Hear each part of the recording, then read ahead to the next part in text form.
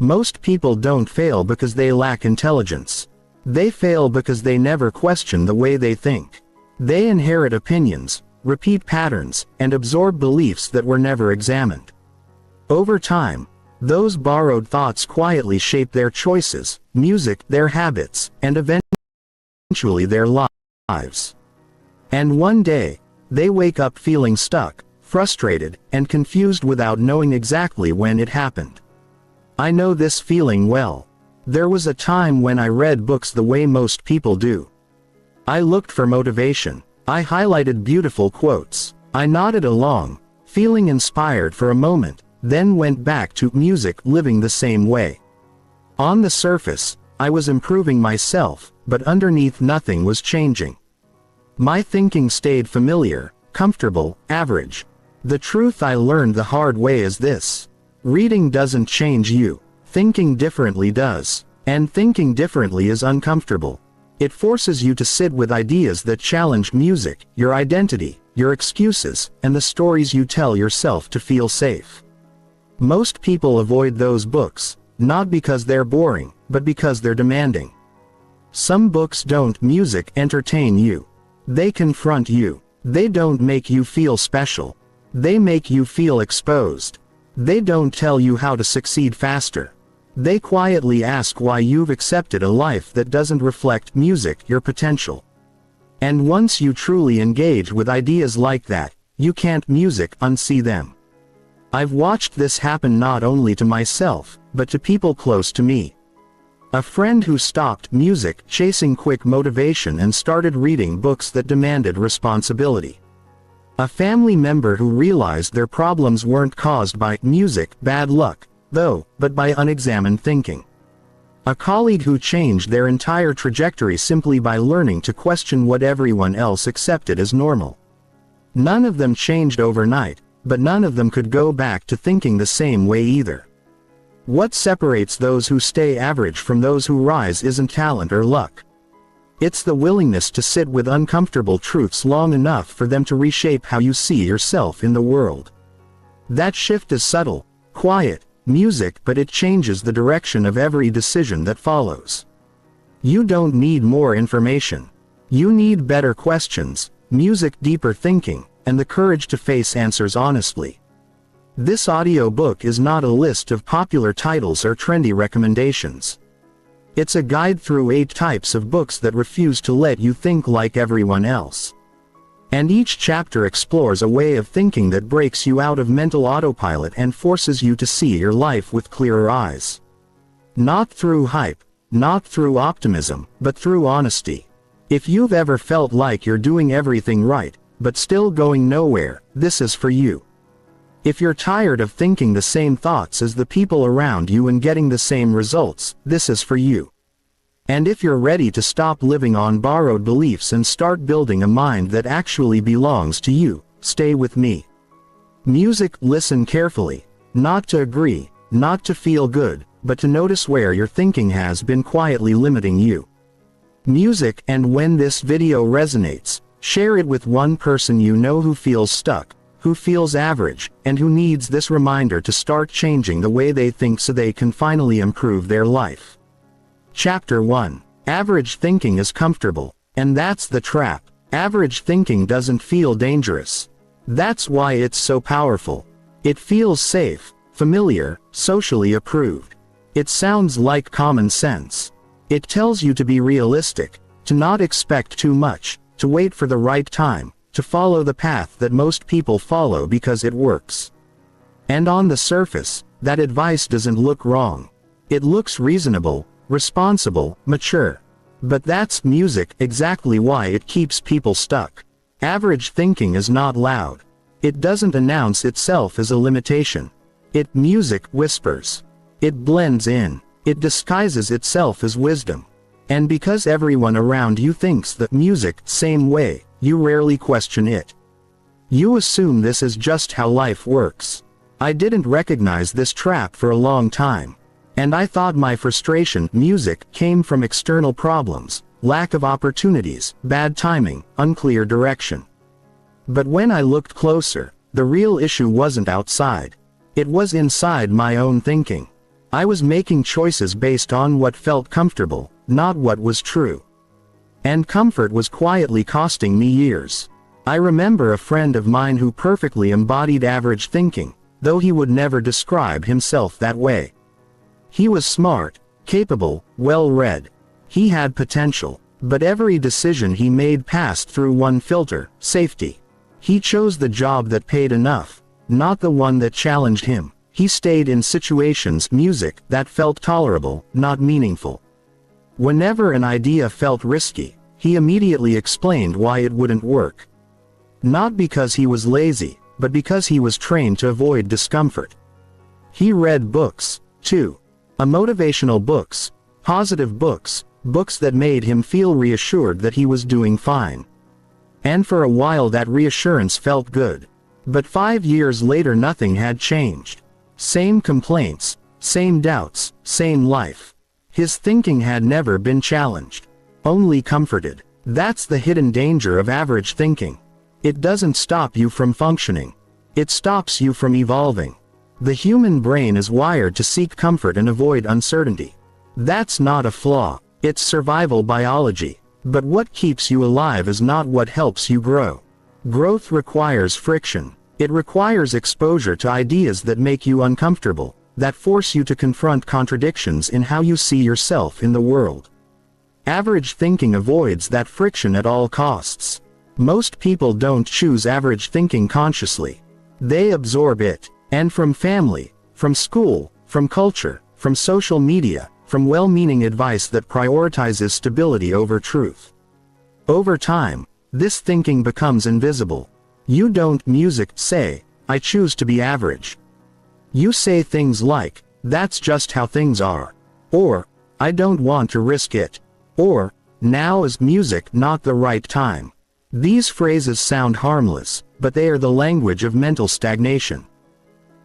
Some books exist to challenge this, not by shouting at you, but by quietly removing the mental cushions you've been leaning on.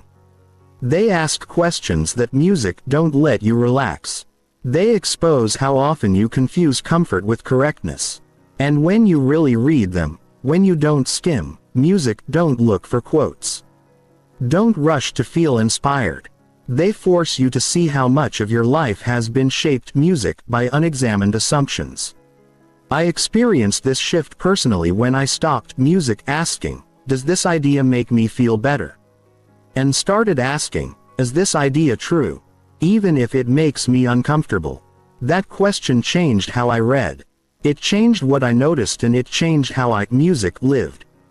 I also saw this shift happen in a family member of mine. For years, they believed their limitations were caused by circumstances, money, background, lack of support.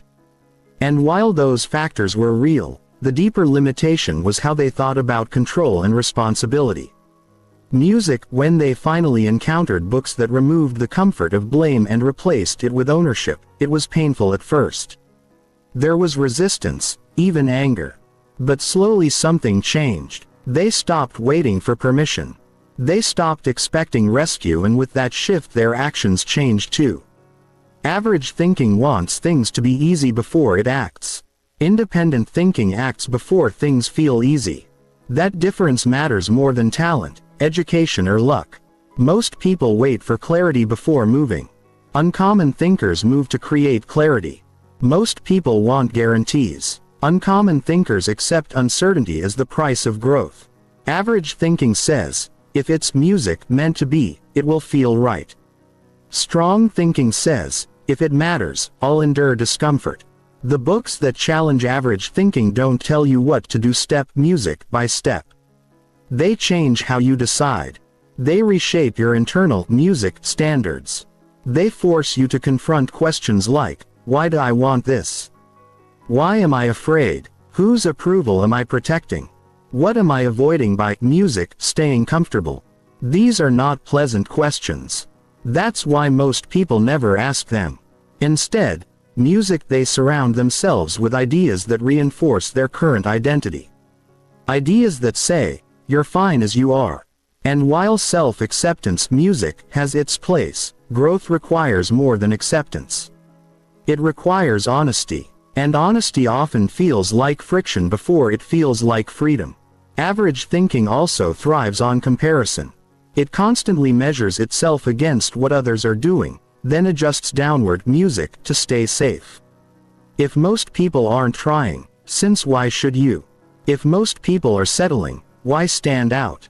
This mindset doesn't just limit your music actions, it limits your imagination. You stop seeing what's possible and start seeing only what's common. The books that break music, this pattern don't give you permission to feel superior.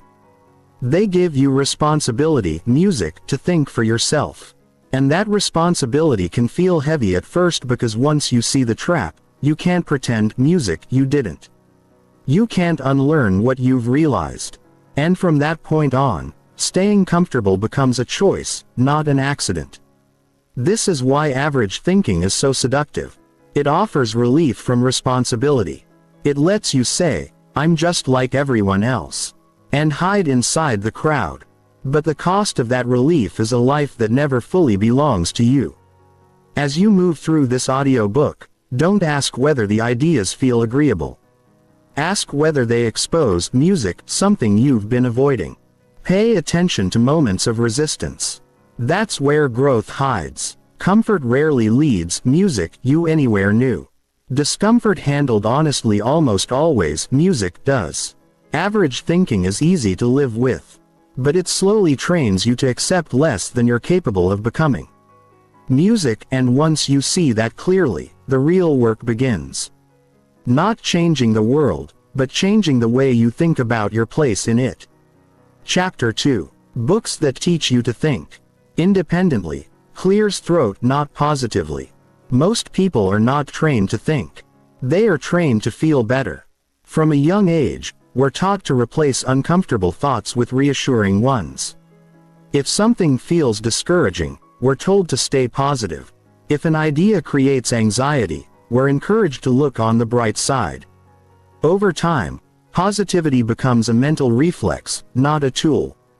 And while optimism has its place, it quietly replaces something, music, far more important. Independent thinking. Positive thinking asks, how can I feel better right now? Independent thinking asks, what is actually true, even if it makes me uncomfortable? Those two questions lead to very different lives. I learned this lesson the hard way. For years, I consumed books that promised motivation, confidence, and a better mindset. They made me feel lighter, more hopeful. For a few days, sometimes a few weeks, I felt energized. But when real problems, music, appeared, confusing decisions, slow progress, uncomfortable truths, those feelings, music, faded. The positivity didn't help me decide. It didn't help me confront reality. It simply softened it. The turning point came when, music, I picked up a book that didn't care about my comfort. It didn't reassure me that everything would work out. Instead, it questioned my assumptions. It challenged my music excuses. It forced me to see how often I was avoiding responsibility by hiding behind good vibes. I remember feeling defensive while reading it. That was new, and that discomfort was the signal that something real was happening. Books that music teach independent thinking don't aim to lift your mood, and they aim to sharpen your judgment.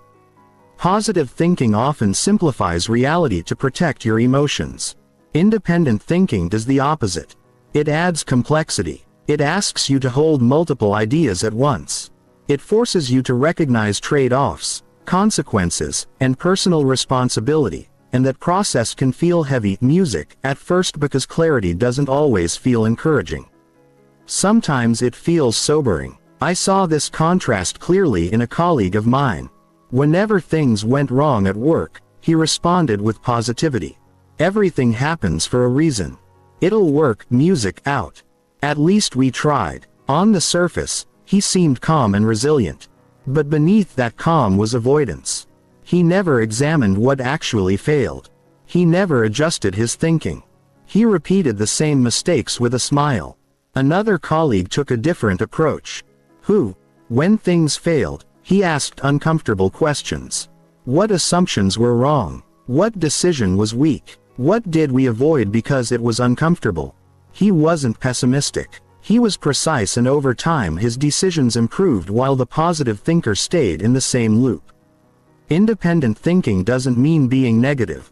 It means being honest. Music. Many books marketed as mindset books focus on emotional regulation without cognitive rigor. They teach you how to feel confident without teaching you how to think clearly. Music. The result is a fragile confidence, one that collapses under pressure because it's built on reassurance, not truth. Books that refuse to do this are often misunderstood. People call them harsh, cynical, or demotivating. But what they really are is music respectful. They respect your ability to face reality without being protected from it. They assume you're capable of thinking for yourself. When you read books like this, something shifts in how you engage with ideas. You stop music asking, "Do I like this?" and start asking, "Is this accurate?" You stop searching for agreement and start searching for understanding. You notice when an argument sounds good but lacks substance. You become less impressed by confidence and more interested in music reasoning. This shift also changes how you relate to advice. Positive thinking, music, advice often sounds universal. Believe in yourself. Follow your passion. Trust the process. Music. Independent thinking asks, in what context, at what cost, based on what evidence? These questions. Music don't kill motivation. They direct it. I watched a family member go through this transformation slowly. They used to consume motivational content daily. Videos, quotes, books, always searching for the next emotional boost. But their life stayed chaotic. Decisions were impulsive, patterns repeated. Eventually they encountered books that didn't offer encouragement, only frameworks. Cause and effect, responsibility, trade-offs. At first, they resisted. They said the books felt cold, too logical, too strict. Music. Months later, their life looked different. Not because they felt more positive, but because they thought more clearly. They made fewer emotional decisions. They stopped chasing excitement. Music. They built structure. And with that structure came a quieter, more stable music confidence. Independent thinking also forces you to confront your own biases. Positive thinking often reinforces what you already want to believe. It confirms your identity. It tells you that your intentions are enough. Independent thinking does the opposite. It asks you to examine whether your beliefs are serving you or protecting you. It exposes blind spots, and that exposure can feel threatening. That's why many people reject these books quickly. They read a few music pages, feel uncomfortable, and label the book as not for them. What they're really music saying is, this challenges how I see myself. And that challenge is exactly the point. Books that teach independent thinking train you to separate emotion from evaluation. You learn to pause before agreeing, to sit with uncertainty, to delay judgment, to admit when music you don't know. These skills are invisible, but they compound over time. They shape better music decisions and not louder opinions. You start to notice how often positivity is used as a defense mechanism, a way to music avoid difficult conversations, a way to escape responsibility, a way to move on too quickly without learning anything. Independent thinking doesn't rush you forward. It snorts, asks you to stop music and understand. This also changes how you apply what you read. Instead, music, of copying habits blindly, you ask whether they fit your context. Instead of idolizing authors, you examine their logic.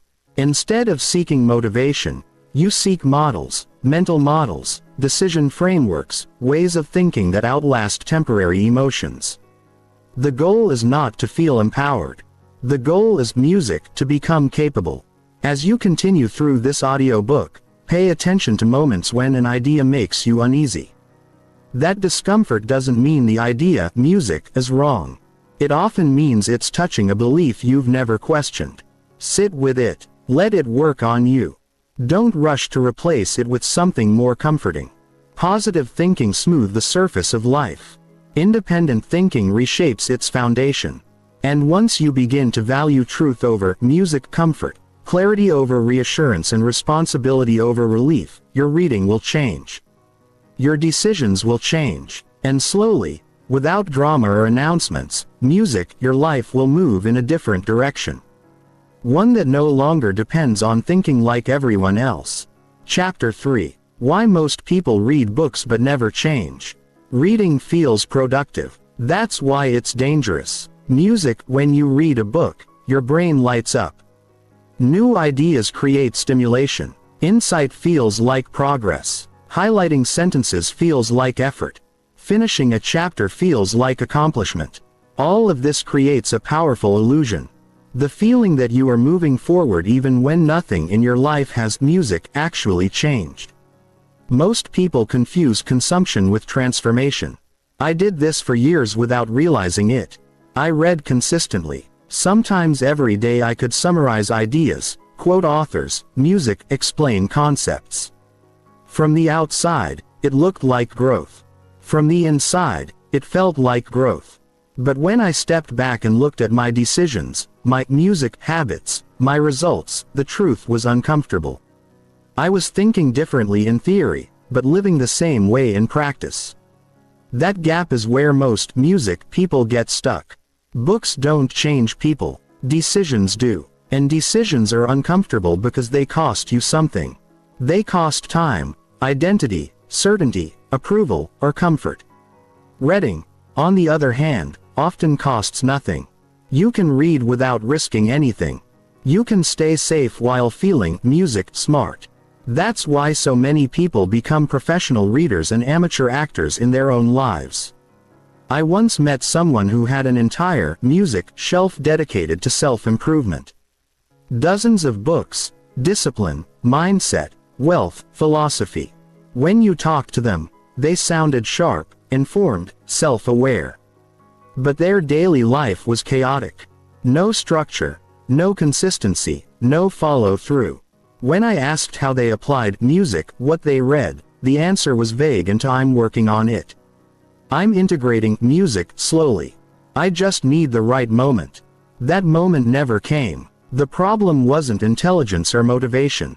It was that reading had become a substitute for action. Instead of using books to change behavior, they were using books to delay change. There's a subtle psychological trap here.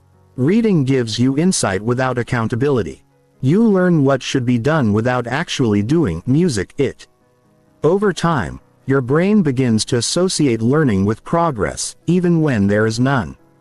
This creates mental comfort and behavioral stagnation at the same time. The most dangerous books are not shallow ones. They are the ones that make you feel deep without demanding anything from you. Truly transformative books behave differently. They don't let you stay a spectator. They force a response. They create tension between who you are and who you claim you want to be. When you close the book, something feels unresolved. And that discomfort pushes you toward action. Not because you're motivated, but because staying the same starts to feel dishonest. I experienced this shift when I stopped reading books quickly. Instead of finishing chapters, I started stopping. I would read a few pages, then pause and ask myself one question. What would change in my life if I took this seriously? If the answer was nothing, I knew I was reading passively. Passive reading feels good. Active reading feels confronting. Active reading forces you to translate ideas into behavior. Not someday. Now, it asks, what decision does this idea require? Not what does this idea mean? That difference changes everything. I saw this clearly in a colleague who approached reading very differently from everyone else around him. He didn't read often, but when he did, it showed. After finishing a book, he would change something immediately. His schedule, his communication style, his priorities. Small changes, but real ones. While others talked about books, he quietly adjusted his behavior. Over time, the gap widened. Same information, different outcomes. Most people assume change comes from accumulating enough knowledge. But knowledge is not the bottleneck. Courage is discipline, as honesty is the willingness to look at your life and admit that understanding something intellectually means nothing if you refuse to live it. Another reason people don't change is identity attachment. Books often challenge how you see yourself. They imply that the version of you that feels familiar may also be the version holding you back. That's threatening. So instead of changing, people reinterpret the message in a way that preserves their identity. They agree in principle but reject the implication. For example, a book might emphasize responsibility instead of music, asking where am I avoiding responsibility. The reader thinks yes, people should be more responsible. The idea is absorbed abstractly, never personally. This is how insight dies, music quietly. Transformative reading is personal, uncomfortably personal. It doesn't ask what people should do. It asks what you will do differently tomorrow morning.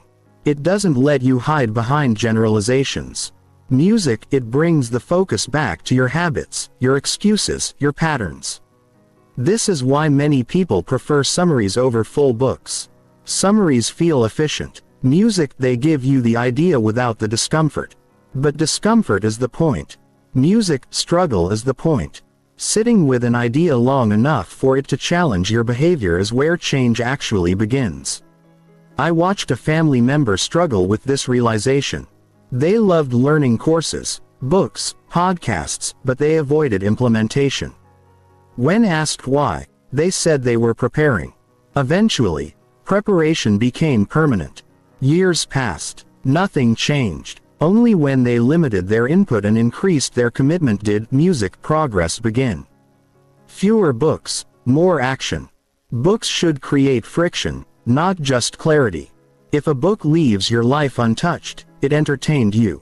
It didn't train you. This doesn't mean you need to overhaul your life after every chapter.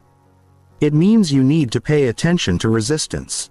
When an idea makes you uncomfortable, notice what you want to avoid. When a suggestion feels unrealistic, ask whether music, it's truly unrealistic or just inconvenient. When you feel inspired, ask what specific behavior that inspiration is pointing toward. Reading should sharpen your standards, not just your vocabulary. The people who change are music, not the ones who read the most. They are the ones who treat ideas as obligations, not entertainment. They understand that insight creates music responsibility. Once you see something clearly, you're accountable for how you respond to it. As you continue listening, resist the urge to agree quickly. Agreement is easy. Application is rare. Let these ideas slow you down. Let them interrupt your music routines. Let them challenge the way you justify your choices. Because the real danger isn't ignorance, it's familiarity. Music, reading the right books with the wrong approach will keep you exactly where you are, only more articulate about it. But reading with the willingness to act, to change, to become uncomfortable. Music, that's what separates those who stay average from those who quietly transform their lives. Chapter 4. Books that force you to take responsibility for your life. There is a moment in every person's life when blame stops working. Not because the reasons disappear, but because repeating them no longer brings relief. You can explain your situation perfectly. You can trace every problem back to its source. Your upbringing, music, your environment, your lack of opportunity, the people who failed you. And you might be right about all of it, music, but still nothing changes. This is the point where responsibility becomes unavoidable. Most people resist this moment. Not because responsibility is false, but because it is heavy. It removes the comfort of explanation and replaces it with the pressure of action. Average thinking avoids this weight by outsourcing control. Something happened to me. Someone caused this. Life dealt me a bad hand. Says these thoughts feel protective. They soften the sting of reality. But they also quietly remove your power. Books that force responsibility do something radical. They take away your favorite excuses. I remember how uncomfortable music this felt the first time I encountered it. I was reading a book that refused to acknowledge my reasons. It didn't argue with them. It simply ignored them. Instead, music, it kept returning to the same question. What are you going to do about it? Not tomorrow. Not when conditions improve now. At first, I felt misunderstood, defensive, even angry. I wanted music, the book, to recognize how difficult things were. But the longer I sat with it, the more I realized something unsettling. The book wasn't denying my circumstances. It was denying my dependence on them. That shift changed how I saw myself. Most people think responsibility means blame. It doesn't. Blame looks backward. Responsibility looks forward. Blame asks who caused this. Music responsibility asks who will deal with it. And that question is terrifying because music, it points directly at you. I saw this transformation happen in a close friend. For years, music, he talked about how unfair his situation was. And to be honest, it was. He had legitimate obstacles. Anyone would, music, sympathize. But sympathy didn't move his life forward. It kept him, music, stuck in explanation mode. Then he encountered books that stripped away sympathy and replaced it with ownership. At first he hated them. He said they were unrealistic, too harsh, too demanding. But something, music, stayed with him. Slowly his language changed. He stopped, music, saying I can't because and started saying if I wanted to, I would have to. That subtle shift marked a deeper change. He wasn't pretending circumstances, music, didn't exist. He was acknowledging that waiting for them to disappear was a losing, music, strategy. Responsibility-focused books don't motivate you. They confront you. They don't ask how you feel. They ask what you're doing. They don't validate your struggle. They challenge your response to it. And for someone, music, used to comfort-based thinking, this feels cold. But over time, it becomes clarifying. Music, when you accept responsibility, something unexpected happens. You gain agency. You stop negotiating with reality and start engaging with it. You realize that control is not about power over events, but power over response. And response is always yours. Average thinking resists this because responsibility removes the option of waiting. If you are responsible, you can't hide behind timing, permission, or approval. You either act or accept the consequences of inaction. There is no neutral ground. I watched a family member struggle deeply with this idea. They were trapped in a music cycle of frustration, convinced that life would improve once external conditions changed. Better support, more money, less music pressure. When they finally read books that emphasized radical ownership, music, it felt like an attack. The message was clear. No one is coming to fix this for you. That realization hurt, but it also liberated them. They stopped expecting fairness and started building capability.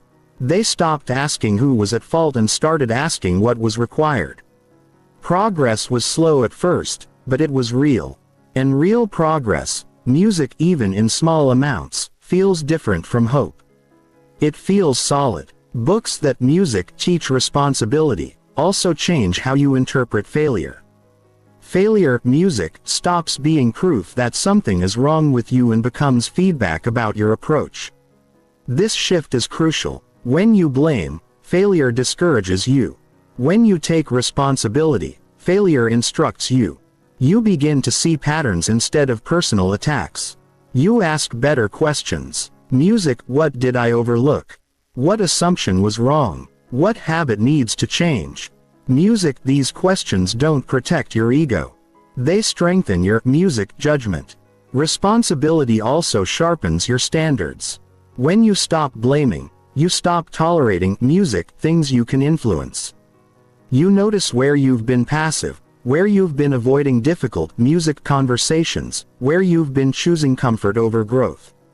This awareness can music be uncomfortable, but it's also empowering. Many people avoid these books because they feel exposed while music reading them. They feel seen in ways they didn't consent to. But that exposure is the point. Growth doesn't happen in the dark. It happens when you see yourself clearly, music enough to change. This doesn't mean becoming harsh or self-punishing. Responsibility is not self-hatred. It's self-respect. It's the belief that you are capable of responding differently even when the situation isn't ideal. Once this mindset takes hold, your reading changes again. You stop asking what the author can give you and start asking what the author is demanding of you.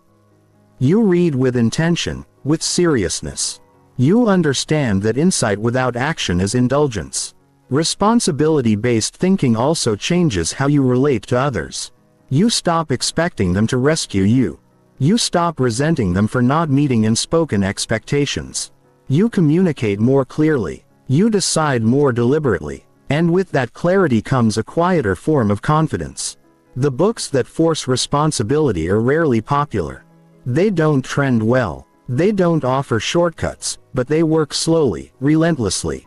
Music, they train you to stand in your life instead of explaining it away. As you move music forward, notice where you instinctively look for reasons. Notice how quickly your music mind shifts toward explanation. Then pause. Ask the harder question, not why did this happen, but what am I going to do next? That music question doesn't comfort you. It empowers you. And once you accept that responsibility, average thinking loses its grip. Because a person who takes ownership of their response no longer needs permission to change. Chapter 5. Books that teach you to think long-term while others chase. Comfort. Most people live their lives on short timelines. Music, they think in days, not decades, in moods, not trajectories. They make decisions, music, based on what feels easiest now, not on what will matter later. This isn't because they are careless. It's because comfort is immediate, while long-term consequences, music, are invisible. Average thinking is short-term by nature. It asks questions like what will make today easier? What reduces, music, stress right now? What avoids discomfort in this moment? These questions feel practical, music even responsible. But when they guide every decision, they quietly shape a life that never compounds, a life that moves but doesn't music progress. I didn't realize how deeply short-term thinking had influenced my choices until I encountered books that forced me to zoom out. They didn't focus on daily motivation or quick wins. They talked about time as a multiplier, about how small decisions repeated consistently build futures that feel inevitable in hindsight. At first, this perspective felt overwhelming. Thinking long-term means accepting delayed gratification. It means doing things that don't pay off immediately. It means feeling behind while others appear ahead. And that is deeply uncomfortable in a world obsessed with speed and visibility. I saw this contrast clearly, music, between two people I knew well. One lived for comfort. He chose convenience whenever, music, possible. If something felt hard, he postponed it. If a habit required discipline, he avoided it. Music, his life wasn't chaotic. But it was pleasant. But it never changed. Years passed and the same conversations repeated. Same goals, same frustrations, same promises to start soon. The other person made quieter choices, less exciting, less visible. He worked when no one was watching. He built routines that looked boring from the outside. He sacrificed music, short-term pleasure, without talking about it. For a long time, there was no obvious reward. Then slowly, his life began to look different, more stable, more flexible, more free. The difference wasn't intelligence or opportunity. It was time horizon. Books that teach long-term thinking train you to ask different questions. Music, not how do I feel about this, but where does this lead? Not is this hard, but is this worth repeating? These questions, music, pull you out of emotional decision-making and into strategic living. Average thinking underestimates music time. It assumes tomorrow will be similar to today. Long-term thinking understands that repetition creates momentum. One choice rarely, music, changes your life, but a pattern always does. I watched music, a family member, struggle with this shift. They were frustrated that their efforts weren't producing results fast enough. Every few weeks they changed direction, new plan, new habit, new approach. Nothing, music, had time to compound. When they finally encountered books that music emphasized patience, consistency, and delayed reward, it felt discouraging, music, at first. The message was simple and uncomfortable. You can't rush what you repeat. That idea stayed with them. Instead of searching for breakthroughs, they focused on building music foundations. Instead of chasing excitement, they invested in music stability. Progress felt slower, but it was real. And over time, that steadiness created options that didn't exist before. Long-term thinking also changes how you interpret boredom. Most people avoid boredom because it feels like stagnation. But boredom often appears right before growth compounds. Music, the repetition that feels dull, is often the repetition that builds skill, resilience, and confidence. Books that emphasize this perspective. Music don't motivate you to hustle. They teach you to endure. They show you that the most powerful changes happen quietly over time without applause. This is music, deeply unpopular advice in a culture addicted to urgency. Average thinking wants results without patience. Long-term thinking accepts patience as the price of freedom. This doesn't mean ignoring the present. It means choosing actions that respect your future self. It means treating time as an ally, not an enemy. When you think long-term, you stop asking what you can get away with today and start asking what kind of person you're becoming. I noticed this shift in myself when I stopped optimizing for short-term relief. I began to tolerate discomfort with a different mindset. Music, instead of asking when it would end, I asked what it was building. That question changed how I experienced music effort. Hard work stopped feeling like punishment and started feeling like investment. Music books that teach long-term thinking also reduce anxiety. When you zoom out, individual setbacks lose their power.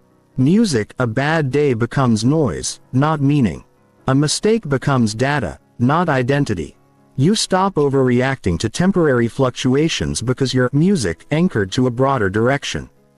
This is why average thinking feels emotional and reactive. It's trapped in the moment. Long-term thinking creates emotional distance, not detachment, music, but perspective.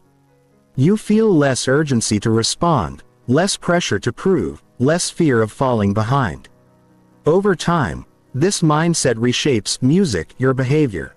You become more selective. You say no more often. You stop chasing every opportunity and start protecting your energy. You understand that focus is not about doing more, but about repeating the right things long enough for them to matter. The books that teach this way of thinking often feel slow. They don't excite you. They don't promise quick transformation. But they change how you see time itself. And once that music changes, your decisions follow. As you listen, ask yourself, what am I optimizing for music right now? Comfort or trajectory, and relief or direction? Approval or freedom? These questions don't require immediate answers. They require honesty. Most people live as if the future will sort itself out. Long-term thinkers live as if the future is being built quietly by today's music choices. When you adopt that perspective, you stop envying shortcuts.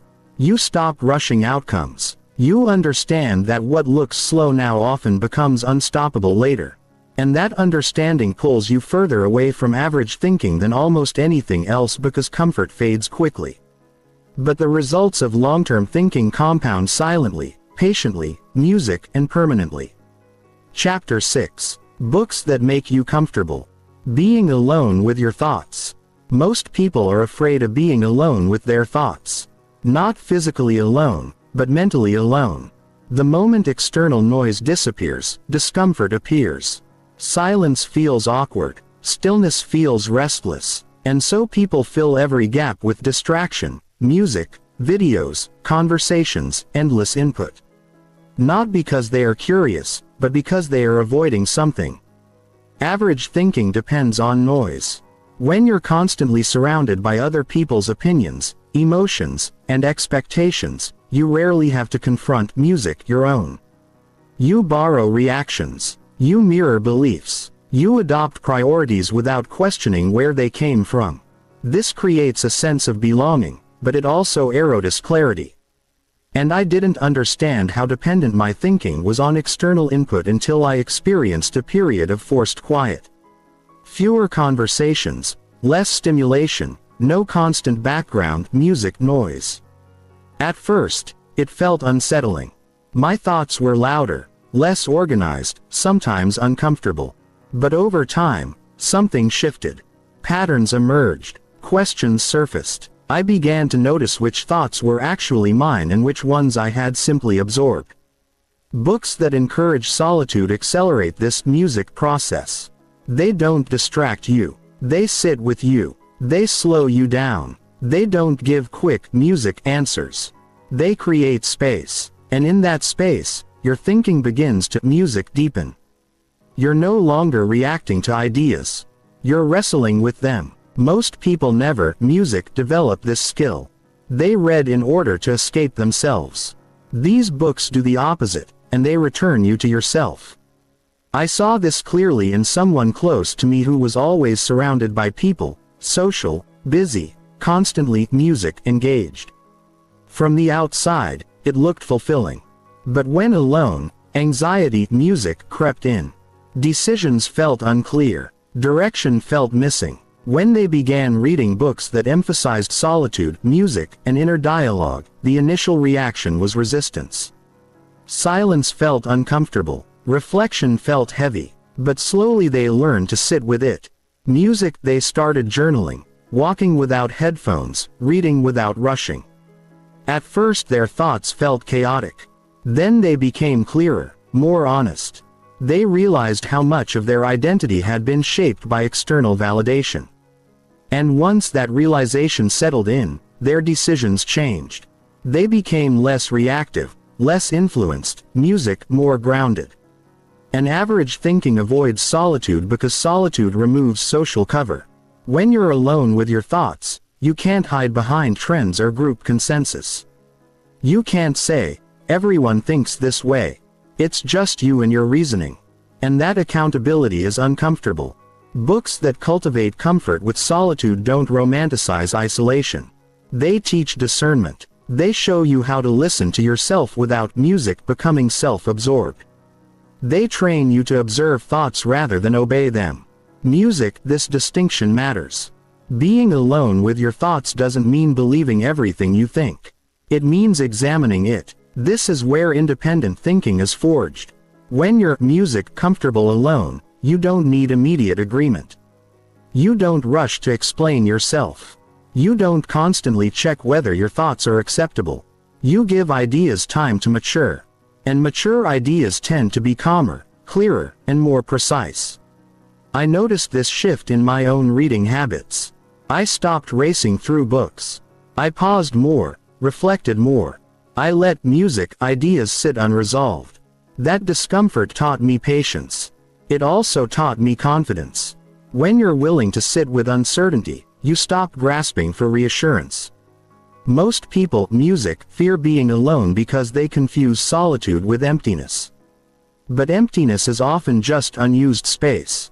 Space where thinking can stretch. Space where clarity can form. Books that emphasize solitude also reduce emotional dependency. When you're used to constant music feedback, you begin to outsource judgment. You look to others to confirm what you should think or feel. Solitude reverses this habit. It teaches you to validate your reasoning music internally before seeking external input. This doesn't make you antisocial. It makes you deliberate. People who are comfortable alone speak less but with more intention. They listen more carefully. They don't rush to fill silence. They don't confuse attention with connection. And because they are not desperate music for approval, they are harder to manipulate. Average thinking thrives in music constant interaction. Independent thinking requires periods of withdrawal. That doesn't mean withdrawing from life. It means withdrawing from noise, creating intentional space to reflect, question, and recalibrate. Books that support this habit becomes rather than entertainment. Music, they don't compete with your thoughts. They invite them. As you develop this comfort, something unexpected happens. You become more selective. You consume less content but engage more deeply. You stop reacting to every opinion. You choose your influences carefully. And that selectivity strengthens your thinking. The ability to sit alone with your thoughts is not innate. It's trained. And books that demand focus, patience, and reflection are part of that training. They teach you to slow down without becoming passive, to be quiet without becoming withdrawn. As you continue listening, notice how often you feel the urge to distract yourself. Music. Notice how quickly silence triggers restlessness. That's not a flaw, it's a signal that there's more depth, music, available if you are willing to stay.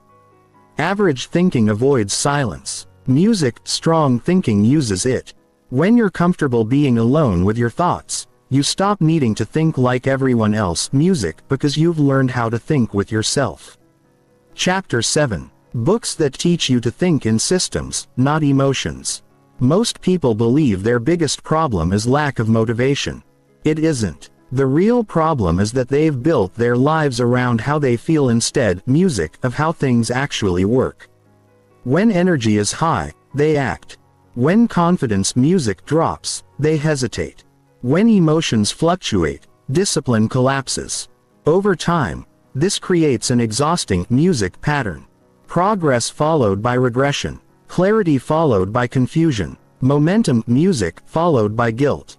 Average thinking is reactive thinking. It assumes emotions should lead and logic should follow. If something feels right, it must be right. Music. If something feels hard, it must be wrong. This way of thinking feels natural, but it's unreliable. Emotions are signals, not strategies.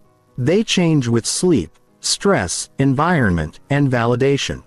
Building a life on them is like building on sand. Books that teach systems thinking expose this instability. They don't ask what you're motivated to do today. Music. They ask what structure will still function tomorrow, next month, and music next year. They move the focus away from emotional intensity and toward consistency. Instead of chasing peaks, they emphasize repeatability. I didn't realize how emotionally driven my decisions were until I began tracking my behavior honestly. On days I felt confident, I worked hard and made bold plans. On days I didn't, I scaled everything back. Music. I told myself I was listening to my body or respecting my mental state. In reality, I was letting temporary feelings dictate long-term outcomes. Books centered on systems made this impossible to ignore. They forced me to confront an uncomfortable truth. If your progress depends on how you feel, you don't have a process. You have a mood cycle. I saw the contrast clearly in a friend who struggled with inconsistency for years. He was passionate, emotional, and deeply invested in self-improvement. He consumed motivational content constantly. Some weeks he was unstoppable. Other weeks he disappeared completely. He blamed burnout, stress, or lack of inspiration. Eventually, he shifted his reading toward books that emphasized systems over passion. The advice was boring at first. Schedules, constraints, rules, checklists, but he tried it anyway. He removed decision-making from moments of emotion. He didn't ask whether he felt like showing up. He showed up because the system said so. Within months, his output stabilized. Not dramatic, not flashy, but steady, and steady was something he had never experienced music before. Systems thinking doesn't eliminate emotion. It reduces its authority. Instead of asking, "How do I feel about this?" you ask, "What is the rule here?" Rules remove negotiation. Negotiation, music, drains energy. When you negotiate with yourself daily, you slowly erode trust in music, your own decisions. Systems rebuild that trust by making behavior predictable. Average thinking, music, resists this because it wants flexibility at all times. But constant flexibility creates chaos. Systems create, music, freedom by limiting choice. When the path is clear, you don't waste energy, music, deciding whether to walk it. Books that emphasize systems also reframe discipline.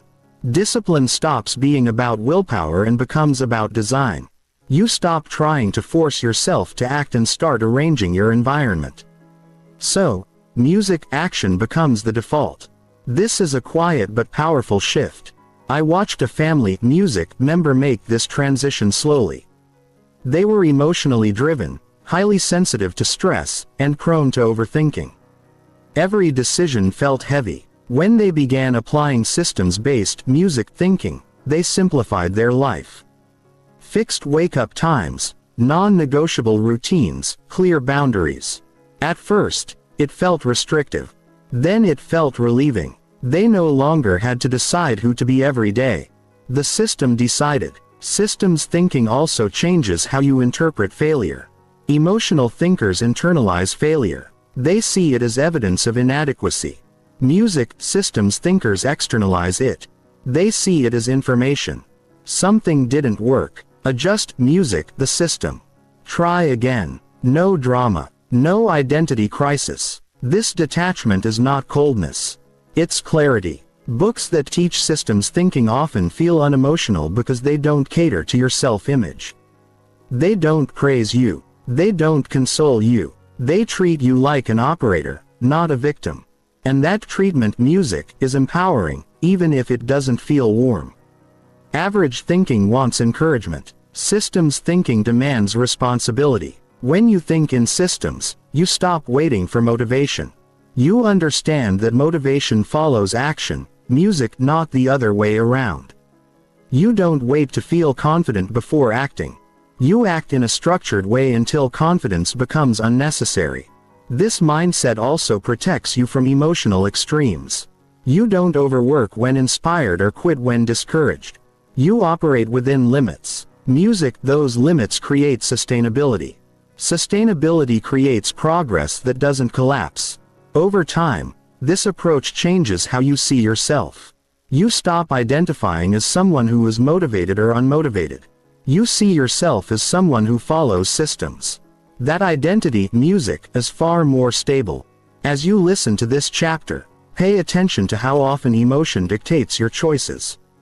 Notice how frequently you delay action because you don't feel ready. Then imagine what would change if readiness was no longer a requirement. Systems don't care how you feel, and that's their strength. When you learn to think in systems, you stop living reactively. You stop being pushed, music, around by internal weather. So you build a life that moves forward quietly, consistently, music, and predictably. And that way of thinking, calm, structured, unemotional, is one of the clearest signs that you've stepped beyond average thinking and into deliberate control of your life. Chapter 8. Books that permanently change how you see the world. There are books you finish, music, and forget. And then there are books you finish and nothing looks the same afterward. Most people assume that change happens gradually through motivation or effort. But the deepest changes don't come from trying harder. They come from seeing differently. When your perception shifts, behavior follows naturally. You don't need discipline to act on what you can no longer ignore. Books that permanently change you don't add information. They remove illusions. You don't always notice it immediately. Sometimes the effect is quiet. You finish the book, close it, and go back to your life. But a few days later, something feels off. Conversations sound shallow. Old habits feel strange. Reactions that once felt automatic now feel optional. You realize the book didn't give you answers. It changed the questions you ask. I remember the first time this happened to me. I didn't feel inspired or energized. I felt unsettled. The book had dismantled assumptions I didn't even know I was relying on. It challenged how I thought about success, responsibility, time, and identity. And once those assumptions were exposed, I couldn't rebuild them honestly. That's the mark of a book that changes you. It becomes impossible to return to your previous way of seeing. Music. Most books aim to help you cope with the world. These books reframe the world entirely. Music. They don't motivate you to play the game better. They make you question why you're playing it at all and on whose terms. That question alone is enough to redirect a life. I saw this happen to a friend who had music, always chased external validation, announced promotions, recognition, approval. He was successful by most standards, but restless. When he encountered books that challenged the idea of status and redefined success as internal alignment rather than external reward, something shifted. He didn't quit his job or make dramatic changes, but his priorities, music, changed. His anxiety dropped. His decisions became quieter, more intentional. He didn't become louder or more, music, ambitious. He became clearer. Books like this don't shout. They resonate. They sit in the back of your mind and surface at unexpected moments. When you're about to make a decision, when you're tempted to react, when you feel pressure to conform, suddenly you pause. Not because you're forcing yourself to, but because you see something you didn't see before. That pause is power. Average thinking relies on default interpretations. Music, one that sees events as personal attacks or opportunities for validation. Transformative books strip away those interpretations and music replace them with perspective. You begin to see patterns instead of incidents, principles instead of personalities, structure instead of chaos. I watched a family member go through this transformation slowly. They used to take everything personally. Criticism felt like rejection. Setbacks, music, felt unfair. After reading books that reframed adversity as neutral information rather than personal judgment, their emotional landscape changed. They stopped reacting, music, so intensely, not because they suppressed emotion, but because the meaning they assigned to events had changed. When meaning changes, emotion follows. Books that permanently change you also alter your tolerance for nonsense.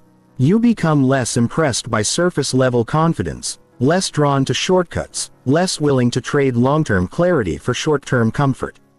This can feel isolating at first. You might feel out of sync with people who are still chasing what you've learned to question.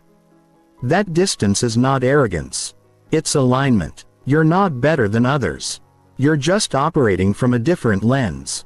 And lenses matter. Two people can look at the same situation and see entirely, music, different realities.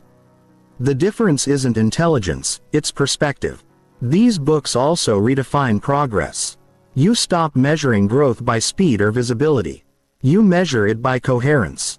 Does your life make sense to you? Do your actions align with your values? Music, are you becoming more honest?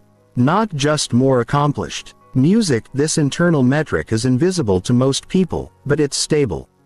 Music, it doesn't fluctuate with praise or criticism. It gives you something solid to stand on, music, when external feedback is inconsistent or absent. I noticed this shift in myself when I stopped needing to explain my choices. When you see clearly, music, justification feels unnecessary. You don't argue your path, you walk it. That quiet confidence is not learned through affirmations. It emerges from understanding. Books that change your perception also change how you relate to time. You stop rushing. You stop panicking. You realize that most pressure is artificial, created by comparison and expectation, music, rather than reality. This doesn't make you passive. It makes you precise. You become harder to manipulate because you're harder to confuse. Once you've seen through certain illusions, music, about success, happiness, identity, control, you can't pretend they're real again. And that's irreversible. Even if you try to return to old habits, something resists. A part of you, music, knows better now. That knowledge can be uncomfortable. Clarity often is, but it's also freeing because once you see the world more accurately, you stop fighting the wrong battles. You invest your energy where it actually matters. This is why these books are rare. They're not entertaining. They don't sell easily. They demand something from you. They demand that you let go of familiar stories. But in return, they give you something far more valuable, orientation. And GT, clears throat, and GT, they help you see where you are, where you're going, and what's actually worth caring about. So, as you reflect on this chapter, ask yourself a simple question. Which ideas have already changed, music, the way I see things? Those are the ones to revisit, to sit with, to live out. Because once your perception shifts, your life will follow, not through force, but through inevitability. And that is the quiet power of books that truly refuse to let you think like everyone else. You've just reached the end of this audiobook. But what really matters is what happens after you stop listening. Throughout this video, we didn't talk about books as entertainment, motivation, or inspiration. We explored books as tools. Tools that challenge music, average thinking, disrupt mental autopilot, and quietly reshape the way you see yourself in the world. Each chapter pointed to a different shift. Moving beyond comfort, choosing independent thinking over positivity, turning reading into action, taking full responsibility, thinking long-term, becoming comfortable with solitude, music designing systems instead of reacting emotionally, and finally, allowing your perception itself to change.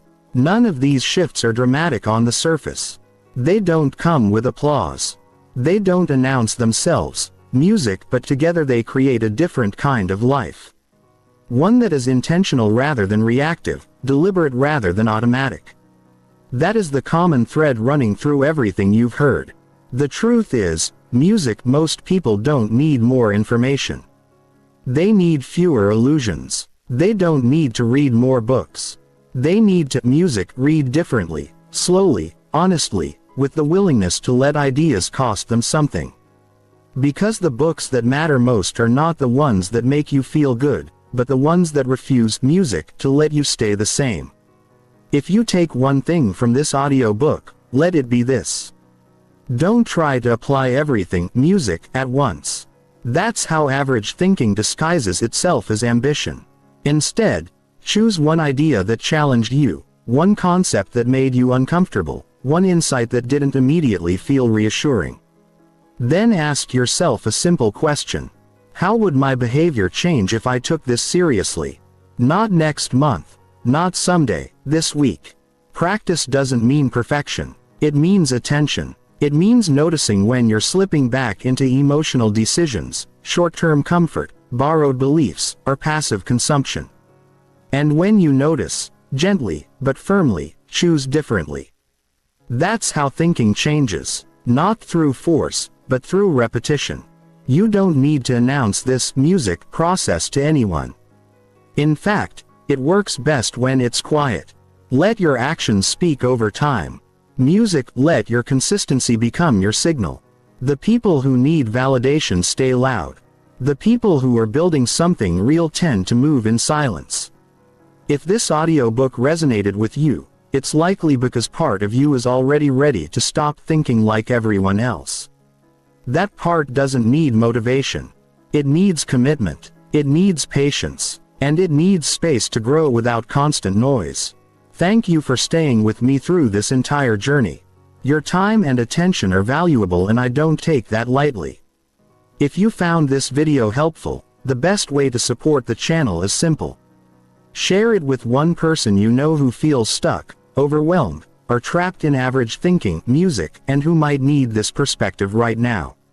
And if you want to continue exploring ideas that challenge music comfort, strengthen mental clarity, and encourage deliberate living, make sure to stay connected. More audiobooks like this are coming, each designed to help you think more clearly and live more intentionally. Thank you for listening. Take what matters, leave the rest, music, and I'll see you in the next. Right now, as you listen to this, your mind is being hijacked. Every few seconds, your attention is being pulled in different directions. Your phone buzzes, your mind wanders, you think about what happened yesterday or worry about tomorrow. And while this is happening, while your focus is scattered like confetti in the wind, someone else is using their laser-focused attention to build the life you want. This isn't just about productivity. This isn't just about getting more done. This is about the fundamental law that governs all success, all achievement, all transformation. Where focus goes, power flows. And if you can't control your thoughts, if you can't direct your focus, then you can't control your life. The most successful people on the planet aren't just lucky. They aren't just talented. They have mastered the one skill that multiplies every other skill they possess. They have learned to control their thoughts and direct their focus like a laser beam. While everyone else's attention is scattered, theirs is concentrated. While everyone else is distracted, they are deliberate. And that makes all the difference. By the end of this, you will understand why your current level of focus is keeping you trapped. You will discover the science behind mental control and why your brain fights against you. Most importantly, you will have a complete system for taking back control of your mind and directing your focus toward what matters most. This is not theory. This is the blueprint for mental mastery. Chapter 1. The Focus Crisis That's Destroying Your Potential. Let me tell you something that will shock you. The average person checks their phone 96 times per day. That's once every 10 minutes during waking hours. But it gets worse. Every time you get distracted, it takes an average of 23 minutes to fully refocus on what you were doing. Do the math. If you're getting distracted every few minutes, you're never actually focused at all. You're living in a state of continuous partial attention and it's killing your potential. While you think you're multitasking, what you're really doing is task switching at light speed.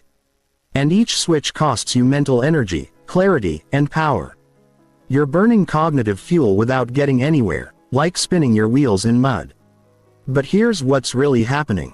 Every time your focus scatters, you're not just losing time, you're losing the compound effect of concentrated effort. Think about sunlight. Spread out, it warms you, but focused through a magnifying glass. It can start a fire. Your attention works the same way. Scattered, it accomplishes nothing. Focused, it becomes unstoppable. The people who are dominating in every field understand this. They know that in a world full of distractions, the ability to focus has become a superpower. While everyone else is checking notifications, scrolling feeds, and jumping from task to task, they are going deep. They are entering flow states that most people haven't experienced in years. And in those states, they are creating value, solving problems and building empires. You see this everywhere. The entrepreneur who built $1 million business didn't do it by checking email every 5 minutes. They did it by entering deep work sessions where they could think strategically, solve complex problems, and execute with precision. The athlete who dominates their sport didn't get there by having their mind on 10 different things. They trained their focus like a muscle until they could shut out everything except what mattered in that moment. But most people never learn this skill. They never train their focus. They let their attention be pulled in every direction by notifications, by social media, by the endless stream of information coming at them every day. They think they're staying connected, but what they're really doing is disconnecting from their own power, and the cost is enormous. When your focus is scattered, your energy is scattered. When your energy is scattered, your results are scattered.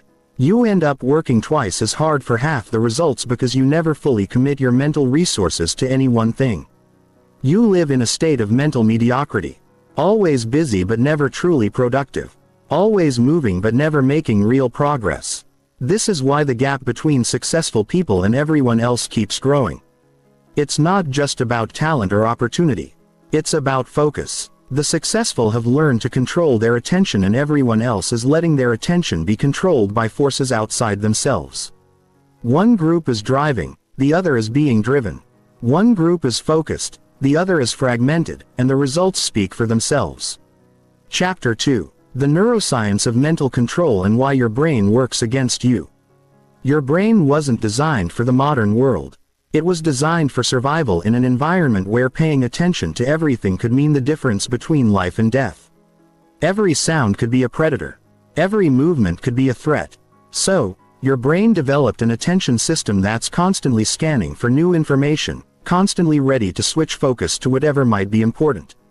This served us well when we were living in small tribes and facing physical dangers. But in today's world, this ancient wiring is working against you. Your brain still treats every notification like a potential threat, every email like an emergency. Every social media update like vital information you can't afford to miss. It's trying to protect you, but it's actually sabotaging your success. Here's what happens in your brain when you try to focus. The prefrontal cortex, your brain's CEO, tries to maintain attention on your chosen task. But at the same time, other parts of your brain are constantly scanning for distractions. When something grabs your attention, it triggers a dopamine release. This feels good, so your brain wants more. Before you know it, you're caught in a dopamine-seeking loop, constantly craving the next hit of stimulation. This is why willpower alone isn't enough. You're not just fighting against distraction. You're fighting against millions of years of evolutionary programming.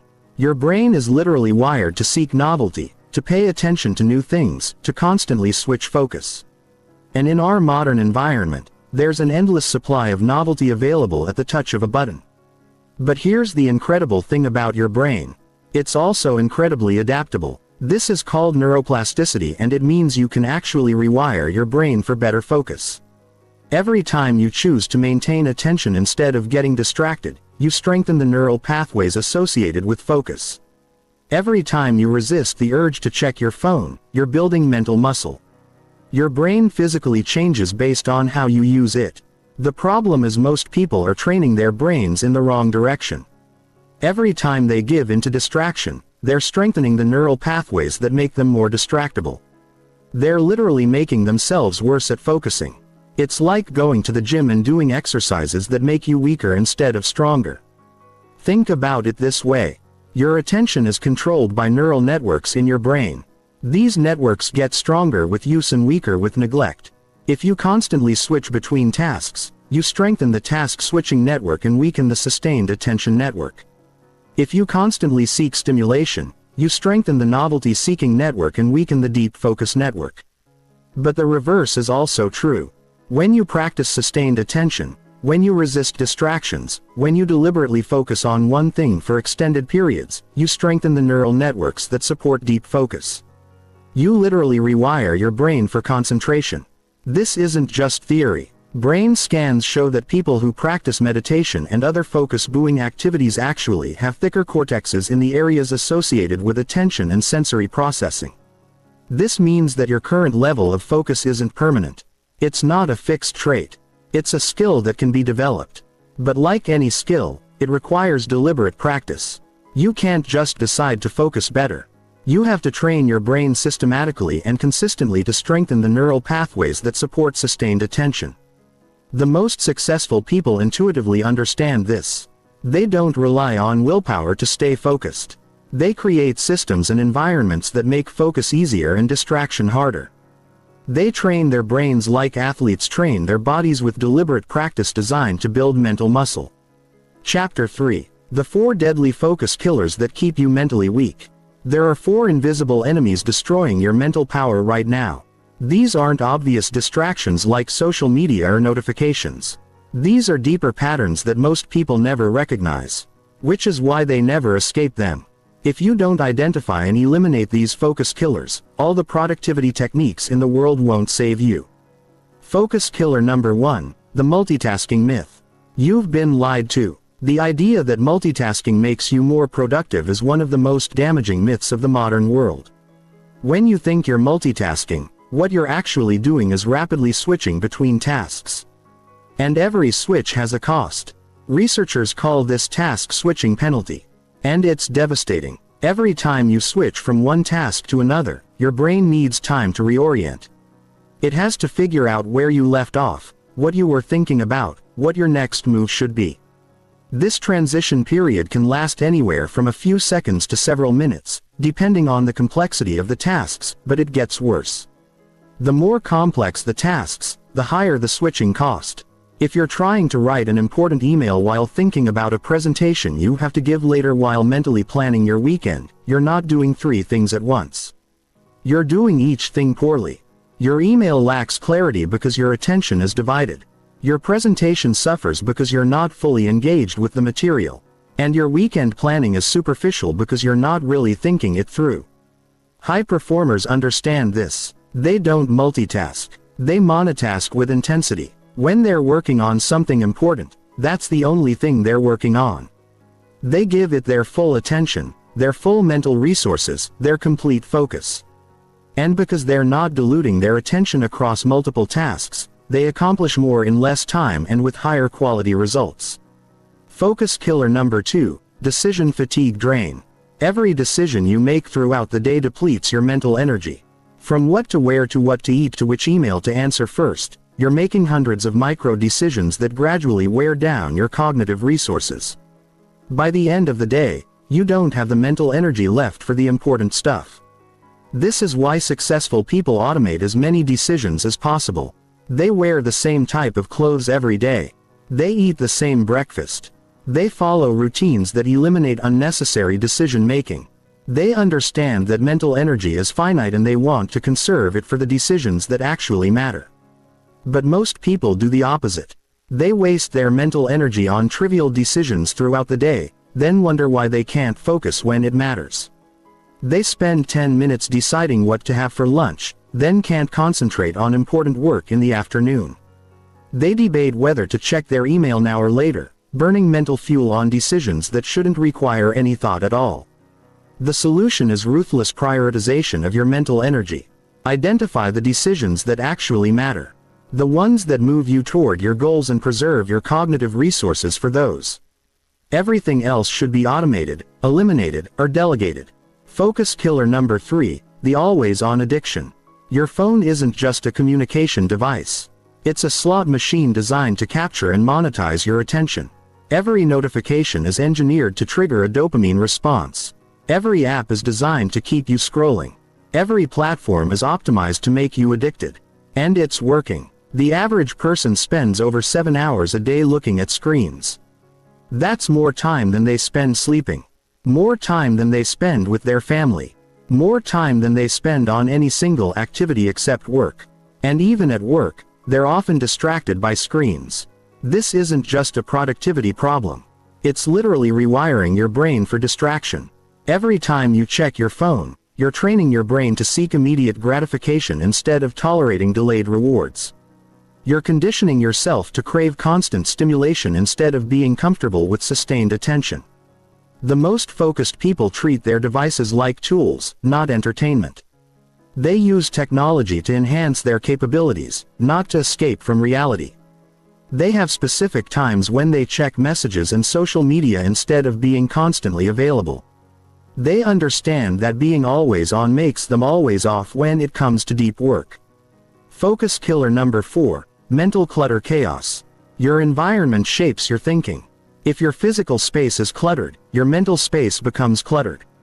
If your digital life is disorganized, your thoughts become disorganized. Chaos in your surroundings creates chaos in your mind.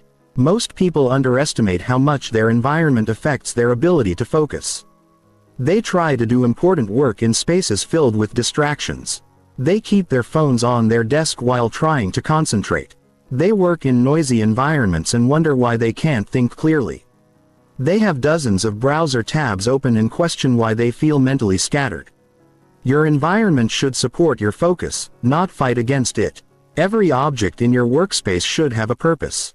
Every tool should be deliberately chosen. Every distraction should be eliminated. The most productive people design their environments like laboratories for concentration. Everything supports the work. Nothing detracts from it. This extends to your digital environment too. Your computer desktop should be clean. Your browser should have only the tabs you need. Your phone should be in another room or at least face down. When you're doing important work, you need to take control of your environment before you can take control of your mind. These 4 focus killers work together to create a perfect storm of distraction. The multitasking fragments your attention. The decision fatigue depletes your mental energy. The always-on addiction rewires your brain for instant gratification. And the mental clutter makes it impossible to think clearly. Together, they ensure that you never reach your full potential. But once you identify them, once you understand how they're sabotaging your success, you can begin to eliminate them.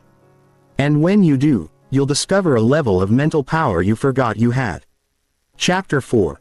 The Focus Power System for Complete Mental Domination. Now that you understand what's working against you, it's time to build the system that will give you complete control over your thoughts and attention. This isn't just another productivity technique. This is a comprehensive framework for mental domination that will transform how you think, work, and live. The Focus Power System is built on 4 pillars: attention architecture, cognitive control, flow state engineering, and power channeling. Master these 4 elements, and you'll be able to direct your mental resources with surgical precision toward whatever matters most. Let's break down each pillar. Pillar 1, attention architecture. This is about designing your environment and your systems to support sustained focus instead of fragmenting it. Most people work against their own architecture. They create environments that make distraction easy and focus hard. Then they wonder why they can't concentrate. Attention architecture starts with understanding that your environment is an extension of your mind. If your environment is chaotic, your thinking becomes chaotic. If your environment is designed for focus, your thinking becomes focused. This means you need to engineer every aspect of your surroundings to support deep work. Your physical space should be optimized for the type of thinking you need to do. If you're doing creative work, you might need inspiring visuals and natural light. If you're doing analytical work, you might need a clean, minimal space that eliminates visual distractions. If you're doing communication-heavy work, you might need multiple monitors and easy access to your communication tools. But it goes deeper than just your physical space. Your temporal architecture matters, too. This is about designing your schedule to protect your peak mental energy for your most important work. Most people do this backward. They waste their best hours on trivial tasks, then try to do important work when they're mentally drained. High performers do the opposite. They identify when their mental energy is highest, usually in the morning, and block out that time for their most important work. They batch similar tasks together to minimize task switching costs. They create buffer zones around their deep work sessions to ease into and out of focus states. Your digital architecture is equally important. This means setting up your devices and applications to support focus instead of undermining it. Turn off non-essential notifications. Use apps that block distracting websites during work sessions. Set up your computer so that everything you need for deep work is easily accessible and everything that might distract you is hidden or eliminated. Pillar 2. Cognitive control. This is about training your mind like you would train your body. Just as you can build physical strength through deliberate exercise, you can build mental strength through deliberate practice.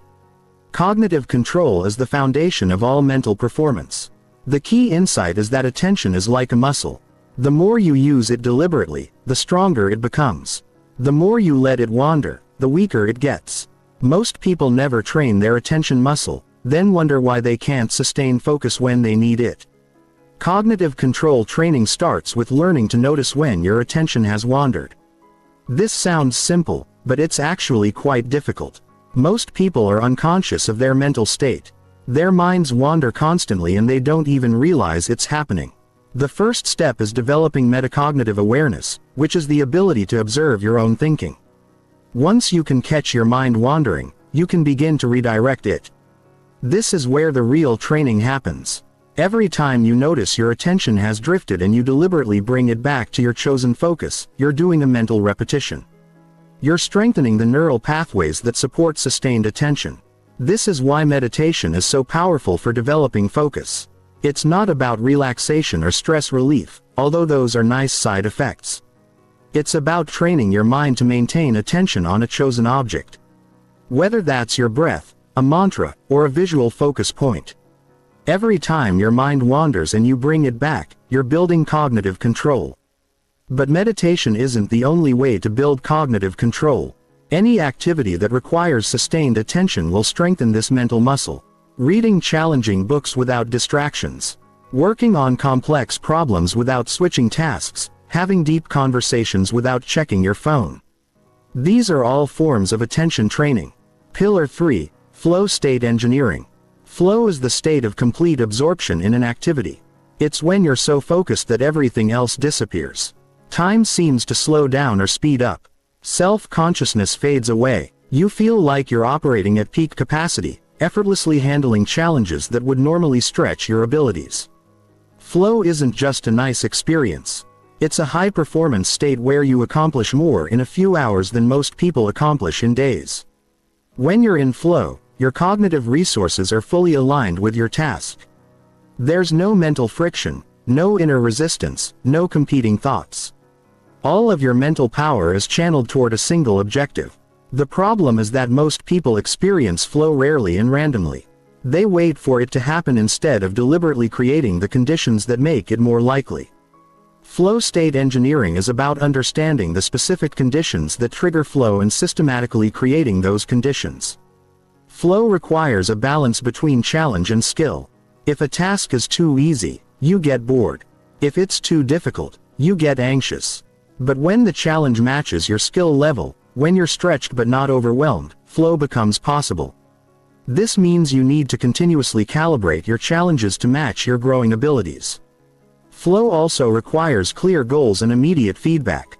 You need to know exactly what you're trying to accomplish, and you need to be able to tell in real time whether you're succeeding. Vague goals and delayed feedback kill flow. Specific objectives and immediate feedback enhance it. Perhaps most importantly, flow requires the elimination of distractions. You can't enter a flow state if part of your mind is thinking about something else. This is where your attention architecture and cognitive control training pay off. The better you are at eliminating external distractions and controlling internal distractions, the more easily you can access flow states. Pillar 4. Power channeling. This is about directing your focused attention toward the activities that create the greatest impact. You can have perfect focus, but if you're focused on the wrong things, you won't get the results you want. Power channeling ensures that your mental resources are invested in activities that generate maximum return. Power channeling starts with ruthless prioritization. You need to identify the few activities that create disproportionate results and focus almost exclusively on those. This is the 80/20 principle applied to attention management. 20% of your activities probably generate 80% of your results. The key is identifying the 20% and protecting it with laser focus. Most people do the opposite. They give equal attention to everything on their to-do list. They spend as much mental energy on trivial tasks as they do on game-changing work. They let urgent but unimportant activities steal attention from important but non-urgent priorities. This is why they stay busy but never seem to make real progress. Power channeling also involves understanding the different types of thinking required for different types of work. Creative work requires divergent thinking where you generate many possible solutions. Analytical work requires convergent thinking where you evaluate and refine solutions. Strategic work requires systems thinking where you consider relationships and long-term consequences. Each type of thinking requires different mental conditions. Creative thinking often benefits from relaxed focus and varied inputs. Analytical thinking requires intense focus and elimination of distractions. Strategic thinking needs perspective and time to process complex information. Understanding these differences allows you to match your mental state to your task requirements. The ultimate goal of power channeling is to create compound returns from your focused attention. When you consistently direct high-quality focus toward high-impact activities, the results multiply over time. Skills build on skills. Insights lead to breakthroughs. Small improvements compound into massive advantages. This is how focused individuals eventually leave unfocused competitors far behind. Chapter 5. Building your mental fortress against distraction. Your mind is under constant siege. Every moment of every day, forces are trying to capture your attention and redirect it toward their own interests. Social media companies want your attention so they can sell it to advertisers. News organizations want your attention so they can generate clicks and revenue. Entertainment companies want your attention so they can keep you consuming their content. In this war for your attention, you need more than just good intentions. You need a fortress. You need systematic defenses that protect your mental resources and ensure they're invested in your priorities instead of other people's agendas. Building this mental fortress is not optional if you want to succeed at the highest level. The foundation of your mental fortress is environmental design. This means creating physical and digital spaces that make focus easier and distraction harder. Most people do the opposite. They keep their phones next to their bed, then wonder why they can't sleep well. They work in open offices filled with interruptions, then complain about being unproductive. They leave social media notifications on, then act surprised when they can't concentrate. Your environment should be working for you, not against you. This starts with your physical workspace. It should be clean, organized, and free from unnecessary visual stimulation. Everything in your workspace should serve a specific purpose related to your important work. If it doesn't help you focus, it shouldn't be there. Your desk should contain only what you need for your current task. Extra papers, unrelated books, Personal items that trigger memories or emotions should be stored elsewhere. Your workspace is not a place for decoration or personal expression. It's a tool designed for one purpose, helping you think clearly and work effectively. Lighting matters more than most people realize. Natural light is ideal, but if that's not available, you want bright, consistent illumination that doesn't create shadows or glare. Poor lighting forces your brain to work harder to process visual information, which reduces the mental energy available for your actual work. Temperature control is equally important. If you're too hot or too cold, part of your mental processing is devoted to dealing with physical discomfort instead of focusing on your task. The ideal temperature for cognitive performance is usually between 68 and 72 degrees Fahrenheit, but the key is finding what works best for you and maintaining consistency. Sound environment requires careful attention. Some people work best in complete silence. Others need consistent background noise to mask intermittent distractions. The worst sound environment is one with irregular, unpredictable noises that repeatedly grab your attention. If you can't control the sounds around you, high-quality noise-canceling headphones are a worthwhile investment. Your digital fortress is even more critical than your physical one. This is because digital distractions are designed to be addictive. They're created by teams of psychologists and data scientists whose job is to capture and monetize your attention. You're not fighting against accidental distractions. You're fighting against sophisticated systems designed to hijack your mind. The first line of defense is notification management. Turn off every notification that isn't absolutely essential. This includes email notifications, social media alerts, news updates, and app notifications. These interruptions don't just steal the few seconds it takes to read them. They break your concentration and force you to use mental energy to refocus on your original task. Set specific times for checking messages and social media instead of being constantly available. Most successful people check email 2 or 3 times per day, not every few minutes. They have designated periods for social media consumption, not continuous scrolling throughout the day.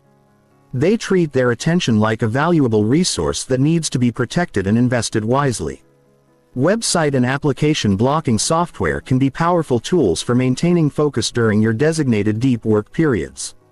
Block access to websites and applications that might tempt you away from your important work.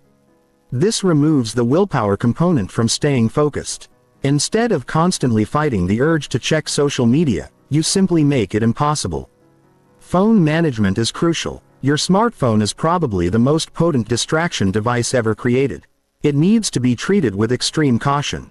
During focused work sessions, your phone should be in another room, turned off, or at minimum face down in silent mode. The mere presence of a smartphone, even when it's not being used, can reduce cognitive performance, create technology-free zones and times. Your bedroom should be a place for rest, not screens. Your dining area should be for eating and conversation, not scrolling. You should have at least 1 hour each day, preferably in the morning. That's completely free from digital input. This gives your brain time to process information and generate insights without constant external stimulation. Physical barriers can be surprisingly effective. If you need to walk to another room to check social media, you're less likely to do it impulsively. If your phone is in a drawer instead of on your desk, it's less likely to capture your attention. Small physical obstacles can provide just enough friction to break automatic habits and give you space to make conscious choices about how to use your attention. The second layer of your mental fortress is cognitive training. Even with a perfectly designed environment, your mind will still generate its own distractions. Internal thoughts, worries, ideas, and emotions will arise and try to pull your attention away from your chosen focus. You need mental techniques for handling these internal distractions. Mindfulness meditation is one of the most effective methods for building this type of cognitive control. When you meditate, you practice noticing when your mind has wandered and gently redirecting it to your chosen focus point. This is exactly the skill you need for maintaining concentration during important work. Start with just 5 minutes per day of focused attention meditation. Sit comfortably. Choose a focus point like your breath or a simple phrase and maintain attention on that point. When your mind wanders, notice that it has wandered without judging yourself and redirect your attention back to your focus point. This is mental exercise. And like physical exercise, it gets easier with consistent practice. Thought labeling is another powerful technique for managing internal distractions. When a distracting thought arises during focused work, instead of following the thought or fighting against it, simply label it and return to your task. If you start worrying about a conversation you had earlier, just think worrying and return to your work. If you start planning what to have for dinner, think planning and return to your work. This technique works because it acknowledges the thought without feeding it energy. When you try to suppress thoughts, they often become stronger. When you follow every thought that arises, you lose focus. But when you simply observe and label thoughts, they tend to fade naturally, leaving you free to maintain attention on what's important. The third layer of your mental fortress is energy management. Focus isn't just about attention control.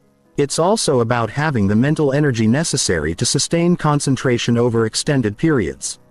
If you're physically tired, mentally drained, or emotionally depleted, even the best focus techniques won't help you. Sleep is the foundation of mental performance.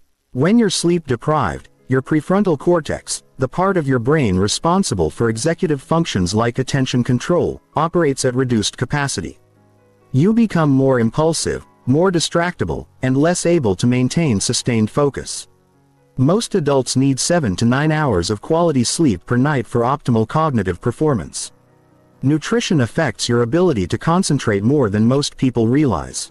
Your brain consumes about 20% of your daily calories and it's sensitive to fluctuations in blood sugar levels. Eating consistent balanced meals helps maintain steady mental energy throughout the day. Avoiding sugar crashes and caffeine spikes helps maintain consistent focus capacity.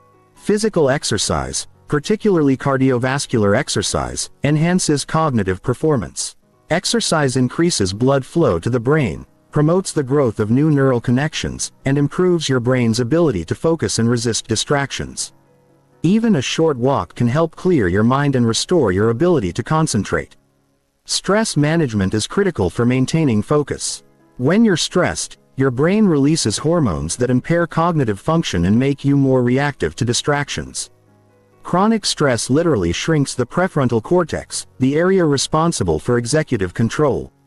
Regular stress reduction practices like deep breathing, meditation or physical exercise help maintain the brain chemistry necessary for sustained focus.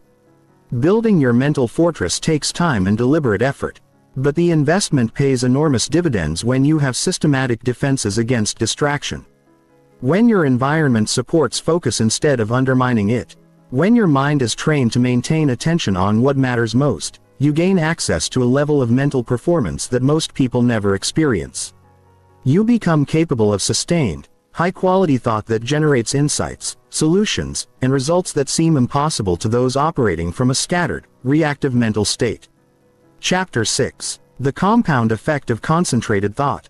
Here's what separates the truly successful from everyone else. It's not just that they can focus for a few minutes or even a few hours. It's that they understand the compound effect of concentrated thought. Every hour of deep focused work doesn't just produce results for that hour. It builds cognitive momentum that makes the next hour even more productive. Think about it like compound interest in investing.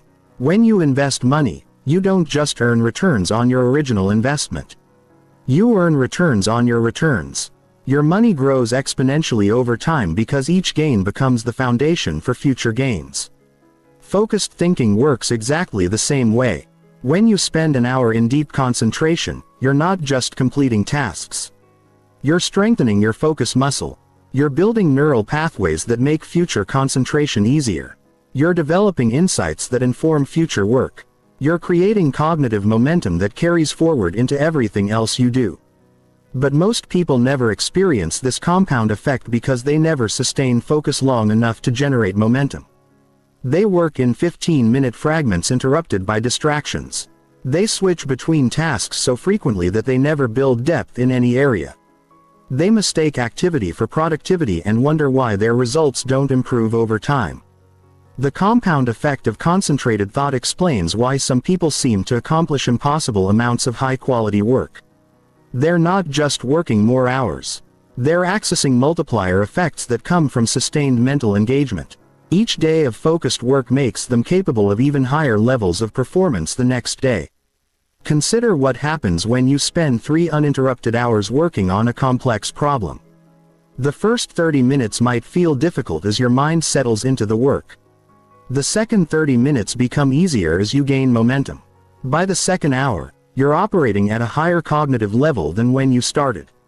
By the third hour, you're making connections and generating insights that wouldn't have been possible in scattered 15-minute sessions. This deep engagement doesn't just solve the immediate problem. It trains your brain to handle complexity. It builds your capacity for sustained thinking. It develops pattern recognition that helps you solve future problems faster. The cognitive gains compound over time, making you progressively more capable of handling difficult challenges. Successful entrepreneurs understand this intuitively. They don't just work on their businesses in spare moments between other activities. They block out substantial periods for strategic thinking, for deep problem solving, for creative innovation. They know that breakthrough ideas and game-changing strategies don't emerge from fragmented attention. They come from sustained focused engagement with important challenges. The same principle applies to skill development. When you practice something with complete focus for extended periods, you don't just improve at that specific skill, you improve your ability to learn. You develop more sophisticated mental models. You build cognitive flexibility that transfers to other areas. Every hour of focused practice makes future learning more efficient. This is why the gap between focused and unfocused people keeps growing over time. The focused individuals are building compound cognitive returns. They're getting better at focusing, which allows them to focus longer, which generates even better results, which motivates them to focus more. It's a positive feedback loop that creates exponential improvement over time. Meanwhile, unfocused people are caught in a negative feedback loop. Their scattered attention produces mediocre results which frustrates them and makes focus feel even more difficult. They develop habits of distraction that make sustained attention nearly impossible. Instead of compound returns, they experience compound losses in cognitive capacity. Chapter 7. Advanced Flow State Protocols for Peak Mental Performance. Flow state isn't just a nice feeling. It's the highest level of human performance where your cognitive abilities operate at maximum capacity. In flow, you can accomplish more in 2 hours than most people accomplish in 2 days. But accessing flow isn't random. It follows specific principles that you can learn and apply systematically. The first requirement for flow is complete presence. You cannot enter a flow state while part of your mind is elsewhere. This means eliminating not just external distractions but internal ones as well. No part of your consciousness can be occupied with worries about the future, regrets about the past, or concerns about anything other than the immediate task. This level of presence requires preparation before you begin any important work session. Spend 5 minutes clearing your mental space. Acknowledge any concerns or distractions. Write them down if necessary and consciously set them aside. Tell your mind that this is protected time devoted entirely to the task at hand. This mental preparation dramatically increases your chances of entering flow. The second requirement is the challenge-skill balance. Flow occurs when the difficulty of your task perfectly matches your current abilities. If the task is too easy, you become bored. If it's too difficult, you become anxious. But when the challenge stretches your abilities without overwhelming them, flow becomes possible. This means you need to continuously calibrate your challenges as your skills improve. What put you in flow last month might be too easy today. You need to progressively increase difficulty to maintain that sweet spot where you're stretched but not stressed, challenged but not overwhelmed. Most people never find this balance because they either choose tasks that are too comfortable or too overwhelming. They stay in their comfort zone working on things they've already mastered and wonder why they feel bored and unmotivated. Or they bite off more than they can chew, feel overwhelmed and abandon the work entirely. Flow requires finding the narrow band between these extremes. The third requirement is immediate feedback. You need to know in real time whether you're succeeding or failing, whether you're on track or off course. Delayed feedback breaks flow because part of your mind becomes occupied with uncertainty about your performance. This means structuring your work to provide continuous feedback loops. If you're writing, you can see immediately whether your words are expressing your ideas clearly. If you're solving problems, you can test solutions quickly to see if they work. If you're learning new skills, you can practice in ways that reveal mistakes immediately so you can correct them. Many people sabotage their flow potential by working on projects with vague goals and delayed feedback. They spend weeks on initiatives without knowing whether they're making progress. This uncertainty creates anxiety and prevents the total engagement necessary for flow states. The fourth requirement is intrinsic motivation. Flow is impossible when you're working solely for external rewards or to avoid punishments. You need to find genuine interest and satisfaction in the work itself. This doesn't mean every task needs to be your passion, but you need to connect with some aspect of the work that engages your natural curiosity or desire for mastery. This is why it's crucial to understand what type of challenges naturally energize you. Some people are motivated by creative problems that require innovative solutions. Others are energized by analytical challenges that require systematic thinking. Still others are motivated by social challenges that require understanding and influencing people. Understanding your natural motivational patterns helps you structure work in ways that support flow. Advanced flow practitioners don't wait for motivation to strike. They engineer it by connecting their daily tasks to larger purposes that matter to them. They find ways to make routine work more challenging and interesting. They create games and competitions with themselves to maintain engagement with necessary but potentially boring tasks. The fifth requirement is clear goals with well-defined success criteria. Vague objectives kill flow because part of your mind remains uncertain about what you're trying to accomplish. You need crystal clear clarity about what success looks like for any given work session. This means breaking large projects into specific measurable outcomes for each work session. Instead of work on presentation, your goal should be complete the introduction section with 3 key points and supporting data. Instead of improve marketing, it should be analyze last quarter's campaign performance and identify 2 optimization opportunities. Clear goals eliminate internal uncertainty and allow all of your mental resources to focus on execution. When you know exactly what you're trying to accomplish, your mind can fully engage with how to accomplish it. Advanced flow engineering involves creating ritual and routine that consistently produce the mental conditions necessary for peak performance. This might include specific music that signals to your brain that it's time for deep work. It might include physical warm-up exercises that prepare your mind for concentration. It might include breathing techniques that shift your nervous system into an optimal state for sustained focus. The most productive people don't rely on inspiration or mood to access flow states. They have systematic approaches that reliably produce the psychological conditions where flow becomes possible.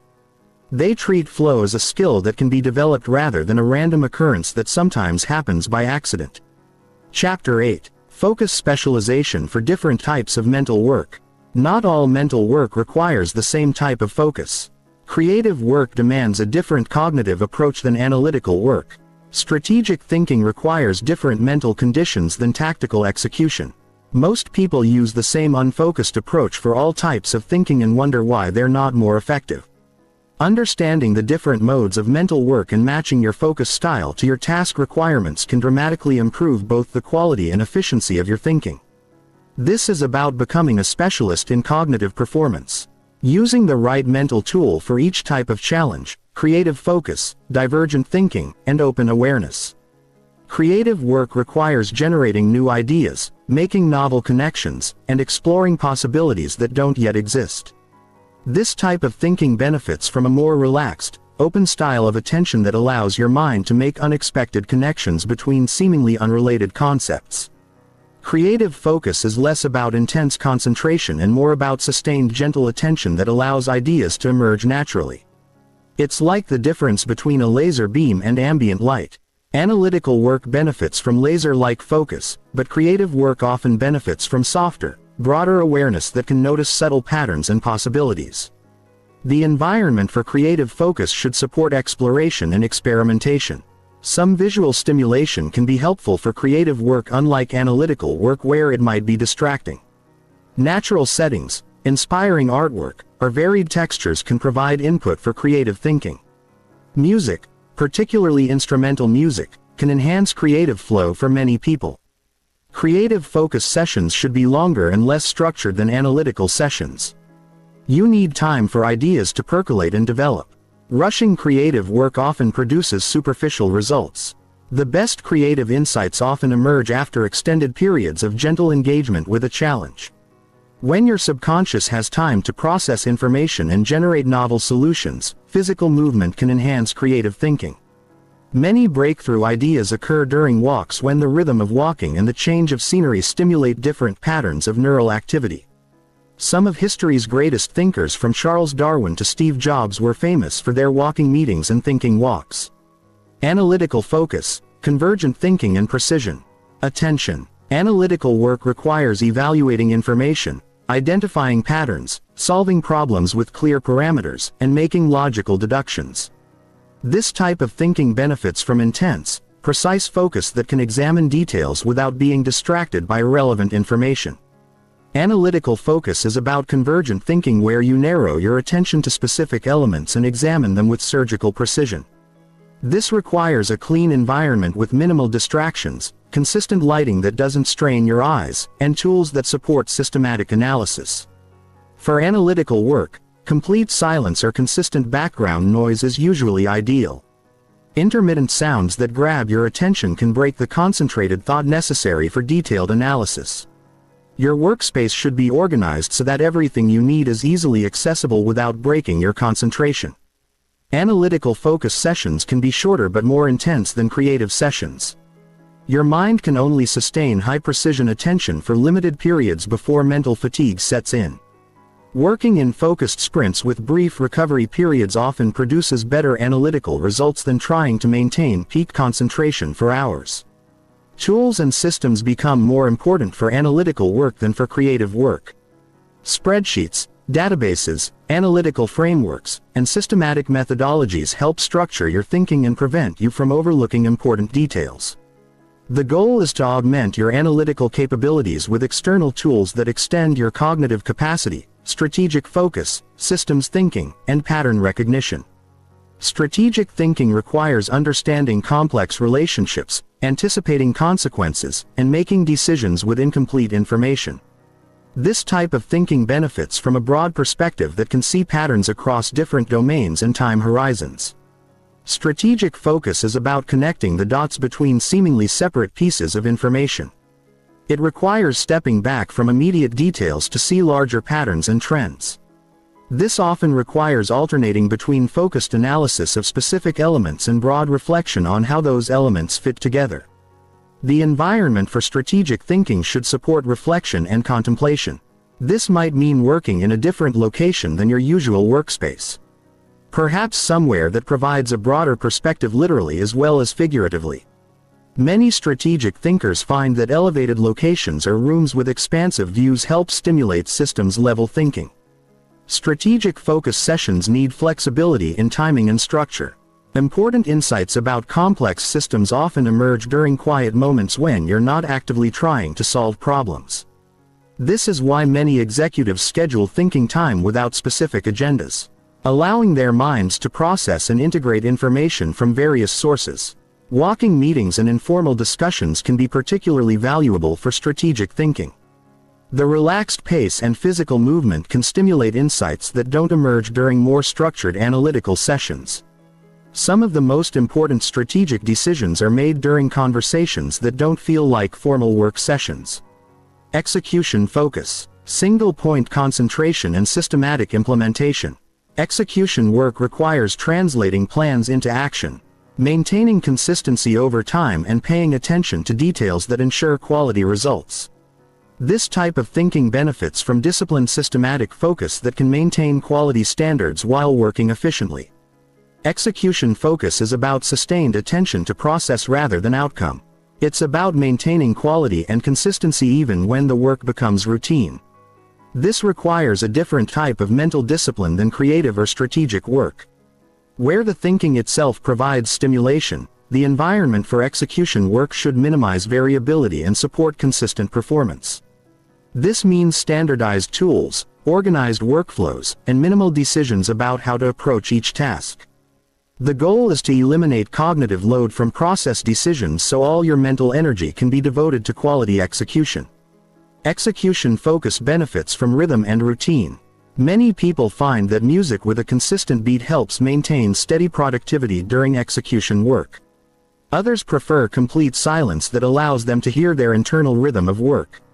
The key is finding what supports sustained quality performance for you. Batch processing similar tasks can dramatically improve execution efficiency. Instead of switching between different types of work throughout the day, grouping similar activities reduces task switching costs and allows you to maintain execution focus for longer periods. This might mean dedicating specific days or times to particular types of execution work. Chapter 9: The Neuroplasticity Advantage and Long-Term Transformation. Your brain is not fixed. Every thought you think, every action you take, every focused decision you make is literally reshaping your neural architecture. This is neuroplasticity, and it's the key to understanding why some people can completely transform their mental capabilities while others remain stuck in the same patterns for years. Most people dramatically underestimate their capacity for cognitive change. They think that their attention span, their ability to focus, their mental discipline are fixed traits that can't be significantly improved. This is completely false. Your brain is constantly rewiring itself based on how you use it. And you can deliberately direct this rewiring process to enhance your mental performance. Every time you choose to maintain focus instead of giving in to distraction, you strengthen the neural pathways that support sustained attention. Every time you resist the urge to check your phone during important work, you build mental discipline. Every time you push through cognitive fatigue to maintain concentration, you expand your capacity for focused thinking. But the reverse is also true. Every time you give in to distraction, you strengthen the neural pathways that make you more distractible.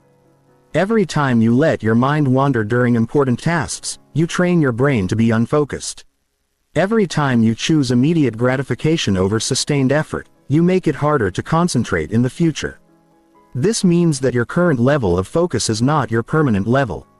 It's simply the result of how you've been training your brain up to this point. If you've been training it for distraction, that's what you've gotten. But if you start training it for focus, that's what you'll develop. The choice is entirely yours. The science behind this is remarkable.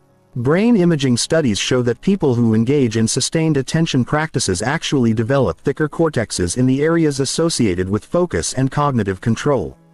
Meditation practitioners have larger prefrontal cortexes, the brain region responsible for executive functions like attention regulation and impulse control. But you don't need to meditate for hours to access these benefits.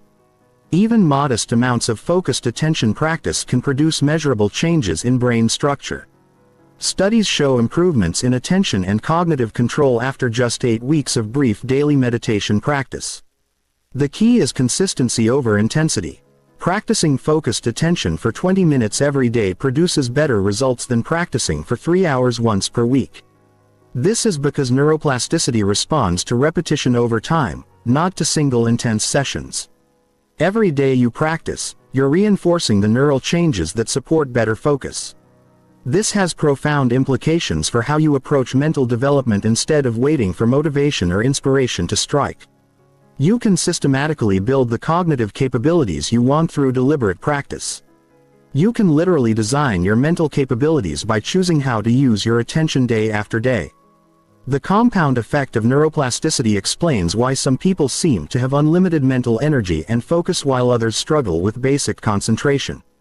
The high performers have been unknowingly training their brains for peak performance through years of focused work habits.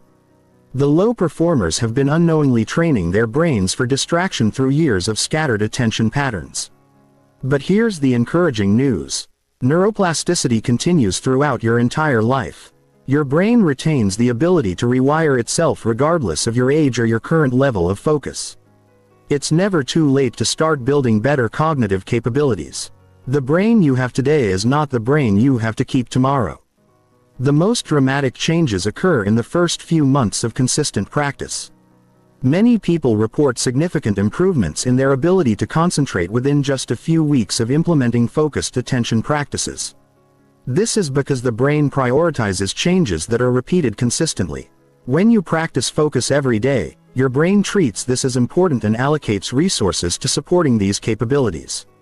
Advanced practitioners report that focused attention becomes progressively easier over time. What once required significant willpower eventually becomes natural and automatic.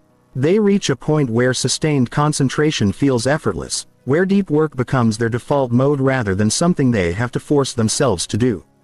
This transformation extends beyond just work performance. People who develop strong focus capabilities report improvements in their relationships, their emotional regulation, their decision-making, and their overall life satisfaction. This is because attention control is a fundamental mental skill that influences every other aspect of cognitive performance. The long-term vision for your mental development should be complete cognitive autonomy. This means having full control over where you direct your mental resources when you enter peak performance states and how you respond to distractions and challenges. Instead of being reactive to environmental stimuli, you become proactive in directing your mental energy toward what matters most. This level of mental mastery doesn't happen overnight, but it is achievable for anyone willing to invest in systematic cognitive training. The brain changes you need are well within the normal range of human neuroplasticity. You don't need special genetics or exceptional talent. You just need consistency, patience, and a systematic approach to mental development. Chapter 10. Sustaining peak focus under pressure and adversity. The true test of your mental control isn't when everything is perfect. It's when everything is falling apart. Anyone can focus in ideal conditions with no distractions and unlimited time. But can you maintain clarity of thought when you're under deadline pressure? Can you think strategically when you're stressed? Can you make good decisions when everything seems to be going wrong? This is where most people's focus falls apart. They develop decent concentration skills during calm periods. But the moment pressure increases or adversity strikes, their mental discipline collapses. They revert to reactive thinking, scattered attention, and poor decision-making exactly when they need focus the most. Elite performers are different. They've learned to maintain focus, not despite pressure and adversity, but because of it. They understand that challenging situations require even better mental control, not worse. They've developed systems for sustaining peak cognitive performance when the stakes are highest and the conditions are most difficult. The first principle of pressure focus is understanding that stress is not the enemy of peak performance. It's the fuel. Optimal performance occurs at moderate levels of arousal and challenge. No stress means no urgency, no energy, no peak performance. Too much stress overwhelms your cognitive systems and impairs thinking.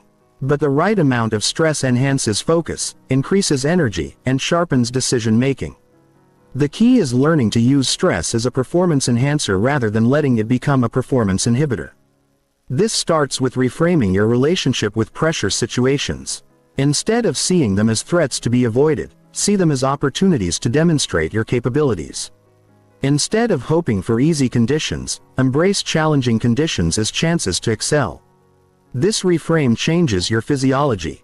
When you perceive stress as enhancing rather than threatening, your body produces a different hormonal response. Instead of the cortisol and adrenaline that impair cognitive function, you produce hormones that enhance focus and decision.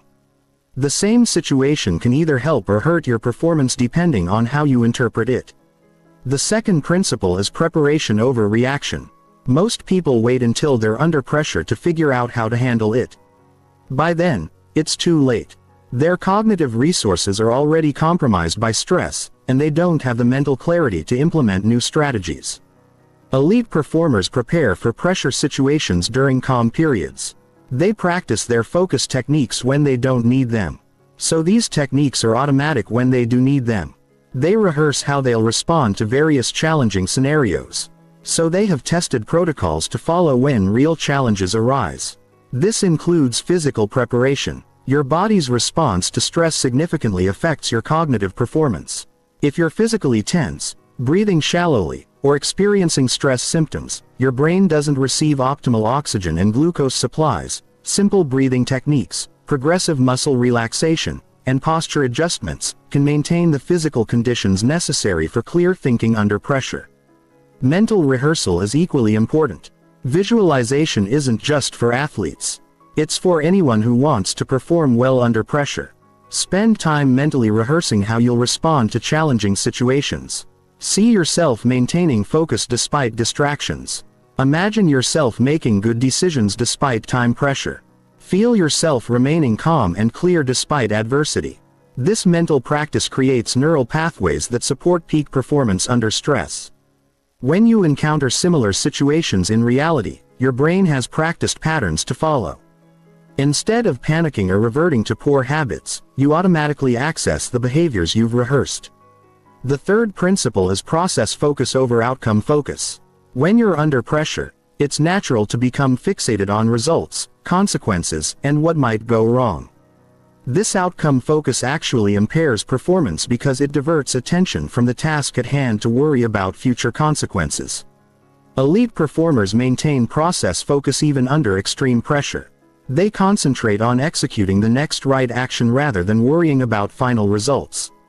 They focus on what they can control in the present moment rather than outcomes they can't directly control. This shift in focus has immediate performance benefits. When your attention is fully engaged with current tasks, you perform those tasks better. When you're worried about outcomes, you perform current tasks worse. The irony is that focusing on process rather than outcomes actually produces better outcomes. Process focus also provides emotional regulation benefits. It's difficult to be anxious about the future when you're completely absorbed in present moment tasks. It's hard to be overwhelmed by the magnitude of challenges when you're focused on the next specific action you need to take. The fourth principle is energy management under stress. Pressure situations are cognitively expensive. They require more mental energy than normal conditions. If you don't manage your energy carefully, you'll burn out before you complete important tasks. This means being even more protective of your cognitive resources during high-pressure periods. Eliminate non-essential decisions. Delegate everything that doesn't require your specific expertise. Say no to additional commitments that don't directly support your priority objectives. It also means being more systematic about recovery and renewal. High-pressure periods require more recovery time, not less. Many people make the mistake of cutting out rest and renewal activities when they're under pressure, thinking they need to devote every minute to work. This backfires because depleted cognitive resources produce poor quality work that often needs to be redone. Short recovery periods throughout high-pressure days can maintain cognitive performance much better than trying to power through without breaks.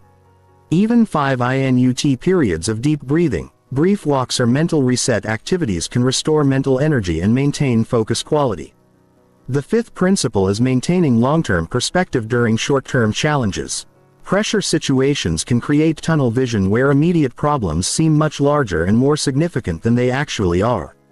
This distorted perspective often leads to poor decisions and unnecessary stress. Maintaining perspective means regularly stepping back from immediate challenges to consider how they fit into larger contexts. Will this crisis matter in 5 years?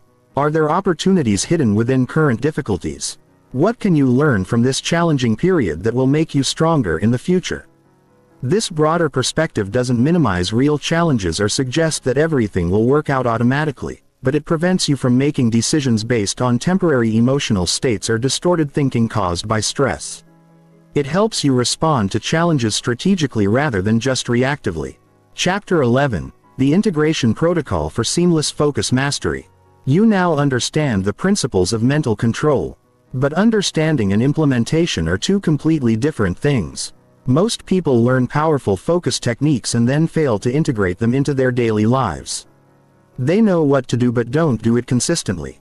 They have the knowledge but lack the systematic approach to turn that knowledge into automatic behavior.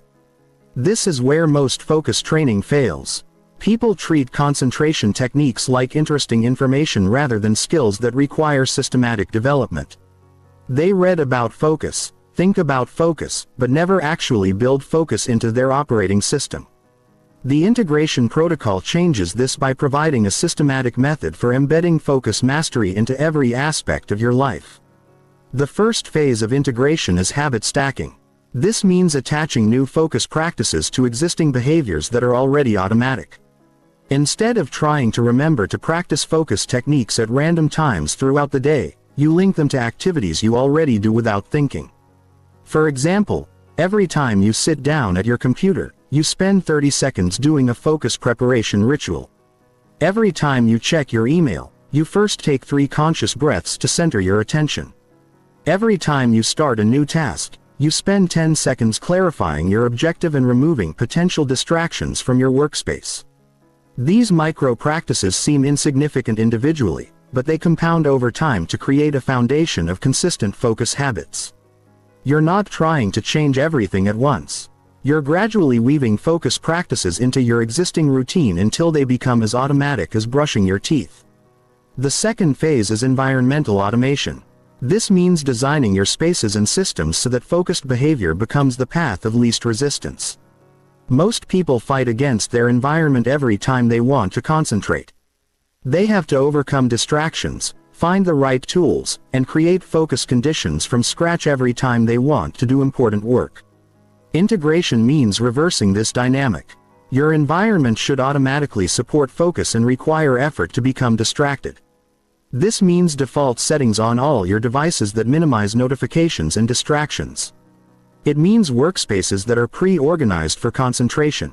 It means tools and resources that are immediately available when you need to focus and inconvenient to access when you want to procrastinate. Think of this as engineering your environment to make your future self more likely to succeed.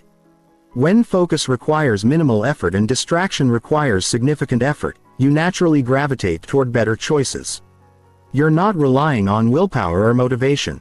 You're using intelligent design to guide your behavior toward what you actually want to accomplish. The third phase is cognitive integration, which means developing metacognitive awareness of your mental state throughout the day. This is the ability to monitor your own thinking, to notice when your focus is sharp or scattered, and to make real-time adjustments to optimize your cognitive performance. Most people are unconscious of their mental state. They don't notice when their attention starts to wander until they've been distracted for minutes or even hours. They don't recognize the early signs of cognitive fatigue until their thinking has already become sluggish and ineffective. They work against their natural mental rhythms instead of leveraging them. Cognitive integration means developing the awareness to recognize different mental states and the skill to shift between them deliberately. You learn to notice when you're in a state that's perfect for creative work versus analytical work versus strategic thinking. You develop the ability to recognize when you need a break before your performance deteriorates. You become skilled at entering flow states on demand rather than waiting for them to happen randomly. This requires developing what psychologists call metacognitive awareness, which is essentially the ability to observe your own thinking processes. You can practice this throughout the day by periodically asking yourself questions like, how clear is my thinking right now? What is my current level of focus? What type of mental work would be most appropriate for my current state? The fourth phase is social integration, which means aligning your relationships and commitments with your focus priorities. Other people can either support or sabotage your mental development, often without realizing it. Friends who constantly interrupt you during work hours. Family members who don't respect your focus time. Colleagues who expect immediate responses to non-urgent communications. Social integration means having conversations about your focus priorities and establishing boundaries that protect your cognitive resources. This isn't about being antisocial or unavailable. It's about being strategic about when and how you engage with others so you can be fully present when you choose to be social and fully focused when you choose to work. This might mean establishing specific hours when you're available for non-urgent communications and other hours when you're not. It might mean explaining to people why you don't respond to messages immediately and when they can expect responses. It might mean creating physical or temporal boundaries around your most important work. The goal is to eliminate the constant background anxiety that comes from feeling like you should always be available to everyone. When you have clear boundaries and systems for managing social interactions, you can focus completely during work time and connect completely during social time. The fifth phase is temporal integration, which means designing your schedule to support sustained focus rather than fragmented attention. Most people's schedules are focus killers. They switch between different types of work every hour, interrupt deep work with meetings, and fragment their attention across multiple priorities throughout the day. Temporal integration means batching similar activities, protecting blocks of time for deep work, and creating daily and weekly rhythms that support sustained cognitive performance. This might mean dedicating entire mornings to creative work, afternoons to communication and meetings, and evenings to planning and reflection. It also means understanding your personal cognitive rhythms and aligning your most important work with your peak mental energy periods. Some people think most clearly first thing in the morning. Others hit their cognitive peak in the late morning or early afternoon. Still others do their best thinking in the evening. The key is identifying your patterns and protecting those high-energy periods for your most important work. Temporal integration also involves creating recovery rhythms that prevent cognitive burnout. This means short breaks throughout focused work sessions, longer recovery periods between intense work days, and regular periods of complete mental rest where you don't engage in any cognitively demanding activities. The integration protocol isn't something you implement all at once. It's a systematic process of gradually embedding focus mastery into every aspect of your life until concentrated attention becomes your default mode rather than something you have to consciously activate. When this integration is complete, peak mental performance becomes effortless and automatic rather than something you have to force. Chapter 12. The Psychology of Sustained Mental Excellence. The difference between people who achieve temporary focus improvements and those who sustain peak mental performance for decades comes down to psychology, not technique. Most focus training fails because it ignores the psychological foundations that make sustained excellence possible. You can learn the best concentration techniques in the world, but if you don't address the deeper psychological patterns that drive behavior, you'll eventually revert to old habits. Sustained mental excellence requires understanding and working with your psychological drives rather than against them. This means identifying what truly motivates you to maintain focus, what unconsciously sabotages your concentration efforts, and what psychological conditions support long-term commitment to mental development. The first psychological foundation is intrinsic motivation alignment. Most people try to improve their focus for external reasons. They want to be more productive so their boss will be impressed. They want to accomplish more so they'll feel successful compared to others. They want to develop concentration skills because they think they should, not because they genuinely want to. External motivation works temporarily, but it doesn't sustain long-term behavior change. When the external pressure is removed, the behavior disappears. When the novelty wears off, the motivation fades. When immediate results aren't visible, the effort stops. Intrinsic motivation is different. It comes from genuine interest, personal satisfaction, and internal drive for mastery. When you're intrinsically motivated to develop focus, you practice concentration techniques because you find the process inherently rewarding. You value mental clarity for its own sake, not just for the results it produces. This means connecting your focus development to deeper values and interests. If you value creativity, focus on how concentration enhances your creative capabilities. If you value contribution, focus on how mental clarity allows you to help others more effectively. If you value learning, focus on how sustained attention accelerates skill development. The psychological research is clear. Intrinsically motivated behavior is more persistent, more resilient to obstacles, and more likely to continue even when external rewards are removed. People who develop lasting focus skills are those who find genuine satisfaction in the process of mental training itself. The second psychological foundation is identity integration. Most people see focus techniques as something they do rather than something they are. They practice concentration exercises but don't see themselves as focused people. They use productivity systems but don't identify as highly productive individuals. This identity gap creates internal resistance to sustained change. Part of their self-concept is fighting against the new behaviors they're trying to develop. They're trying to act like a focused person while still thinking of themselves as someone who struggles with concentration. This internal conflict eventually wins and they revert to behaviors that match their self-image. Identity integration means gradually shifting your self-concept to align with the mental capabilities you want to develop. Instead of saying "I'm trying to get better at focusing," you start thinking "I am someone who values and maintains mental clarity." Instead of "I'm working on my concentration," you think "I am a person who has developed strong cognitive control." This isn't positive thinking or self-deception. It's a deliberate process of updating your self-concept based on evidence from your changing behavior. Every time you choose focus over distraction, you're providing evidence that you are becoming a more focused person. Every time you maintain attention despite obstacles, you're proving to yourself that you have mental discipline.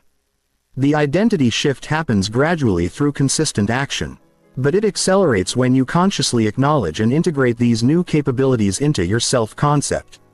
You start to see yourself differently, and this new identity naturally supports behaviors that are consistent with who you now believe yourself to be. The third psychological foundation is cognitive flexibility about setbacks and obstacles. Most people have an all-or-nothing mentality about focus development. They expect linear progress and get discouraged when they have bad days or periods of scattered attention. They interpret temporary setbacks as evidence that they're not cut out for sustained focus, and they abandon their development efforts. This perfectionist mindset is psychologically devastating for long-term progress.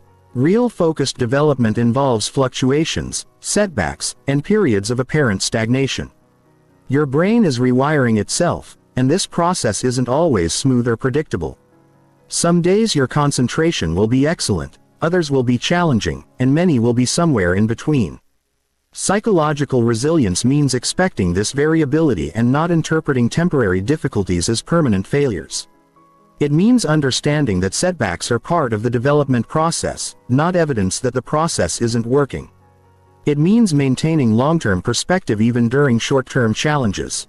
This also means developing metacognitive awareness about your psychological patterns. Most people have predictable triggers that cause their focus to deteriorate. Certain types of stress, particular emotional states, specific environmental conditions, or relationship conflicts that consistently undermine their concentration efforts. Instead of being surprised by these patterns every time they occur, you can learn to anticipate and prepare for them. You can develop specific strategies for maintaining focus during your most challenging psychological states. You can create support systems that help you navigate difficult periods without abandoning your mental development goals. The fourth psychological foundation is sustainable challenge calibration. Many people approach focused development with unsustainable intensity. They try to transform their concentration abilities overnight through extreme measures. They commit to meditation practices that require hours per day, work schedules that eliminate all breaks, or focus regimens that are so demanding they can't maintain them for more than a few weeks. This approach almost always backfires. Extreme measures create psychological resistance and eventual burnout. When you can't sustain the intensity you've committed to, you feel like a failure and often abandon the entire focus development process. Sustainable challenge means finding the level of effort that stretches your capabilities without overwhelming your psychological resources. This is usually less intense than what motivation gurus recommend, but it's infinitely more effective because you can maintain it consistently over time. The goal is gradual, continuous improvement rather than dramatic transformation.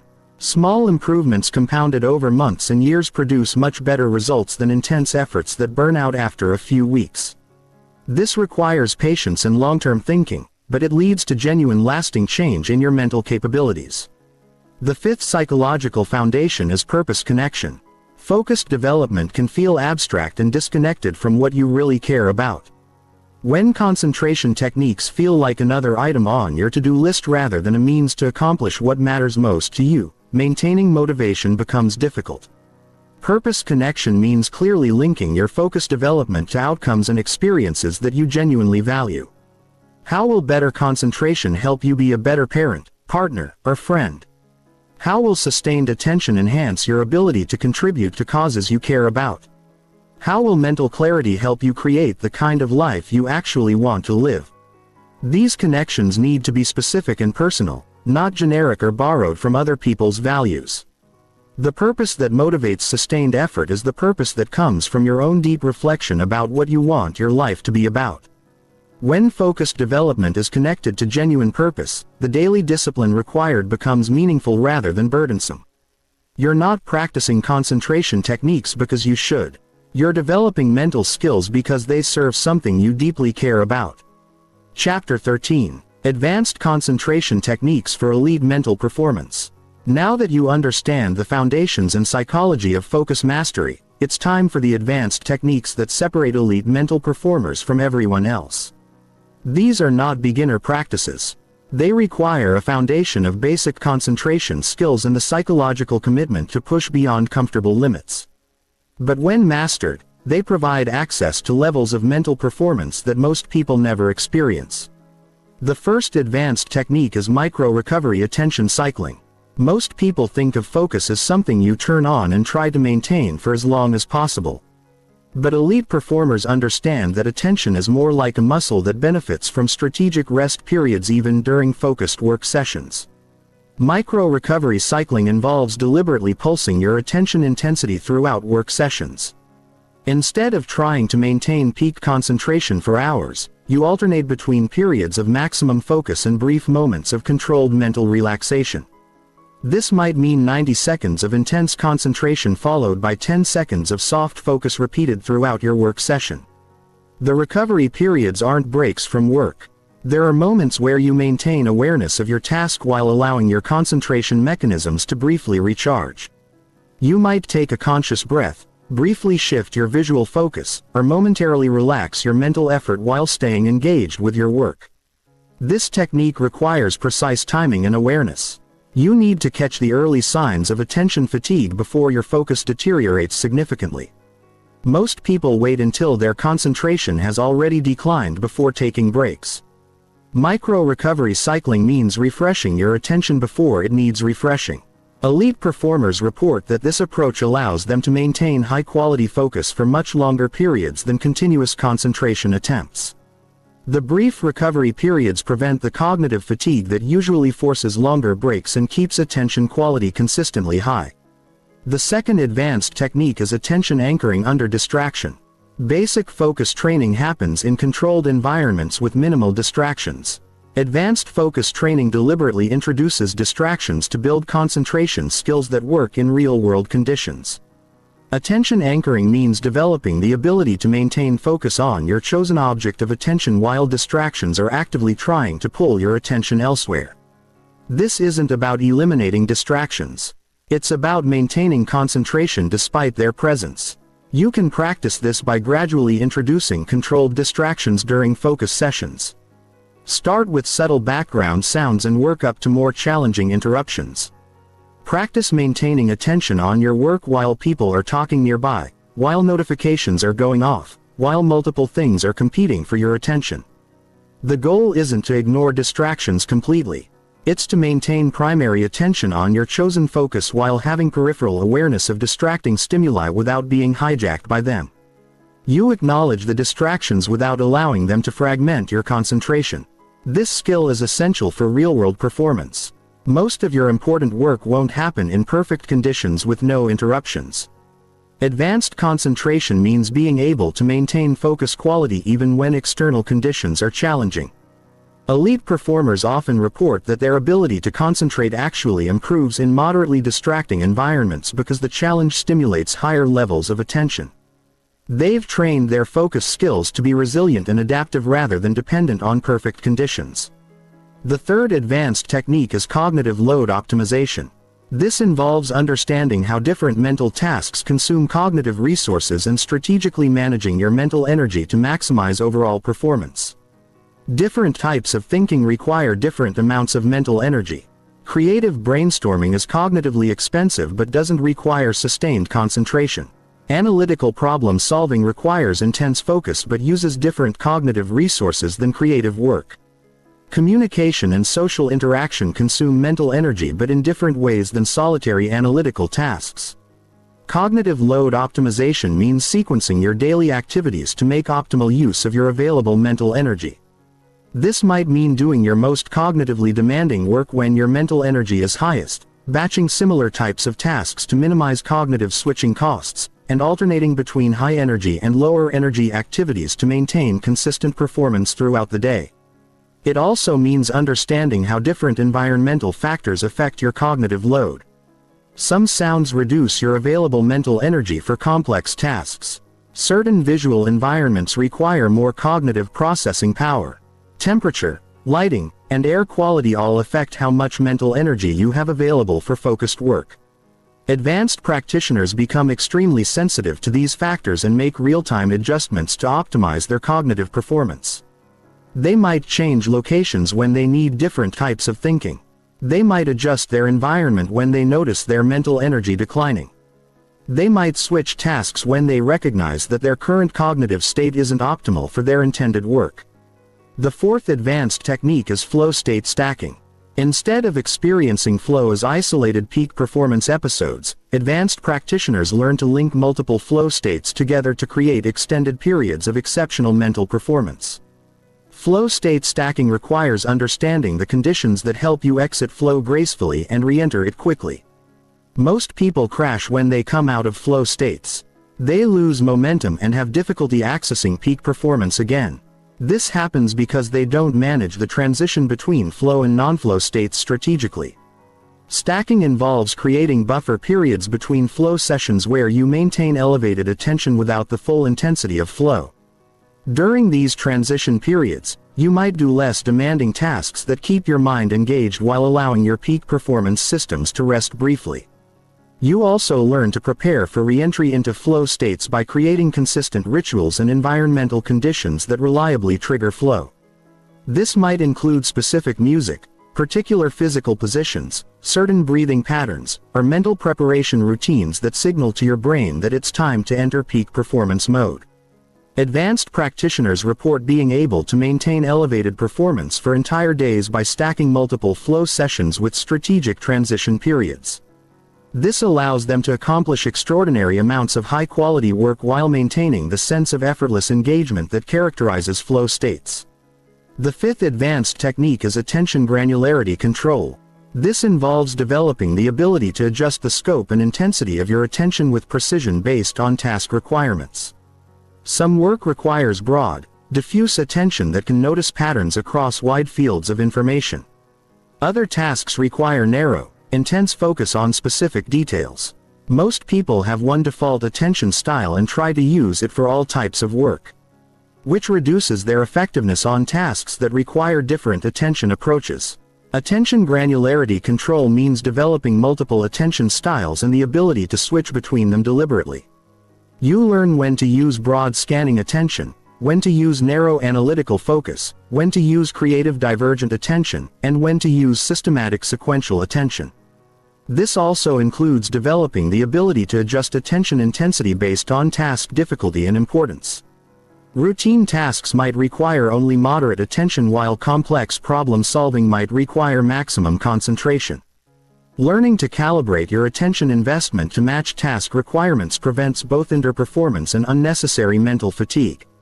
Advanced practitioners describe this as having multiple attention settings that they can access on demand.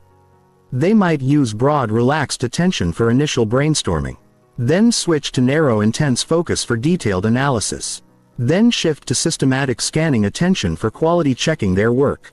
The sixth advanced technique is metacognitive performance monitoring. This involves developing real-time awareness of your cognitive performance and the ability to make immediate adjustments to optimize your mental effectiveness. Most people are unconscious of their cognitive performance until it has already declined significantly. They don't notice when their thinking becomes less clear, their focus starts to waver, or their decision becomes impaired. By the time they recognize these changes, they've already spent significant time working at reduced capacity. Metacognitive monitoring means developing the ability to track your cognitive performance continuously and recognize the early signs of declining effectiveness. You learn to notice when your attention starts to fragment, when your thinking becomes less precise, when your mental energy begins to decline. This awareness allows you to make proactive adjustments before your performance deteriorates. You might take a brief recovery break when you notice early signs of fatigue. You might change your working environment when you recognize that your current conditions aren't supporting optimal thinking. You might switch to different types of tasks when you notice that your current cognitive state isn't well suited for your intended work. Advanced practitioners develop the ability to maintain peak performance for extended periods by making continuous micro-adjustments based on real-time performance feedback. They become extremely sensitive to their cognitive state and skilled at maintaining optimal conditions for sustained mental excellence. Chapter 14. Maintaining peak focus in a world designed for distraction. The modern world is not neutral about your attention. It is actively, systematically, and ruthlessly engineered to fragment your focus and monetize your distraction. Every app on your phone, every website you visit, every digital platform you engage with has been designed by teams of behavioral scientists whose job is to capture and hold your attention for as long as possible. This isn't conspiracy theory. This is business model reality. The most profitable companies in the world make money by selling your attention to advertisers. The longer they can keep you scrolling, clicking, and engaging, the more money they make. Their success depends on your failure to maintain focus on what actually matters to you. Understanding this dynamic is crucial for maintaining peak focus in the modern environment. You're not fighting against accidental distractions. You're defending against sophisticated psychological warfare designed to undermine your cognitive autonomy. The companies that want your attention have unlimited resources, advanced technology, and detailed data about what captures your specific psychological triggers. But you have advantages they don't expect. You have awareness of their tactics. You have the ability to make conscious choices about how you use technology. You have strategies for protecting and directing your attention toward what serves your genuine interests rather than their profit motives. The first defense strategy is attention sovereignty. This means taking complete ownership of how you allocate your cognitive resources instead of letting external forces make these decisions for you. Most people use technology reactively, responding to notifications, alerts, and prompts without conscious choice about whether these interruptions serve their priorities. Attention sovereignty means becoming proactive about technology use. You decide when to check messages rather than checking them whenever notifications appear. You choose when to consume information rather than being fed content based on algorithmic recommendations. You control when to be available for communication rather than being constantly accessible to everyone. This requires changing your relationship with technology from reactive to intentional. Instead of allowing devices and applications to interrupt you whenever they want something, you interact with them on your terms. When it serves your priorities for specific purposes that advance your goals. Practical attention sovereignty means turning off all non-essential notifications, batching similar digital activities into specific time blocks, and creating substantial periods each day when you're completely disconnected from digital input. It means treating your devices as tools that serve your purposes rather than entertainment systems that consume your time. The second defense strategy is environmental architecture. This means designing your physical and digital environments to support focus rather than undermine it. Most people live and work in environments that make distraction easy and concentration difficult. Then wonder why they struggle to maintain attention. Environmental architecture starts with creating designated spaces for focused work that are completely free from distracting stimuli. This might mean a specific room, desk, or even just a particular chair that you use only for important work. When you're in this space, your brain learns to associate the environment with focused attention. Your digital environment requires equally careful design. This means organizing your computer desktop to eliminate visual distractions, using applications that block distracting websites during work sessions, and setting up your devices so that everything you need for productive work is easily accessible. While everything that might distract you requires extra effort to reach, the goal is making focused work the path of least resistance while making distraction more difficult and less rewarding. When your environment automatically supports concentration, you don't have to rely on willpower to stay focused. Good choices become easy choices. The third defense strategy is cognitive immunization.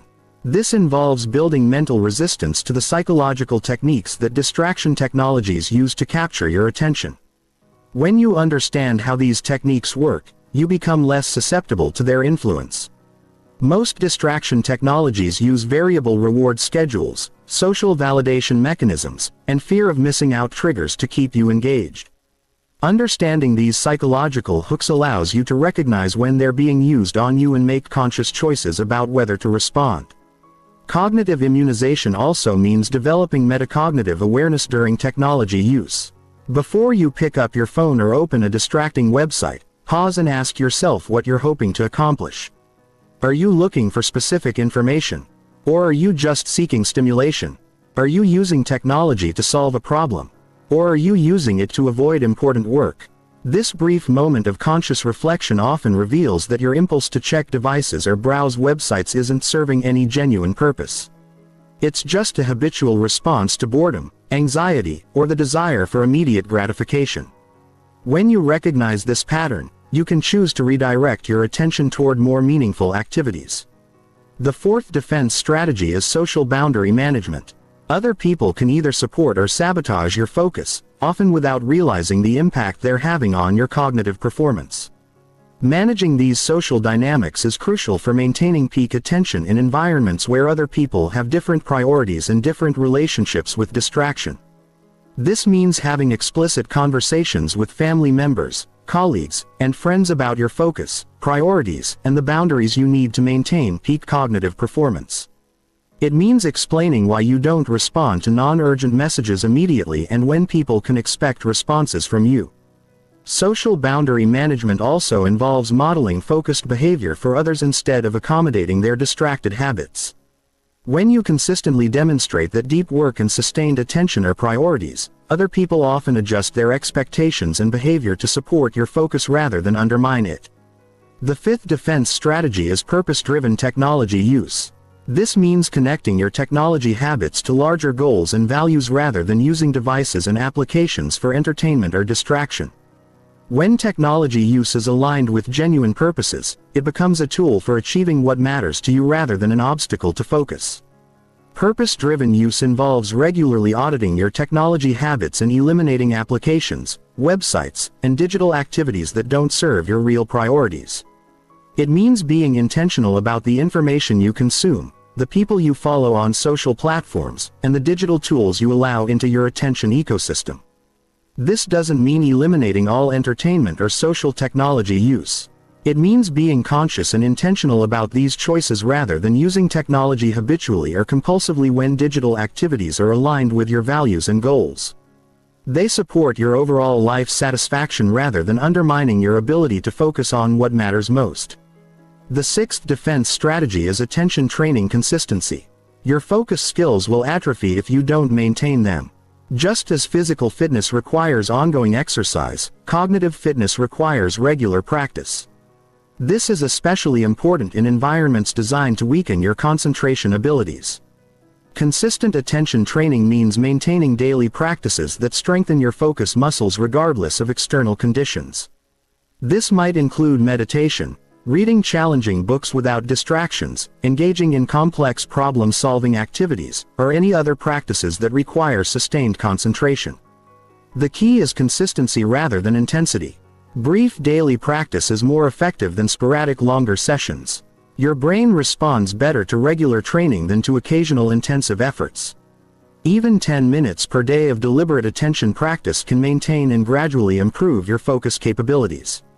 Regular attention training also helps you notice when your focus skills are declining due to environmental pressures or increased stress. When you have a consistent practice, you have a baseline for recognizing changes in your cognitive performance and making adjustments before significant deterioration occurs. Maintaining peak focus in the modern world requires understanding that you're swimming against a cultural current that favors distraction, immediate gratification, and scattered attention. But when you develop the strategies and skills for protecting your cognitive resources, you gain access to levels of mental performance that become increasingly rare and therefore increasingly valuable. Chapter 15. Your Complete Mental Transformation Blueprint. Everything you've learned up to this point leads to this moment. You now understand the science of attention, the psychology of focus, the techniques for concentration, and the strategies for maintaining mental clarity in a distractible world. But understanding and implementation are different things. Knowledge without action changes nothing. This chapter is your blueprint for turning everything you've learned into lasting transformation.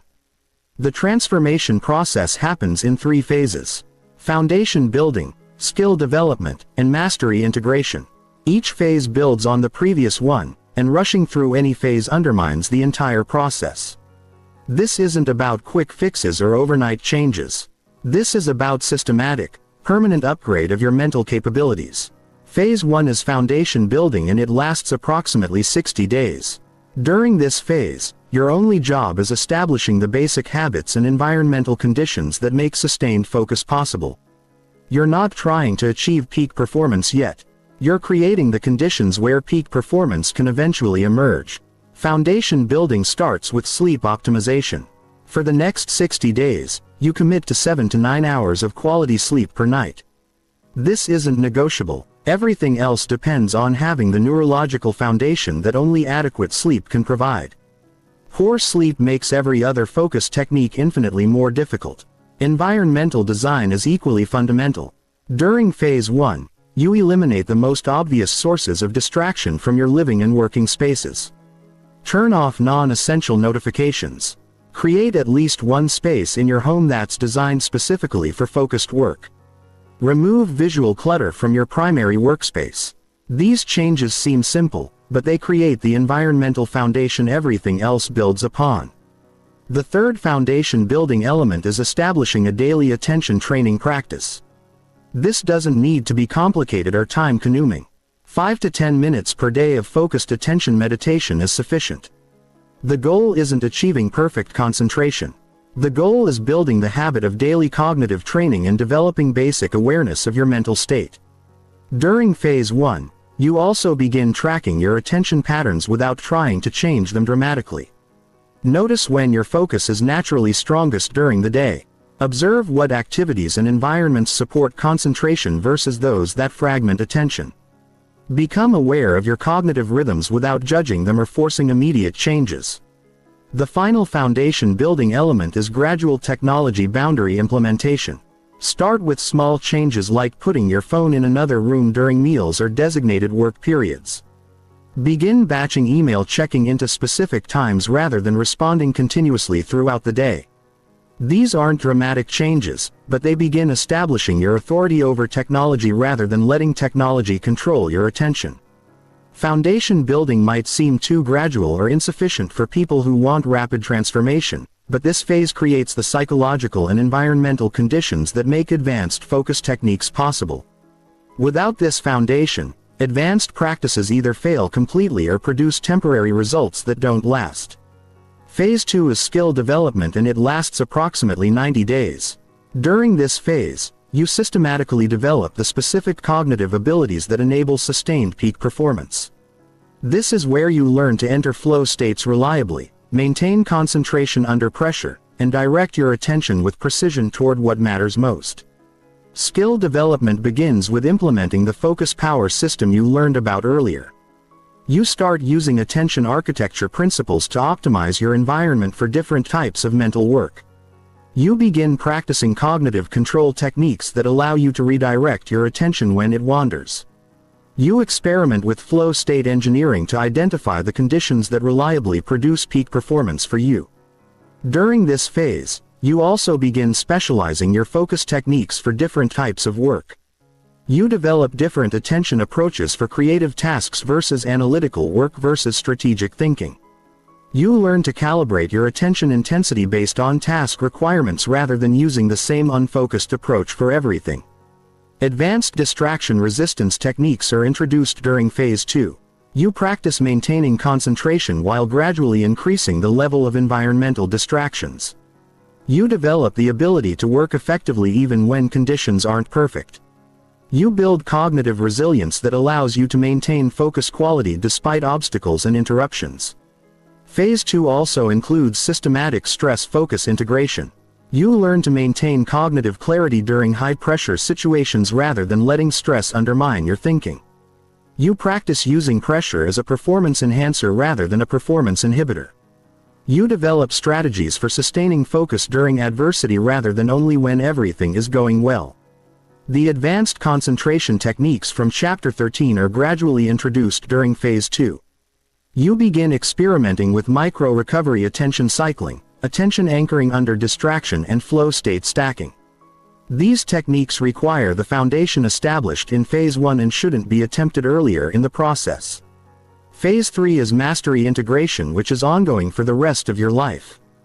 During this phase, focused attention becomes your default mode rather than something you have to consciously activate. Peak cognitive performance becomes automatic rather than something you have to force. Mental clarity becomes as natural as breathing. Mastery integration means that focus skills become integrated into your identity rather than remaining external techniques you sometimes use. You no longer think of yourself as someone who's trying to develop better concentration. You are someone who naturally maintains sustained attention on what matters most. During this phase, you begin teaching focus principles to others, which deepens your own understanding and commitment. You become a model of what sustained attention looks like in practice. Your consistent demonstration of focused behavior influences the people around you and creates environments that support rather than undermine concentration. Advanced practitioners in Phase 3 develop the ability to maintain peak cognitive performance regardless of external conditions. They can focus deeply in chaotic environments. They can think strategically under extreme pressure. They can access flow states in suboptimal conditions. They become antifragile in their cognitive capabilities, getting stronger rather than weaker when faced with challenging mental conditions. Mastery integration also involves continuous refinement of your focus skills based on changing life circumstances and evolving challenges. The specific techniques you use may change over time, but your commitment to mental clarity and your ability to direct attention with precision become permanent characteristics. The transformation blueprint isn't just about individual focus improvement. It's about becoming the kind of person who creates value through sustained high-quality thinking. When you can consistently direct your mental resources toward what matters most, you become capable of contributions that scattered, distracted people simply cannot make. This transformation changes everything. Your work quality improves dramatically because you can think more clearly and deeply about important problems. Your relationships improve because you can be fully present with people instead of being mentally scattered. Your learning accelerates because you can sustain attention on challenging material instead of giving up when things get difficult. Most importantly, you develop cognitive autonomy. Instead of having your attention controlled by external forces, you choose where to direct your mental energy. Instead of being reactive to distractions and interruptions, you become proactive about protecting and investing your cognitive resources. The choice is yours. You can continue operating with scattered, fragmented attention like most people, accomplishing less than your potential and feeling constantly overwhelmed by competing demands for your mental energy. Or you can commit to the systematic development of focus mastery and access levels of cognitive performance that most people never experience. Where focus goes, power flows. The question is, where will your focus go from here? Will you let it be controlled by forces outside yourself? Or will you take complete ownership of your most valuable resource and direct it toward creating the life and impact you actually want? The techniques exist. The science is proven. The blueprint is complete. All that remains is your decision to begin and your commitment to continue until focused attention becomes as natural and automatic as breathing. Your transformed mind is waiting.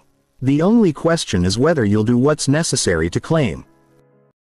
Most people think discipline is about willpower. They think it's about gritting your teeth, white-knuckling through discomfort, and somehow forcing yourself to do things you don't want to do through sheer mental strength. And that's exactly why most people fail. Discipline isn't about willpower. Willpower is finite. Willpower runs out. Willpower is what weak people rely on because they don't understand how the human mind actually works. Real discipline is about systems. It's about psychology. It's about rewiring your brain and restructuring your environment so that the right actions become inevitable. By the time you finish this audiobook, you will not be the same person. That's not motivation speaking. That's neuroscience. Every strategy I'm about to share with you will physically change your brain. You will develop new neural pathways. You will break old patterns that have kept you stuck, and you will build an unshakable foundation of discipline that will serve you for the rest of your life. But here's what this is not. This is not another feel-good self-help book that tells you to believe in yourself. This is not about positive thinking or motivation. This is about cold, hard systems that work whether you feel like it or not. This is about forcing compliance from yourself using proven psychological principles that the most successful people in the world use every single day. If you're tired of starting and stopping, if you're sick of setting goals and never following through, if you're done being disappointed in yourself, then this is your solution. But only if you're ready to do the work. Only if you're ready to completely transform how you operate. Only if you're ready to join the small percentage of people who actually follow through on what they say they're going to do.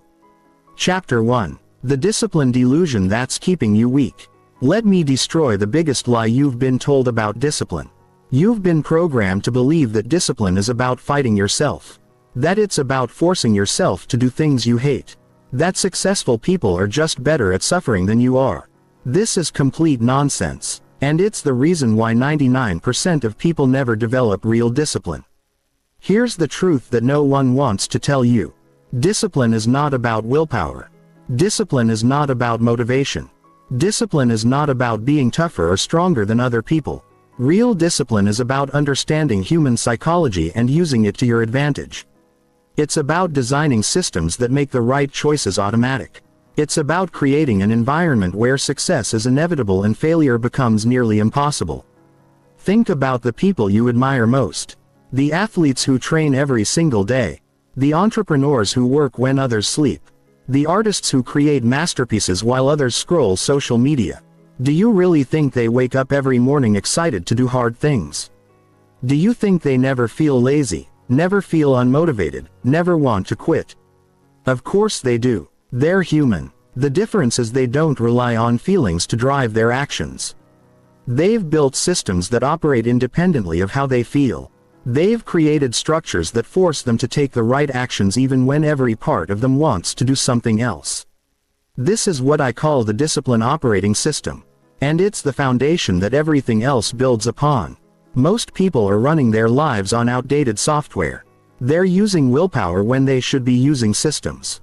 They're trying to muscle through resistance when they should be eliminating it entirely. The first step to real discipline is understanding that you don't need to become a different person. You don't need to develop superhuman willpower. You don't need to love doing hard things. You just need to understand how your brain works and design your life accordingly.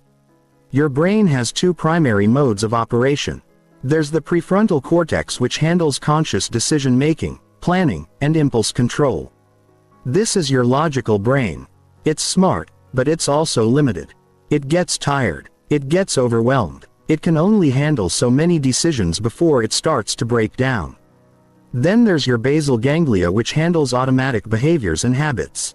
This is your subconscious brain. It's incredibly powerful, but it's not smart. It simply executes whatever patterns you've programmed into it, good or bad. Most people try to run everything through their prefrontal cortex. They rely on conscious decision-making for every action. Should I work out today? Should I eat this? Should I check my phone? Should I do this task or that task? By noon, their decision-making capacity is exhausted, and they default to whatever's easiest. Disciplined people do the opposite. They use their prefrontal cortex to design systems, then let their basal ganglia execute those systems automatically. They don't decide whether to work out every day. They've automated the decision. They don't debate what to eat. They've already planned their meals. They don't wonder what to work on. They've already structured their day.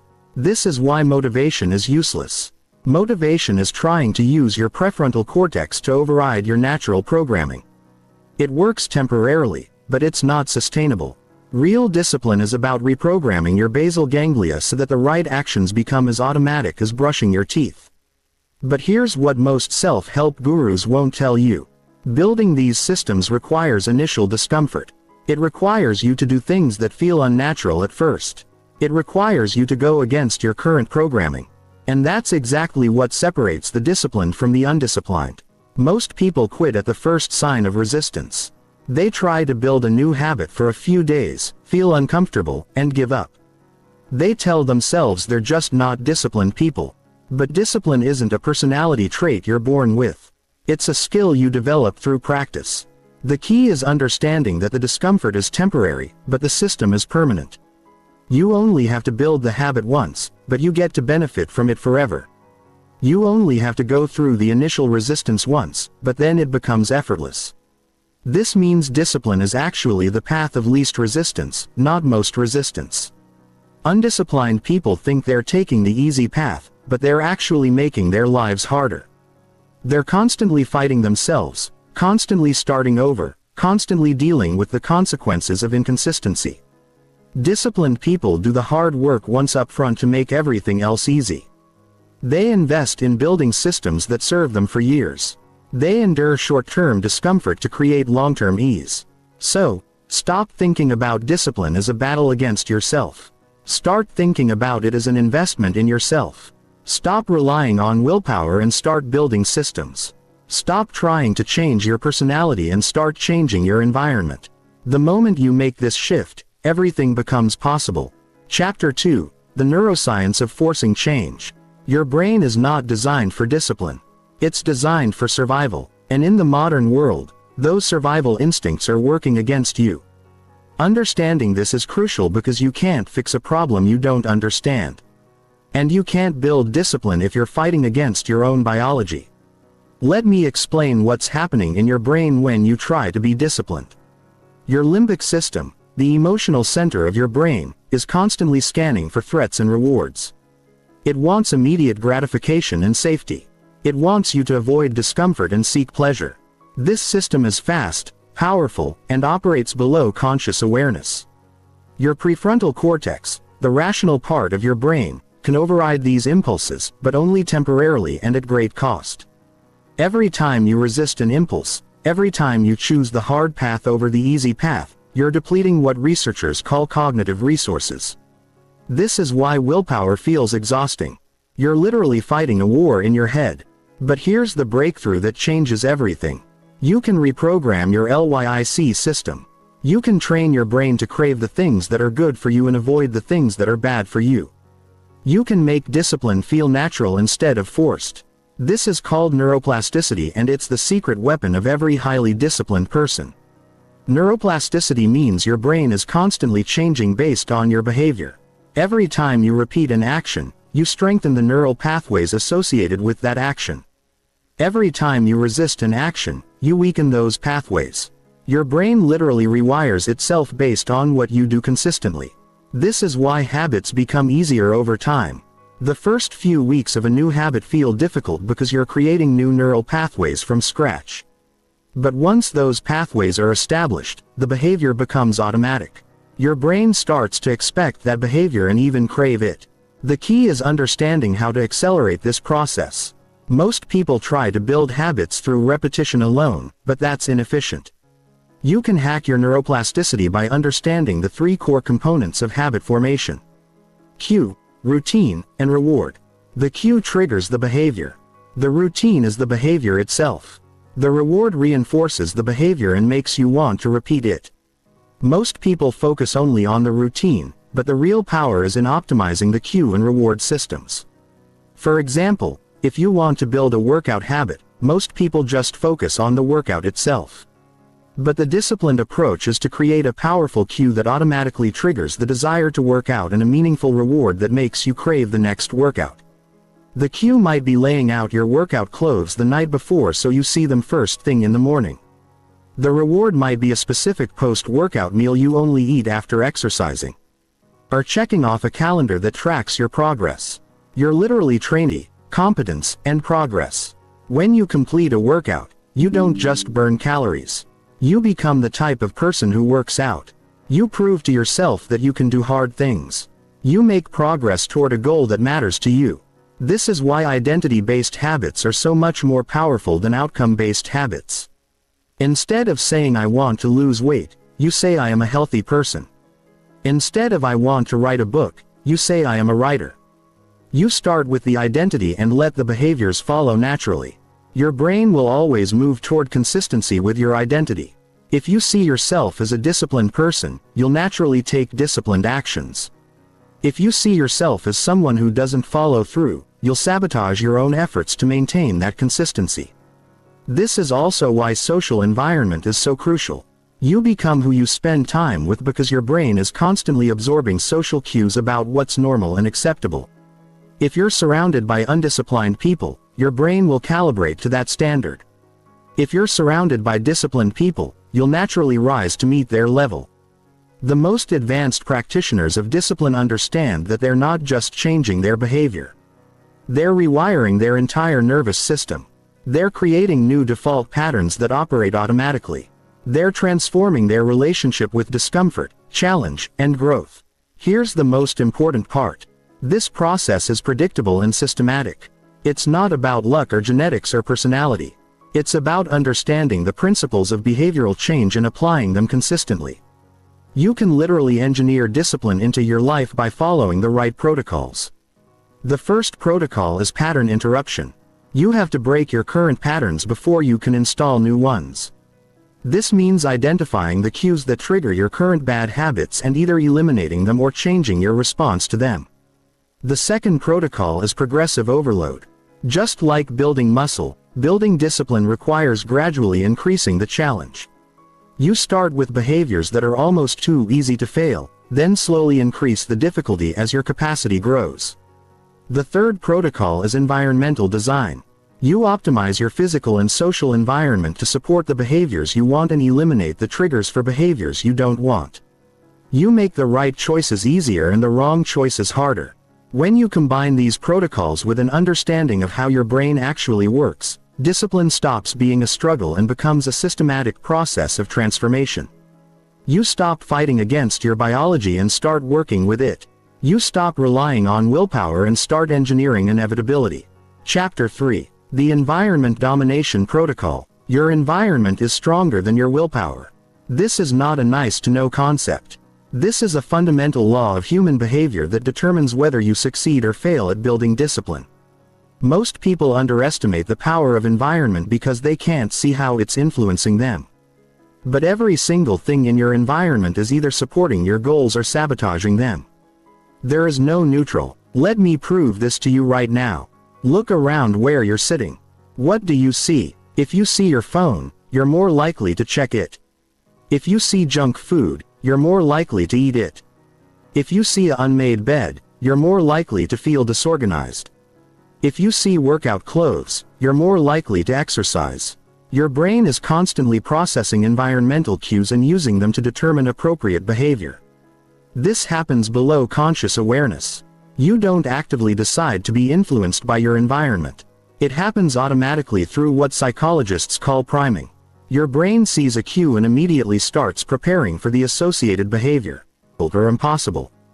This is what I call the environment domination protocol, and it operates on 3 levels: elimination, optimization, and installation. Elimination means removing all environmental triggers for behaviors you want to avoid. If you want to stop eating junk food, you remove all junk food from your house, not just hide it in a cabinet. Remove it completely. If you want to stop wasting time on social media, you delete the apps from your phone.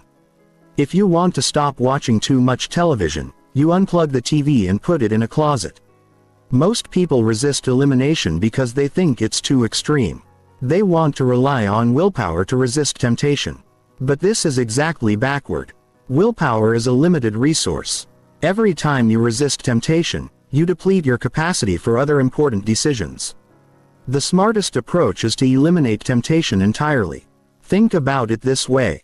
If you were trying to quit drinking alcohol, would you keep a fully stocked bar in your house and rely on willpower to avoid it? Of course not. You'd remove all alcohol from your environment. The same principle applies to every behavior you want to change. Optimization means arranging your environment to support the behaviors you want to build. This goes far beyond just organization.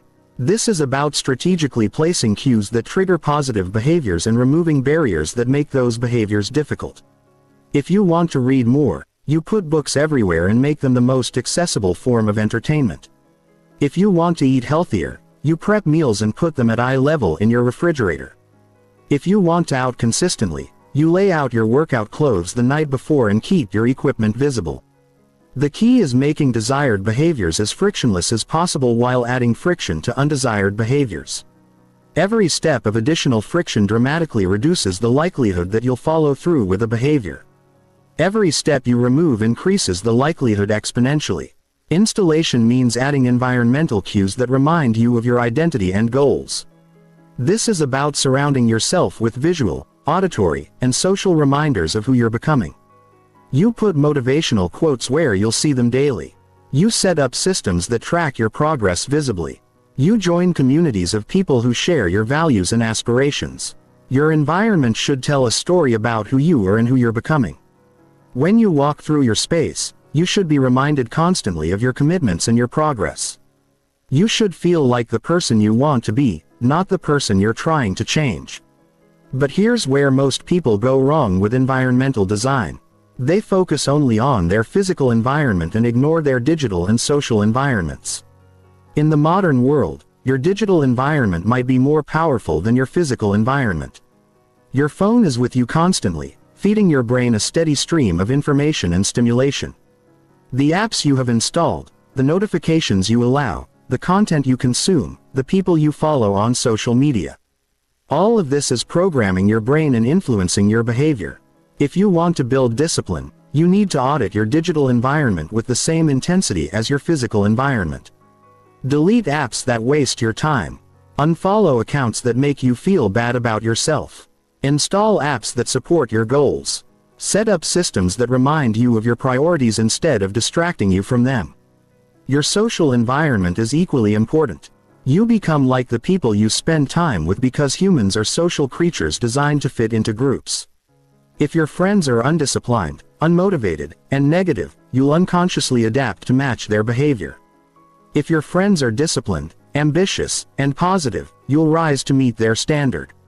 This doesn't mean you need to abandon your friends, but it does mean you need to be intentional about who you spend the most time with. You need to actively seek out people who embody the qualities you want to develop. You need to put yourself in environments where your desired behavior is normal and expected. The most advanced practitioners of discipline create what I call total environmental alignment. Every aspect of their environment, from their physical space to their digital habits to their social circle, is optimized to support their goals. They don't leave anything to chance because they understand that environment always wins in the long run. This might seem like overkill, but consider the alternative. The alternative is fighting against your environment every single day. The alternative is relying on willpower to overcome constant temptation and distraction. The alternative is making every day harder than it needs to be. When you align your environment with your goals, discipline becomes effortless. You're not fighting against your surroundings.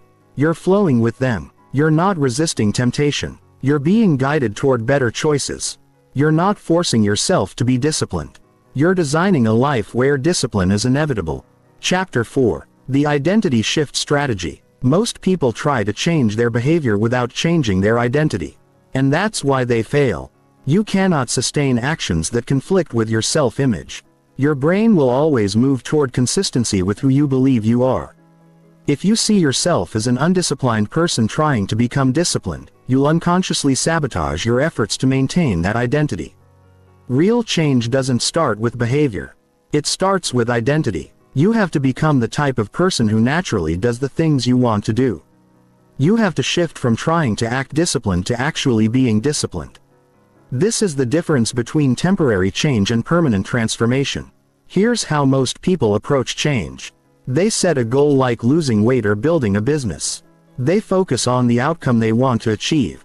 They try to force behaviors that will get them to that outcome. And when those behaviors feel unnatural or difficult, they give up and tell themselves they're just not that type of person. The disciplined approach is exactly opposite. You start with identity. You decide who you want to become. You adopt the beliefs and values of that person. You start taking small actions that prove to yourself that you are that type of person. And then larger actions begin to feel natural and automatic. Instead of saying I want to lose weight, you say I am a healthy person. Instead of I want to write a book, you say I am a writer. Instead of I want to be successful, you say I am someone who executes relentlessly. You start with the identity and let the behaviors flow from that foundation. This works because of something called cognitive consistency. Your brain has a powerful drive to align your actions with your beliefs about yourself. When you truly believe you are a disciplined person, disciplined behavior stops feeling like work and starts feeling like expression of who you are. But here's the key. You can't just declare a new identity and expect it to stick. Identity change requires evidence. You have to prove to yourself that you are who you say you are through consistent action. Every small disciplined choice becomes evidence that you are a disciplined person. Every time you follow through on a commitment, you reinforce your new identity. This is why starting small is so crucial. You're not just building habits, you're building identity. If you try to make massive changes immediately, you'll fail and damage your self-image. But if you start with tiny actions that you can do consistently, you'll build a foundation of evidence that supports your new identity. Let's say you want to become someone who exercises consistently. Don't start by trying to work out for 2 hours every day. Start by doing 10 push-ups every morning. Not because 10 push-ups will transform your body, but because doing 10 push-ups every morning proves to yourself that you are someone who exercises consistently. Each time you do those push-ups, you're casting a vote for your new identity. You're telling yourself, I am the type of person who exercises no matter what. After a few weeks, this identity starts to feel real. And once it feels real, more challenging exercise starts to feel natural because it's consistent with who you are. The same principle applies to any change you want to make. Want to be a reader? Read 1 page every day. Want to be a writer? Write 1 sentence every day. Want to be organized? Make your bed every morning. These tiny actions seem insignificant, but they're actually the most powerful tool for identity transformation. But identity shift isn't just about proving things to yourself. It's also about changing the story you tell yourself about who you are and why you do things. Most people have disempowering stories about their past that keep them stuck. I've never been disciplined. I always start things and don't finish them. I'm just not a morning person. I don't have good genetics. These stories feel like facts, but they're actually choices. You can choose to tell a different story about yourself, and that new story will create new possibilities. The most powerful identity shift happens when you stop identifying with your past failures and start identifying with your future potential. Instead of I'm someone who struggles with discipline, you say I'm someone who is developing incredible discipline. Instead of I always quit, you say I'm learning to follow through no matter what. This subtle shift in language creates a completely different relationship with failure and setbacks. When you identify with your past, every failure confirms that you're not capable of change. When you identify with your growth, every failure becomes data that helps you improve. But here's what most people miss about identity work. Your identity isn't just what you think about yourself. It's also what you think about the world and how it works. If you believe discipline is supposed to be hard and unpleasant, you'll unconsciously make it hard and unpleasant. If you believe successful people are just different from you, you'll never fully commit to becoming successful yourself. You have to examine and update your beliefs about discipline, success, change, and your own capabilities. You have to adopt the worldview of someone who naturally embodies the qualities you want to develop. This means studying how disciplined people think, not just what they do. Disciplined people see challenges as opportunities to grow stronger. They see setbacks as information, not evidence of inadequacy. They see discipline as freedom, not restriction. They see hard work as privilege, not burden. They see consistency as compound interest, not daily effort. When you adopt these beliefs, discipline stops feeling like punishment and starts feeling like investment. You stop seeing yourself as someone who has to force discipline and start seeing yourself as someone who chooses discipline because you understand its value. The final piece of identity shift is surrounding yourself with people who see you as the person you're becoming, not the person you've been. Other people's expectations have a powerful influence on your behavior. If people expect you to be disciplined, you'll naturally rise to meet those expectations. If people expect you to quit or fail, you'll unconsciously live down to those expectations. This is why it's so important to be intentional about who you share your goals with and how you talk about your changes. Don't announce dramatic transformations that put pressure on you to be perfect. Instead, quietly embody your new identity through consistent action and let people notice the changes naturally. When you combine identity shift with environmental design and neuroplasticity principles, you create an unstoppable foundation for discipline. You're not fighting against who you are. You're expressing who you're becoming. You're not forcing change. You're allowing change to emerge from your new understanding of yourself. Chapter 5. The Systematic Elimination of Resistance. Resistance is not your enemy. Resistance is information. It's your brain's way of telling you that you're trying to do something that conflicts with your current programming. Most people try to power through resistance with willpower, but this is like trying to drive a car with the parking brake on. It's possible, but it's inefficient and unsustainable. The disciplined approach is to systematically eliminate resistance rather than fight it. This means understanding why your brain resists certain behaviors and then addressing those reasons at their source. When you remove the root causes of resistance, discipline becomes effortless because there's nothing left to resist. There are 5 primary sources of resistance that keep people from building discipline. Unclear direction, overwhelming magnitude, inadequate systems, conflicting values, and insufficient motivation. Master the elimination of these 5 sources and you'll wonder why discipline ever seemed difficult. Unclear direction is the most common source of resistance. Your brain resists taking action when it doesn't know exactly what to do or why it matters. Vague goals create vague results because they don't provide clear guidance for behavior. Get in shape doesn't tell your brain what to do. Do 30 minutes of cardio every morning at 6 a.m. gives your brain precise instructions it can follow. But clarity goes deeper than just knowing what to do. You also need to understand why you're doing it and how it fits into your larger life strategy. When you have a compelling reason for your goals, resistance decreases dramatically because your brain stops seeing discipline as arbitrary suffering and starts seeing it as purposeful investment. This is why connecting your daily actions to your long-term vision is so powerful. Every workout becomes a step toward the person you want to become. Every hour of focused work becomes progress toward the life you want to build. Every disciplined choice becomes an expression of your deepest values and commitments. Overwhelming magnitude is the second major source of resistance. Your brain resists goals that seem too big or too difficult because it's designed to conserve energy and avoid failure. When you try to make massive changes immediately, you trigger your brain's threat detection system and create internal resistance. The solution is to make your goals so small that they feel almost ridiculous not to do them. Instead of trying to read for 2 hours every day, commit to reading 1 page. Instead of working out for 90 minutes, commit to putting on your workout clothes. Instead of writing 1,000 words, commit to writing 1 sentence. This isn't about setting low standards. This is about understanding how behavior change actually works. Small actions build momentum, confidence, and neural pathways. Once you establish consistency with small actions, you can gradually increase the challenge without triggering resistance. The key is making your minimum viable action so small that you can do it even on your worst days. On good days, you'll naturally do more because you're already in motion. On bad days, you'll still maintain consistency and preserve your momentum. This approach eliminates the all-or-nothing thinking that destroys most people's discipline. Inadequate systems is the third source of resistance. Your brain resists behaviors that require constant decision and problem solving. Every time you have to figure out what to do, when to do it, or how to do it, you create friction that leads to procrastination and avoidance. The solution is to systematize every aspect of your disciplined behaviors. Create detailed plans that eliminate decision fatigue.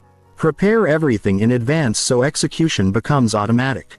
Build routines that chain productive behaviors together so one action naturally leads to the next. For example, don't just decide to out regularly.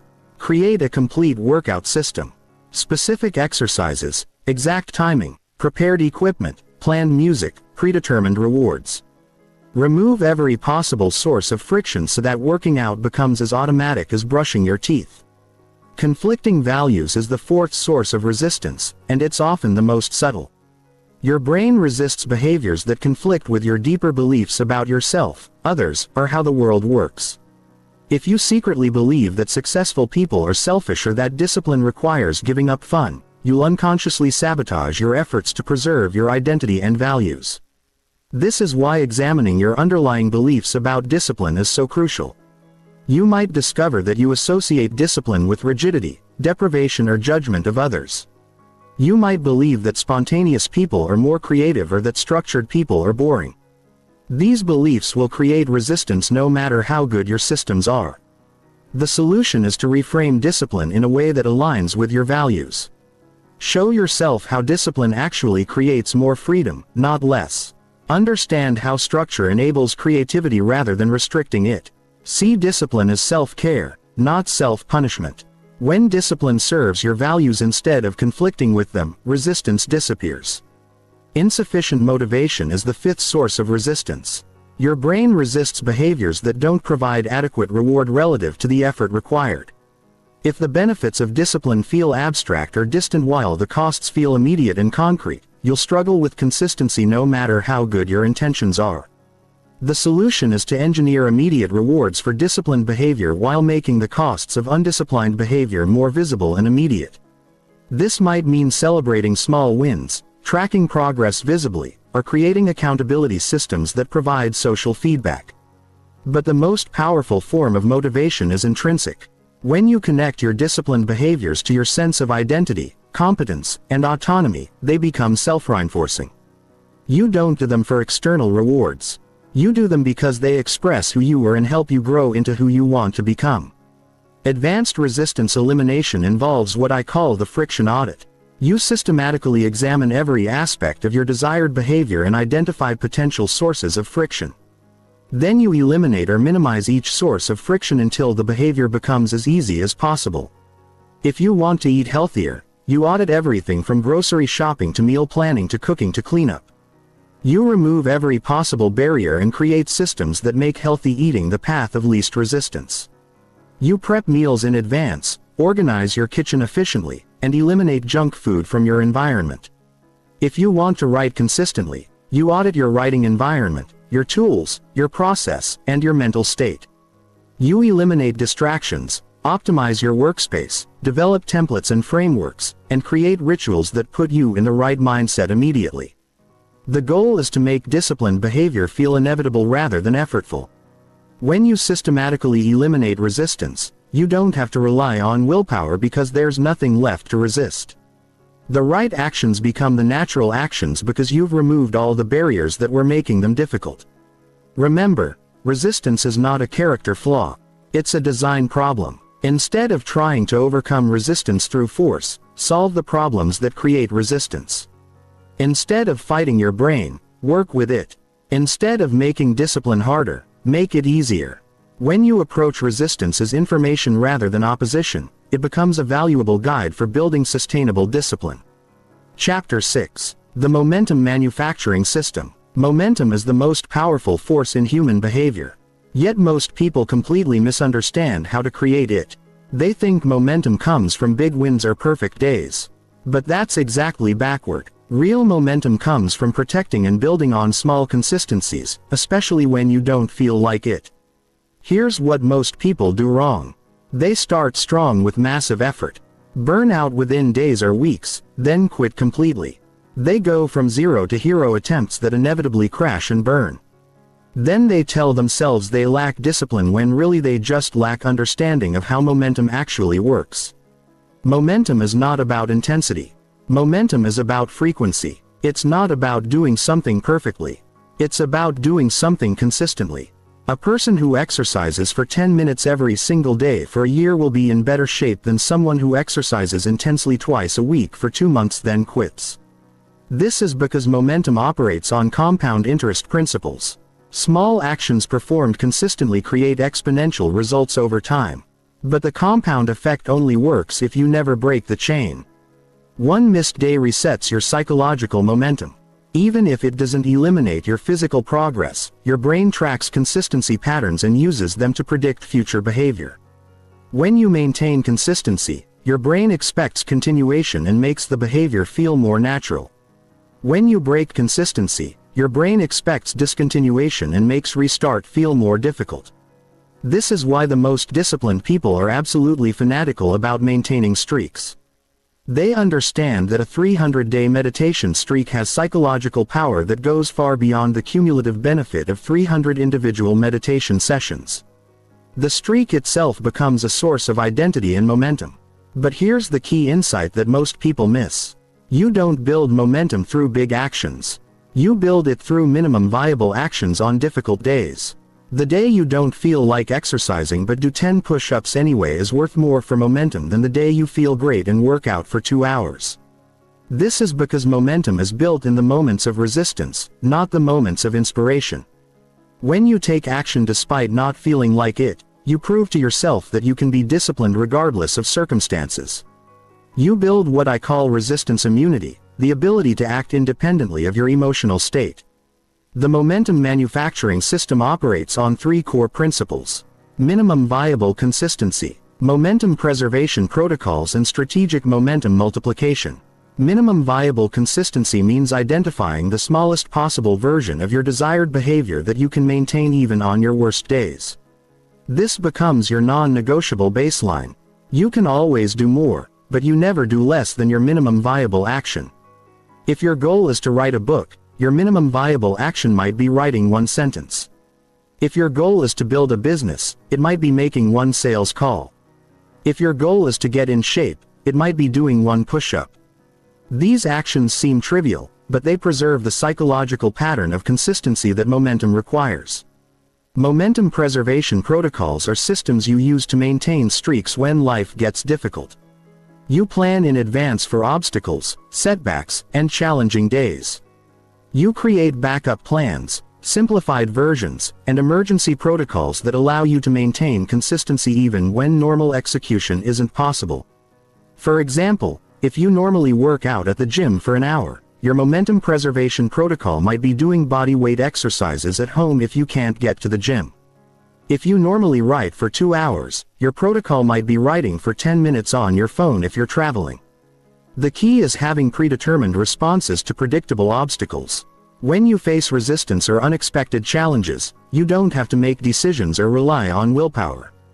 You simply execute your momentum preservation protocol and maintain your streak. Strategic momentum multiplication is about using existing momentum to build new habits and behaviors. Once you have solid momentum in one area, you can leverage that psychological confidence to tackle bigger challenges or additional habit areas. This works because momentum creates a positive identity feedback loop. When you see yourself as someone who follows through consistently in one area, you start to expect the same consistency from yourself in other areas. The discipline you build exercising transfers to discipline with nutrition, work, relationships, and personal development. But you have to be strategic about momentum multiplication. Most people get excited by early success and try to change everything at once. This dilutes their focus and breaks their momentum. The smart approach is to fully establish one habit before adding another, using the confidence from the first to fuel the second.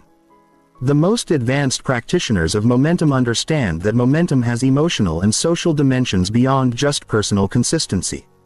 They create external momentum through accountability systems, public commitments, and community involvement. When other people know about your commitments and track your progress, you create social momentum that reinforces your personal momentum. When you miss a day, you're not just breaking your own streak, you're potentially disappointing people who believe in you. This external accountability can provide the extra motivation needed to maintain consistency through difficult periods. But the most powerful form of momentum is what I call identity momentum. This is when your consistent actions start to reshape how you see yourself at a fundamental level. You stop being someone who is trying to be disciplined and become someone who simply is disciplined. The behavior becomes an expression of who you are rather than something you have to force yourself to do. Identity momentum is self-reinforcing because it operates through cognitive consistency. Once you truly see yourself as a disciplined person, undisciplined behavior feels wrong and unnatural. You maintain consistency not because you have to, but because inconsistency conflicts with your identity. Remember, momentum is your most valuable asset in building discipline. Protect it at all costs. Build it systematically through minimum viable actions. Preserve it through predetermined protocols. Multiply it strategically once it's established. And never underestimate the power of maintaining streaks, especially through resistance. The person who does something small every single day will always outperform the person who does something big occasionally. Consistency beats intensity every time when it comes to long-term discipline and results. Chapter 7. The Bulletproof Failure Recovery System. Failure is not the opposite of discipline. Failure is part of discipline. The most disciplined people in the world are not people who never fail. They are people who have mastered the art of recovering from failure faster and more completely than everyone else. Here's the brutal truth that no one talks about. You will fail. You will miss days. You will break commitments to yourself. You will have moments where your discipline completely breaks down. This is not a character flaw. It's a mathematical certainty. The question is not whether you'll fail. It's how quickly and effectively you'll recover when you do. Most people have an all or no relationship with discipline. They think one missed workout means they're not athletes. One day of poor eating means their diet is ruined. One procrastinated task means they lack work ethic. This perfectionist mindset is the enemy of real discipline because it turns minor setbacks into major spirals. The disciplined approach is completely different. Disciplined people expect failure as part of the process. They plan for setbacks. They have predetermined protocols for getting back on track. They treat failure as data, not evidence of inadequacy. This mindset shift changes everything because it removes the shame and self-judgment that typically follow failure. When you expect occasional setbacks, you don't waste mental energy beating yourself up when they happen. You simply execute your recovery protocol and get back to work. The bulletproof failure recovery system operates on 4 core principles: rapid recognition, immediate action, pattern analysis, and system improvement. Rapid recognition means developing the awareness to catch failures and setbacks as quickly as possible. The longer you stay in a failure state, the harder it becomes to recover. The key is creating triggers that alert you when you're starting to slip so you can intervene before a small problem becomes a big problem. This might mean daily check-ins with yourself about your commitments. It might mean tracking leading indicators that predict larger failures. It might mean having other people who can point out when you're getting off track. The goal is to compress the time between failure and awareness so you can respond immediately. Immediate action means having predetermined responses to different types of failures that you can execute without thinking. When you fail, your brain is often in a compromised state. You're dealing with disappointment, shame, or discouragement. This is not the time to figure out what to do next. This is the time to execute a plan you made when you were thinking clearly. Your immediate action protocol might be as simple as doing your minimum viable action within the next hour. If you missed your morning workout, you do 10 push-ups immediately. If you ate junk food, you drink a large glass of water and eat something healthy.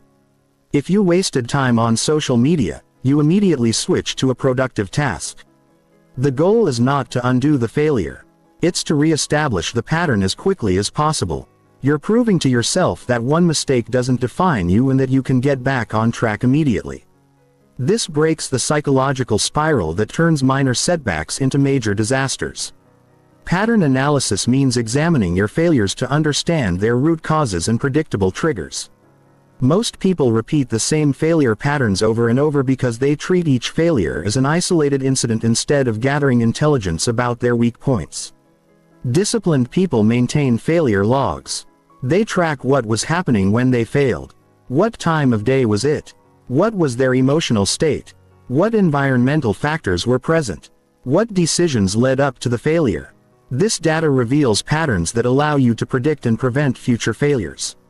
For example, you might discover that you always break your diet when you're stressed at work and don't have healthy food prepared, or that you always skip workouts when you go to bed too late the night before. Once you identify these patterns, you can create specific interventions that address the root causes. System improvement means using failure data to strengthen your discipline systems. Every failure reveals a weakness in your current approach that you can fix. Instead of seeing failure as evidence that you lack willpower, you see it as information about how to build better systems.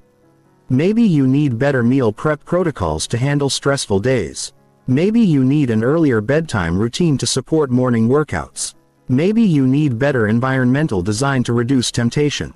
Each failure becomes an opportunity to evolve your systems and make future discipline easier. But here's the most important part of failure recovery. You have to separate your behavior from your identity. One day of poor choices does not make you an undisciplined person.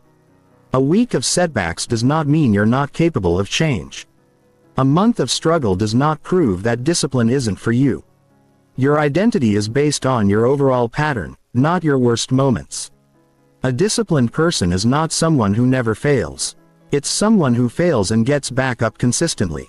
It's someone who maintains an overall upward trajectory despite temporary setbacks. This is why tracking your overall consistency percentage is so powerful. If you hit your discipline goals 80% of the time, you're extremely disciplined. If you maintain your habits 6 days out of 7 each week, you're in the top percentile of human performance. Don't let perfectionistic thinking blind you to your actual success rate. The most advanced failure recovery technique is what I call failure preemption. This is when you recognize the early warning signs of potential failure and take corrective action before you actually fail. You notice that you're starting to feel unmotivated, so you reduce your goals temporarily rather than miss days completely.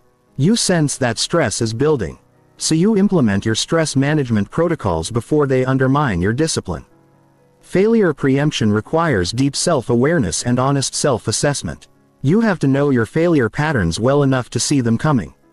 You have to be willing to adjust your approach based on changing circumstances rather than rigidly sticking to plans that aren't working. Remember, failure is not the enemy of discipline. It's the teacher. Every failure contains valuable information about how to improve your systems and strengthen your approach. The goal is not to avoid failure completely. It's to fail better, to fail less frequently, recover more quickly, and learn more effectively from each setback. The person who never fails is not the most disciplined person.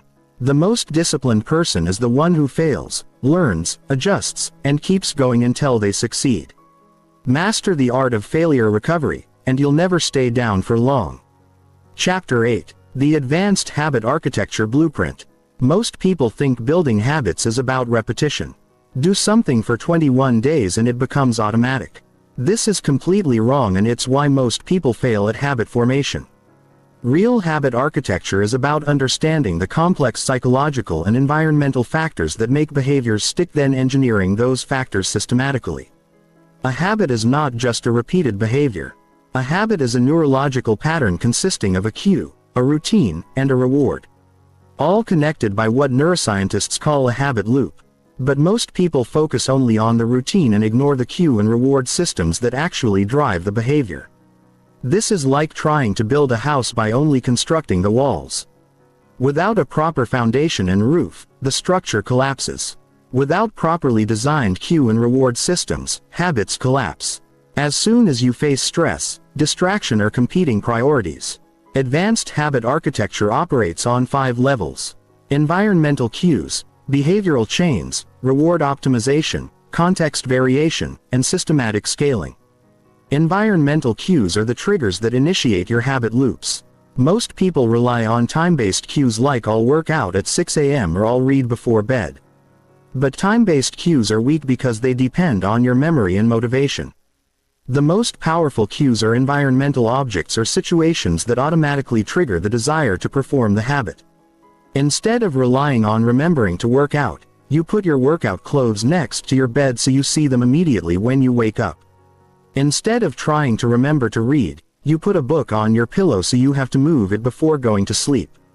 The environmental cue does the remembering for you. But here's the advanced technique. You want to create cue chains, not just single cues.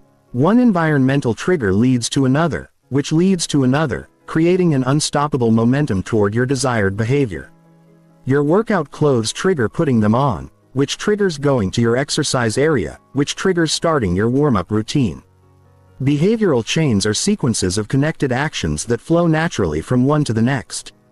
Instead of building isolated habits, you build habit sequences that feel like single continuous actions. This is infinitely more powerful than individual habits because each step in the sequence reinforces the others. For example, instead of just having a morning workout habit, you create a morning sequence. Wake up, put on workout clothes, drink water, do mobility exercises, complete workout, shower, eat breakfast. Each action serves as the cue for the next action, creating an unbreakable chain.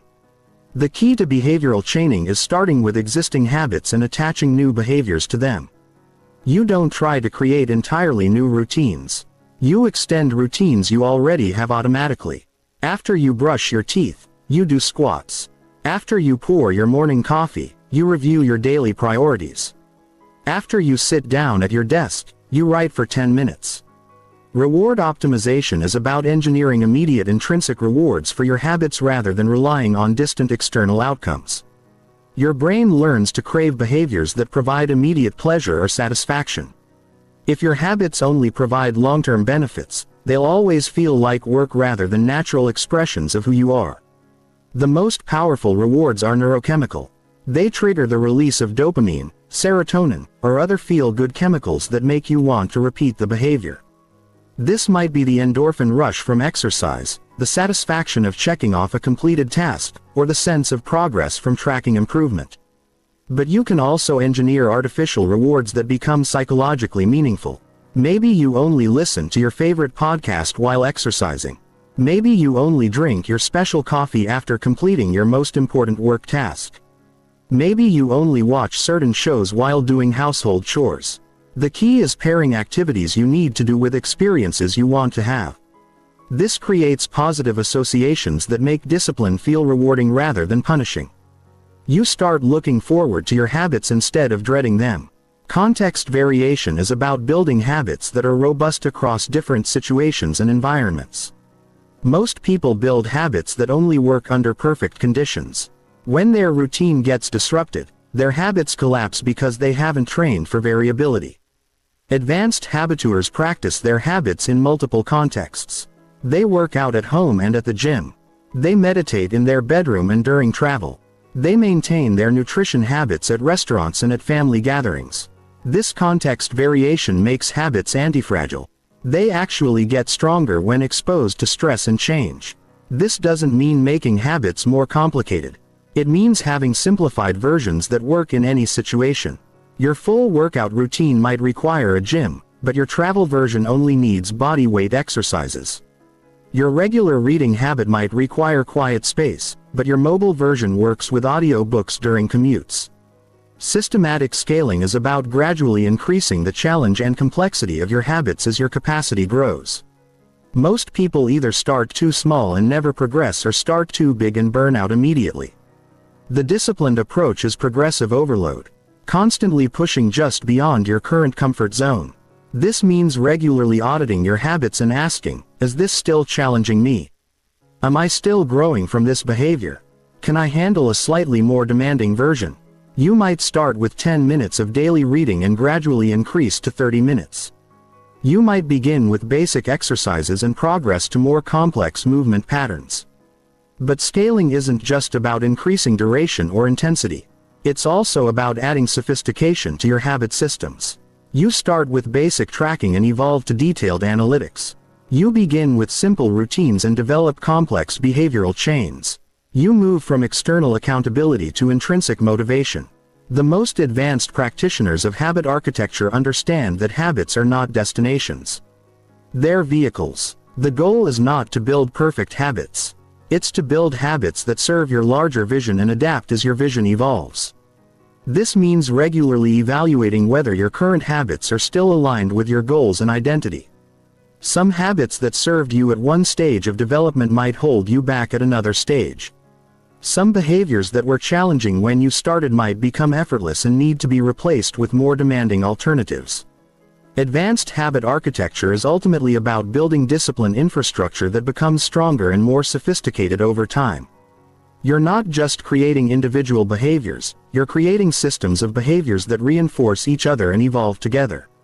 When you master these principles, building new habits becomes systematic rather than hopeful. You understand exactly how to engineer behaviors that stick. You can predict which approaches will work and which will fail. You can design habit systems that work regardless of your emotional state or external circumstances. Remember, habits are the compound interest of self-improvement. Small behaviors performed consistently create exponential results over time, but only if they're properly architected to survive the inevitable challenges and changes that life presents. Chapter 9. The Energy Management Matrix. Discipline without energy management is like trying to drive a car without fuel. You might have the best systems, the clearest goals, and the strongest motivation, but without properly managing your physical, mental, and emotional energy, you'll constantly struggle with execution and consistency. Most people approach discipline as if energy is unlimited. They make ambitious plans based on how they feel during peak motivation, then wonder why they can't sustain those behaviors when their energy is depleted. This is backwards. Real discipline is designed around energy optimization, not energy depletion. Your energy operates on multiple levels. Physical energy from nutrition, sleep, and movement. Mental energy from cognitive load and decision. Emotional energy from stress, relationships and internal conflicts. And spiritual energy from purpose, meaning and alignment with values. These energy systems are interconnected. When one system is depleted, it affects all the others. When you're physically exhausted, your mental focus suffers. When you're emotionally drained, your physical energy drops. When you lack purpose, everything feels more difficult than it should. The energy management matrix is a framework for optimizing all four energy systems to create sustainable discipline. Instead of forcing yourself to be disciplined despite low energy, you create discipline by systematically maintaining high energy. Physical energy optimization starts with sleep, which is the foundation of everything else. Most people treat sleep as optional or try to get by on minimum rest. This is like trying to perform surgery with dull instruments. Your cognitive function, emotional regulation, and physical performance all depend on adequate sleep recovery. The disciplined approach to sleep is treating it as seriously as any other important commitment. You have a consistent sleep schedule, an optimized sleep environment, and evening routines that prepare your body for quality rest. You prioritize sleep over entertainment, social activities, or additional work because you understand that sacrificing sleep makes everything else less effective. But sleep is just the foundation. You also need to optimize nutrition for sustained energy rather than quick fixes. This means eating for stable blood sugar, adequate protein, and consistent meal timing. You avoid energy crashes from processed foods, sugar spikes, and irregular eating patterns. Most people eat reactively based on convenience, cravings, or social situations. Disciplined people eat strategically based on energy requirements, performance goals, and long-term health. They plan their nutrition around their discipline demands, not around their immediate preferences. Movement and exercise create energy rather than depleting it, but only when done appropriately. The right type and amount of physical activity enhances your capacity for mental focus and emotional resilience. The wrong type or amount creates additional stress that undermines other discipline efforts. This means matching your exercise approach to your current energy demands and recovery capacity. During periods of high stress or demanding projects, you might reduce exercise intensity to preserve energy for other priorities. During periods of lower stress, you might increase physical challenges to build greater overall capacity. Mental energy optimization is about managing cognitive load and decision fatigue. Your brain has limited processing capacity, and every decision depletes that capacity. By the end of a day filled with decisions, your ability to make disciplined choices is severely compromised. The solution is automating as many decisions as possible through systems, routines, and predetermined choices. You don't decide what to wear each morning. You have a standard wardrobe. You don't decide what to eat for breakfast. You have a regular meal rotation. You don't decide when to work on important projects. You have scheduled time blocks. This preserves mental energy for the decisions that actually matter, strategic choices about goals, relationships, and opportunities.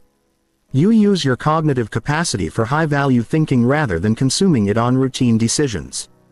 But mental energy management also requires understanding your natural cognitive rhythms. Most people have predictable patterns of mental clarity and focus throughout the day.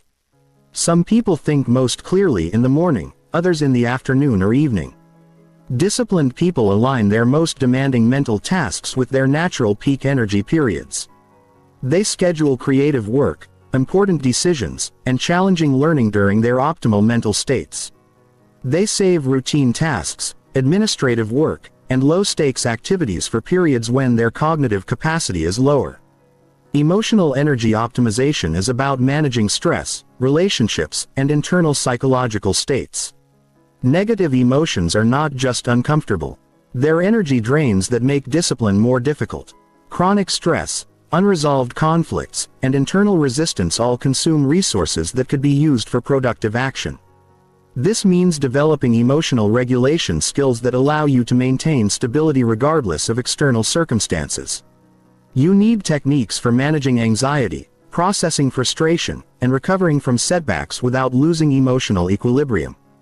It also means being strategic about social interactions and relationship dynamics. Some people energize you and some people drain you. Some conversations inspire action and some conversations create doubt.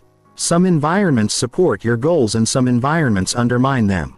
Disciplined people are intentional about their social energy investments. They spend more time with people who support their growth and less time with people who drain their motivation. They seek out conversations that energize their vision and avoid discussions that create internal conflict about their choices. Spiritual energy optimization is about connecting your daily actions to deeper purpose and meaning. When your discipline serves something larger than immediate gratification, it becomes sustainable because it's fueled by intrinsic motivation rather than external pressure. This doesn't necessarily mean religious spirituality, though it can. It means understanding why your goals matter beyond just achieving them. It means connecting your habits to your values, your vision to your identity, and your actions to your legacy. When discipline feels meaningless or arbitrary, it requires willpower to sustain. When discipline feels purposeful and aligned, it becomes self-reinforcing because every action confirms your commitment to what matters most. The most advanced practitioners of energy management understand that optimization is not about maximizing output. It's about creating sustainable systems that can operate consistently over long periods. They would rather maintain 70% effort for years than give 100% effort for weeks. This requires honest assessment of your current energy capacity and building disciplined systems that work within those constraints as your capacity grows through proper energy management. Your disciplined systems can become more demanding, but the foundation must always be sustainable energy rather than unsustainable force. Remember, energy is not unlimited, but it is renewable. The goal is not to exhaust yourself in pursuit of discipline. It's to create disciplined systems that actually increase your energy over time. When discipline enhances your energy rather than depleting it, consistency becomes effortless and growth becomes inevitable. Chapter 10. The Social Force Multiplication System. You are the average of the 5 people you spend the most time with. This is not just a nice quote. It's a fundamental principle of human psychology that determines whether your discipline succeeds or fails. Your social environment shapes your beliefs, behaviors, and standards more powerfully than your individual willpower ever could. Most people underestimate the impact of social influence because it operates subtly and gradually. You don't consciously decide to adopt other people's habits and attitudes. It happens automatically through what psychologists call social proof and conformity pressure. Your brain is constantly calibrating what's normal and acceptable based on the people around you. If you're surrounded by people who make excuses, you'll unconsciously start making excuses. If you're surrounded by people who complain about challenges, you'll find yourself complaining more. If you're surrounded by people who give up easily, giving up will start to feel normal and justified. But the opposite is equally true. If you're surrounded by people who execute consistently, execution becomes your standard. If you're surrounded by people who embrace challenges, challenges become opportunities. If you're surrounded by people who never give up, quitting becomes unthinkable. This is why changing your social environment is one of the most powerful discipline interventions you can make. You don't have to rely on your individual strength when your entire social system supports your goals.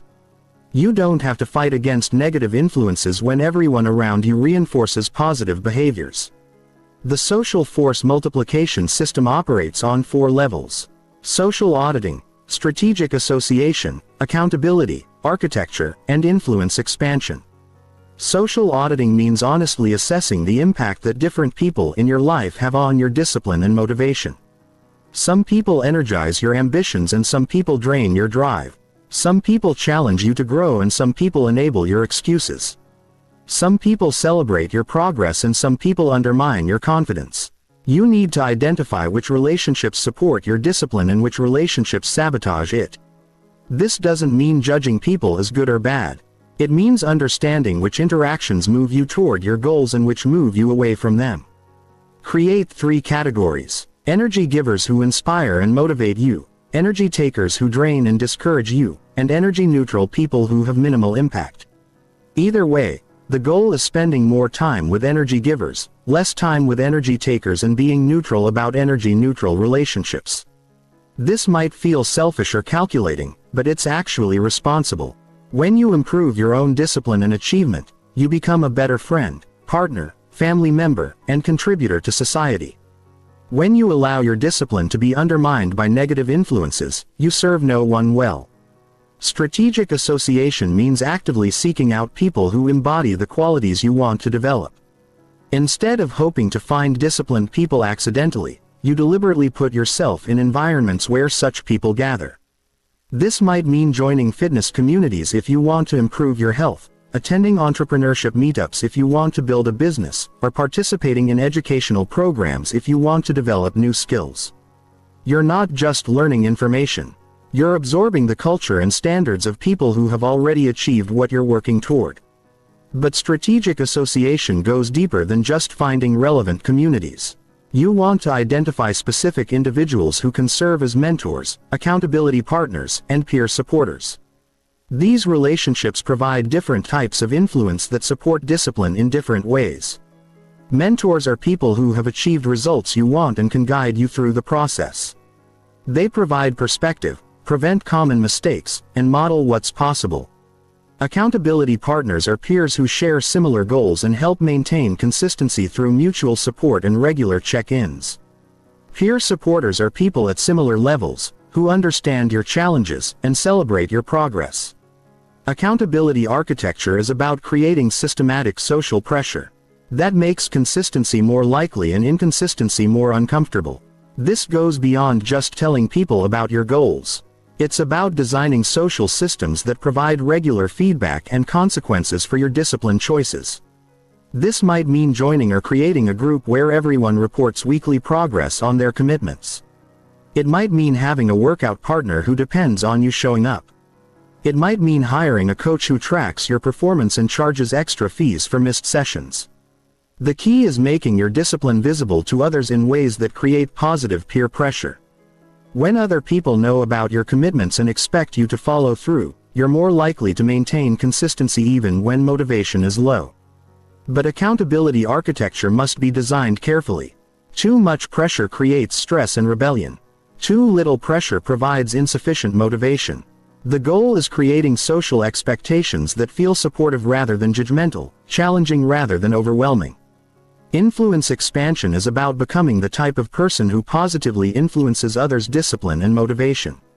When you consistently model disciplined behavior, you attract other disciplined people and inspire less disciplined people to raise their standards. This creates a virtuous cycle where your social environment becomes increasingly supportive of your goals. Instead of constantly fighting against negative influences, you become a positive influence that shapes your social environment. But influence expansion requires authentic modeling rather than preaching or pressure. People are influenced more by what they observe than what they're told.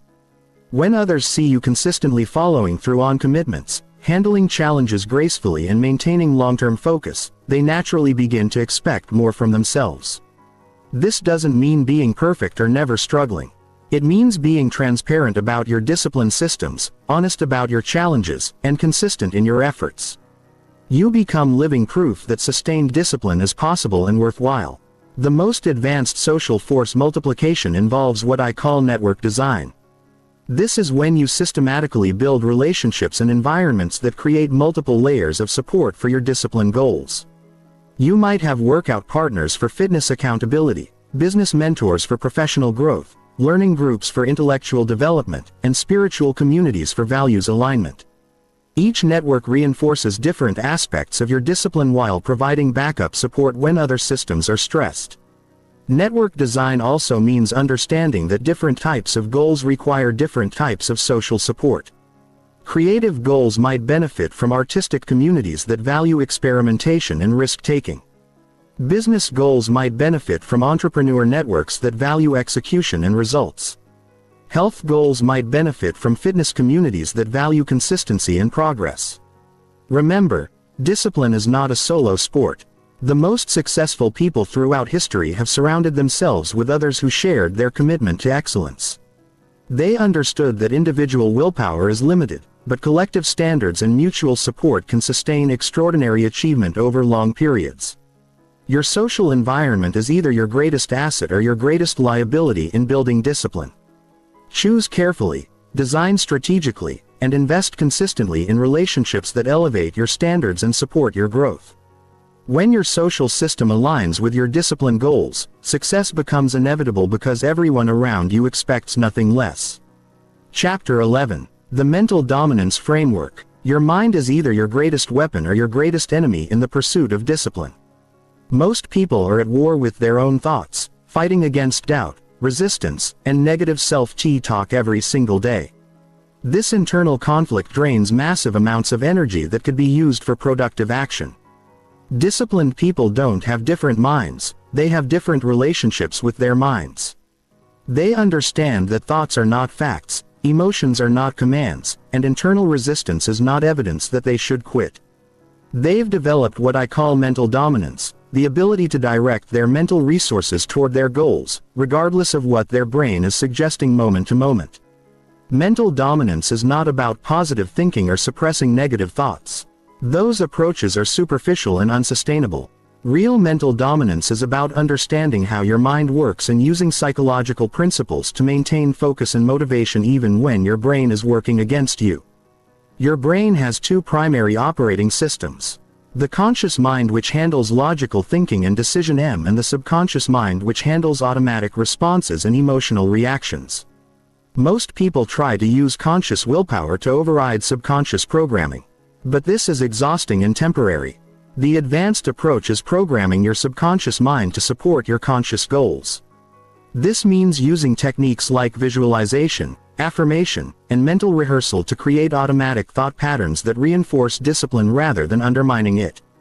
But mental dominance goes deeper than just programming techniques.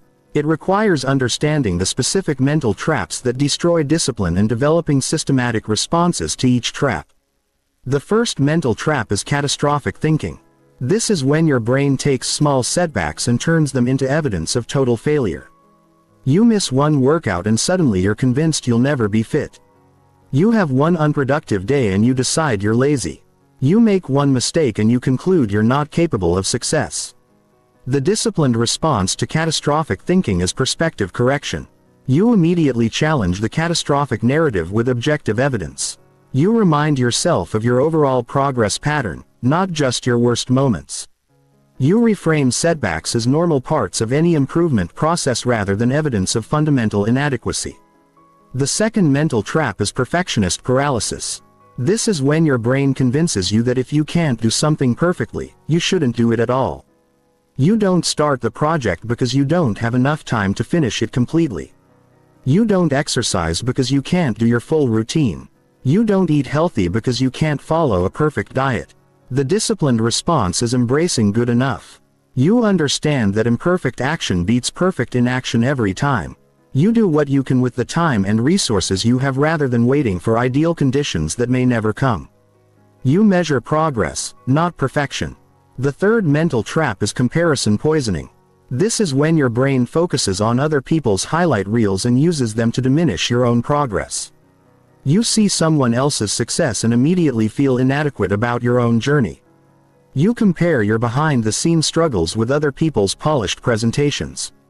The disciplined response is radical self-focus. You understand that other people's success has nothing to do with your potential. You measure yourself against your previous self, not against anyone else. You use other people's achievements as inspiration for what's possible, not as evidence of your inadequacy. The fourth mental trap is instant gratification obsession. This is when your brain constantly seeks immediate rewards and becomes frustrated with the delayed gratification that discipline requires. You want to see results immediately and lose motivation when progress feels slow. The disciplined response is process obsession. You fall in love with the daily actions rather than fixating on distant outcomes. You find satisfaction in consistency itself rather than waiting for external validation. You understand that the compound effect requires patience and that early progress is often invisible. The fifth mental trap is victim mentality. This is when your brain looks for external reasons why discipline is impossible or unfair. You focus on your disadvantages, obstacles, and challenging circumstances rather than on what you can control and influence. The disciplined response is radical responsibility. You understand that while you can't control everything that happens to you, you can control how you respond to everything that happens to you. You focus exclusively on your actions and choices rather than wasting energy complaining about circumstances. Advanced mental dominance requires developing what I call cognitive flexibility. This is the ability to shift your thinking patterns based on what serves your goals rather than being trapped in automatic mental responses. When you notice catastrophic thinking, you immediately shift to evidence-based thinking. When you catch yourself in perfectionist paralysis, you shift to progress-focused thinking. When comparison poisoning arises, you shift to self-focused thinking. You become the director of your mental experience rather than a passive victim of whatever thoughts happen to arise. This requires constant mental monitoring and intervention. You develop awareness of your thought patterns and the ability to catch destructive thinking before it undermines your discipline. You create mental triggers that automatically redirect your focus when you notice unhelpful thinking. But the most powerful aspect of mental dominance is what I call identity-based thinking. This is when you train your mind to think like the person you're becoming rather than the person you've been. Instead of asking, "What would someone like me do?" you ask, "What would the most disciplined version of myself do?" This subtle shift changes everything because it connects your thinking to your aspirational identity rather than your historical identity. You stop being limited by past patterns and start being guided by future potential. Identity-based thinking also means adopting the mental models and frameworks that highly disciplined people use. You start thinking in terms of systems rather than goals, process rather than outcomes, progress rather than perfection, and growth rather than fixed ability. The most advanced practitioners of mental dominance understand that the goal is not to eliminate all negative thoughts or challenging emotions. The goal is to maintain productive action regardless of what your mind is doing. You develop what I call mental independence. The ability to act according to your commitments even when your thoughts and feelings are suggesting different actions. This means you can feel unmotivated and still take disciplined action. You can have doubts about your goals and still move toward them consistently. You can experience setbacks and still maintain confidence in your long-term trajectory. Your actions become independent of your mental state. Mental independence is the ultimate expression of discipline because it means you're no longer held hostage by the natural fluctuations of human psychology. You understand that motivation comes and goes, confidence rises and falls, and enthusiasm waxes and wanes. But disciplined action can remain constant through all these changes. Remember, your mind is a tool, not your master. You don't have to believe every thought you think or obey every emotion you feel. You can observe your mental activity with curiosity rather than being controlled by it. You can direct your mental resources toward what matters most rather than being distracted by whatever feels most urgent. When you develop true mental dominance, discipline stops being about fighting yourself and becomes about directing yourself. You stop being at war with your mind and start using your mind as the powerful tool it was designed to be. Chapter 12. The Priority Domination Protocol. Time management is a myth. You cannot manage time because time is fixed. Everyone gets exactly 24 hours every day no matter how successful or disciplined they are. What separates disciplined people from undisciplined people is not how they manage time but how they prioritize activities within the time they have. This is why most productivity advice fails. It focuses on efficiency rather than effectiveness. It teaches you how to do things faster rather than how to identify which things actually matter. But doing the wrong things efficiently is still doing the wrong things. Disciplined people understand that success is not about doing more things. It's about doing the right things consistently. They don't try to be productive with everything. They try to be ruthlessly selective about what deserves their attention in the first place. The Priority Domination Protocol is a systematic approach to identifying your highest leverage activities and protecting them from the constant invasion of urgent but unimportant tasks. It operates on 3 levels: strategic clarity, tactical filtering, and protective systems. Strategic clarity means understanding the difference between goals and priorities. Goals are outcomes you want to achieve. Priorities are the small number of activities that will create the biggest impact toward those outcomes. Most people have clear goals but unclear priorities, which leads to scattered effort and disappointing results.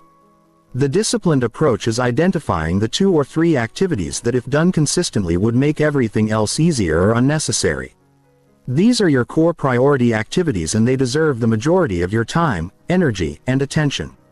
For someone building a business, core priority activities might be product development, customer acquisition, and revenue optimization. Everything else is secondary. For someone improving their health, core priority activities might be consistent exercise, nutritious eating, and adequate sleep. Everything else is enhancement, not foundation. The key is being brutally honest about what actually drives results versus what just feels productive. Most people spend enormous amounts of time on activities that have minimal impact on their goals because those activities feel easier or more immediately rewarding than the activities that actually matter. Core priority activities are usually challenging, sometimes uncomfortable, and rarely provide immediate gratification. They require deep focus, sustained effort, and delayed reward. This is exactly why most people avoid them and why they're so powerful for those who embrace them. Tactical filtering means developing systematic criteria for evaluating opportunities, requests, and distractions that compete for your attention. Instead of making decisions reactively based on urgency or pressure, you make decisions strategically based on alignment with your core priority activities. This requires what I call the priority filter questions. Before committing to any activity, you ask, does this directly support one of my core priority activities? Will this create meaningful progress toward my most important goals? Is this the highest value use of my time right now? Can someone else do this as well as I can? If the answer to these questions is no, then the answer to the opportunity is no, regardless of how appealing it might seem in the moment. This is incredibly difficult because it requires saying no to good opportunities in order to say yes to great opportunities. But here's what most people don't understand about saying no. Every yes to something unimportant is a no to something important. Every minute spent on low priority activities is a minute not available for high priority activities. When you don't actively protect your priorities, everything else will consume them. The most disciplined people are not the busiest people. They're the most selective people. They appear to have more time not because they work faster, but because they work on fewer things. They create space for what matters by eliminating what doesn't. Protective systems are structures that automatically defend your core priority activities from invasion by urgent but unimportant tasks. These systems operate independently of your willpower or memory, creating barriers that prevent distraction and interruption. The first protective system is time blocking. You schedule specific blocks of time for your core priority activities and treat those blocks as sacred commitments. During priority blocks, you're unavailable for meetings, calls, emails, or any other activities. You protect these blocks with the same intensity you would protect a crucial appointment with your most important client. But time blocking only works if you also implement communication boundaries. You need systems that manage other people's expectations about your availability and response times. This might mean specific hours when you're reachable, predetermined response times for different types of requests, or automatic systems that filter and prioritize incoming communications. The second protective system is environmental design for focus. You create physical and digital environments that support deep work on your priorities while making distractions difficult or impossible. This might mean a dedicated workspace for important projects, applications that block distracting websites during priority hours, or physical arrangements that minimize interruptions. The third protective system is energy allocation. You schedule your core priority activities during your peak energy periods and batch lower priority tasks during times when your cognitive capacity is naturally lower. Most people do this backwards, handling email and meetings during their best hours and trying to do important work when they're mentally fatigued. Advanced priority domination involves what I call seasonal prioritization.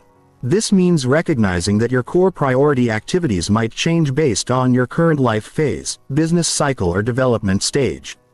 What matters most during startup phases is different from what matters most during growth phases or maturity phases. This requires regular priority audits where you evaluate whether your current core priority activities still align with your most important goals. You might discover that activities that were crucial 6 months ago are now handled by systems or other people, freeing you to focus on new high-leverage opportunities. Seasonal prioritization also means understanding that some periods require intense focus on a single priority while other periods allow for more balanced attention across multiple priorities. During product launches, customer acquisition might consume 70% of your attention during stable periods. You might distribute attention more evenly across development, marketing, and operations. The most advanced practitioners understand that priority domination is ultimately about creating maximum impact with minimum effort. They're not trying to do everything. They're trying to identify the few things that matter most and execute those things with extraordinary consistency and quality. This approach might seem limiting, but it's actually liberating. When you're clear about what matters most, decision-making becomes simple. When you're focused on high-leverage activities, progress becomes visible. When you're protective of your priorities, you create space for the work that actually changes your life. Remember, you cannot do everything, but you can do anything. The question is not whether you have time for your priorities, but whether you have priorities for your time. When you dominate your priorities instead of letting them be dominated by everything else, you create the foundation for extraordinary achievement. Discipline without clear priorities is just busy work. But discipline applied to the right priorities is the fastest path to any goal you want to achieve. Chapter 13. The Stress Optimization Engine. Most people think stress is the enemy of discipline. They believe that pressure, challenges, and difficult circumstances make disciplined behavior impossible. This is completely backwards. Stress is not the enemy of discipline. It's the forge where real discipline is created. The difference between people who thrive under pressure and people who crumble is not the absence of stress, but their relationship with stress. Disciplined people don't avoid stress. They optimize it. They understand that the right amount of stress actually enhances performance while the wrong type or amount of stress destroys it. This is based on what psychologists call the Jukes-Dodson law, which shows that performance increases with stress up to an optimal point, then decreases as stress becomes overwhelming. The goal is not eliminating stress. It's finding and maintaining your optimal stress level for maximum performance. But most people operate at suboptimal stress levels. They're either understressed and therefore unmotivated and complacent, or they're overstressed and therefore anxious, scattered and reactive. They never find the sweet spot where stress becomes a performance enhancer rather than a performance destroyer. The stress optimization engine is a framework for calibrating your stress levels to maximize discipline and performance. It operates through stress awareness, stress modulation, and stress utilization. Stress awareness means understanding your personal stress signals and patterns. Most people don't recognize stress until it becomes overwhelming. But optimal stress management requires early detection and constant calibration. You need to identify your early warning signs of both understress and overstress. Understress might show up as boredom, procrastination, lack of urgency, or difficulty maintaining focus. Overstress might show up as anxiety, irritability, scattered thinking, or physical tension. You also need to understand your stress triggers and stress relievers. What situations, people, or activities increase your stress? What situations, people, or activities help you recover from stress? This knowledge allows you to engineer your stress levels rather than just reacting to whatever stress happens to occur. Advanced stress awareness involves tracking your stress levels and correlating them with your performance on disciplined behaviors. You might discover that you exercise most consistently when work pressure is moderate but not overwhelming, or that you eat healthiest when you have some structure but not too many competing demands. Stress modulation means actively adjusting your stress levels based on your performance requirements and current capacity. When you're understressed, you increase challenge and urgency. When you're overstressed, you implement recovery and support systems. To increase stress constructively, you can add deadlines, increase stakes, create accountability, or take on new challenges. The key is adding stress in areas that support your goals rather than stress that works against them. Competition stress can enhance performance, but relationship stress usually hinders it. To decrease stress constructively, you can improve systems, delegate responsibilities, eliminate non-essential activities, or implement stress management techniques. The goal is not eliminating all stress, but removing stress that doesn't serve your performance or growth. But here's the crucial insight. Stress modulation must be proactive rather than reactive. By the time you feel overwhelmed, you're already past optimal performance levels. You need to adjust stress levels based on leading indicators rather than waiting for stress symptoms to appear. This means planning stress cycles rather than just enduring whatever stress occurs. You might deliberately increase stress during focused work periods, then deliberately decrease stress during recovery periods. You create stress rhythms that optimize performance rather than random stress exposure that undermines it. Stress utilization means channeling stress energy toward your disciplined behaviors rather than allowing it to scatter your focus or undermine your consistency. Stress creates energy, and that energy can either fuel productive action or destructive behavior depending on how you direct it. When you feel stressed, instead of trying to eliminate the feeling, you immediately channel that energy toward your core priority activities. Anxiety about deadlines becomes fuel for focused work. Frustration about challenges becomes motivation for problem solving. Pressure about goals becomes energy for consistent execution. This requires reframing stress from something that happens to you into something you can use. Instead of "I'm too stressed to work out," you think "I'm going to use this stress energy for an intense workout." Instead of "this pressure is making me anxious," you think "this pressure is creating urgency for my priorities." The most advanced form of stress utilization is what I call stress seeking. This is when you deliberately expose yourself to manageable stress in controlled ways to build your capacity for handling larger stresses when they occur naturally.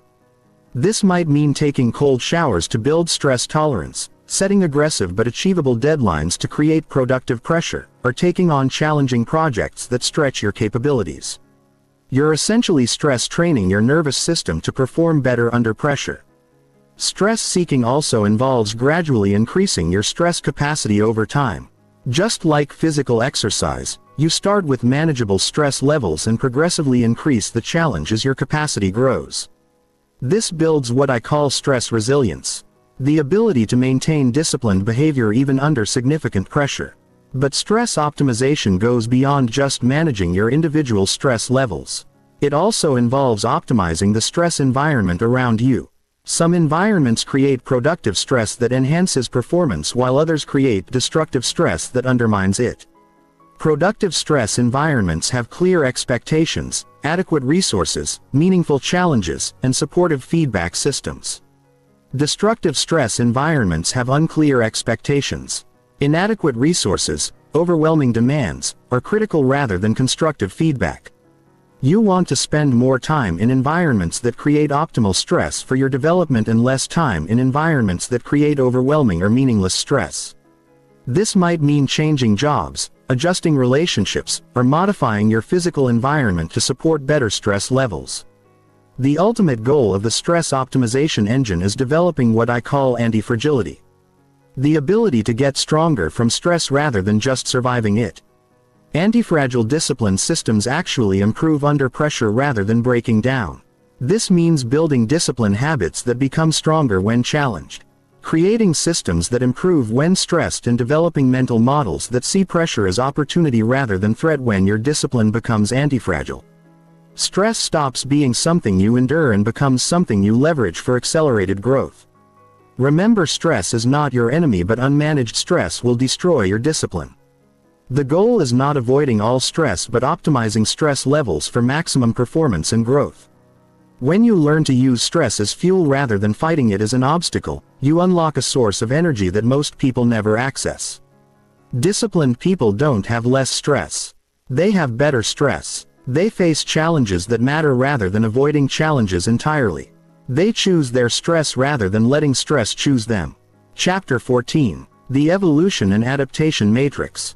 The biggest mistake people make with discipline is treating it as a fixed system. They find a routine that works, then try to maintain that exact routine forever. But life is constantly changing, and rigid discipline systems break when faced with new circumstances, evolving goals, or natural growth phases. Real discipline is not about rigidity. It's about adaptability. The most disciplined people are constantly evolving their systems, upgrading their approaches, and adapting their methods based on changing circumstances and growing capabilities. This is what I call disciplined flexibility. The ability to maintain your core commitments while adjusting your methods based on what's working and what's not. It's about being consistent with your values and principles while being flexible with your tactics and techniques. The evolution and adaptation matrix is a framework for systematically upgrading your discipline systems as you grow and as your environment changes. It operates through 4 processes: performance tracking, system auditing, strategic pivoting, and capacity expansion. Performance tracking means measuring not just whether you're following your discipline systems, but whether those systems are actually producing the results you want. Most people track compliance without tracking effectiveness. They know whether they did their habits but not whether those habits are creating meaningful progress. Effective performance tracking requires both leading indicators and lagging indicators. Leading indicators are the daily actions and behaviors that predict future results. Lagging indicators are the actual outcomes and results you achieve over time. For fitness goals, leading indicators might include workout consistency, nutrition compliance, and sleep quality. Lagging indicators might include strength improvements, body composition changes, and energy levels. You track both to understand whether your daily actions are translating into meaningful progress. But performance tracking goes deeper than just results. You also need to track the sustainability and satisfaction of your discipline systems. A system that produces results but makes you miserable is not truly successful because it won't be maintainable long term. This means tracking your energy levels, stress levels, enjoyment, and overall life satisfaction alongside your goal-specific metrics. The best discipline systems enhance your quality of life while moving you toward your goals. Rather than requiring you to sacrifice well-being for achievement, system auditing means regularly evaluating your discipline systems to identify what's working well, what's working poorly, and what's missing entirely. Most people never audit their systems because they assume that if something worked before, it will continue working forever. But your needs change as you develop. Systems that were perfect for beginners might hold you back at intermediate levels. Methods that worked during low-stress periods might fail during high-stress periods. Approaches that served you in one life phase might be inadequate for the next life phase. Effective system auditing involves asking key questions. Which of my discipline habits are still challenging me? Which behaviors have become so automatic that they no longer require conscious effort? Which systems are creating friction or resistance? Which areas of my life need more structure and which need more flexibility?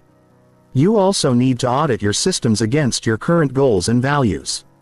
Sometimes your discipline systems are working perfectly, but your goals have evolved and your systems haven't caught up.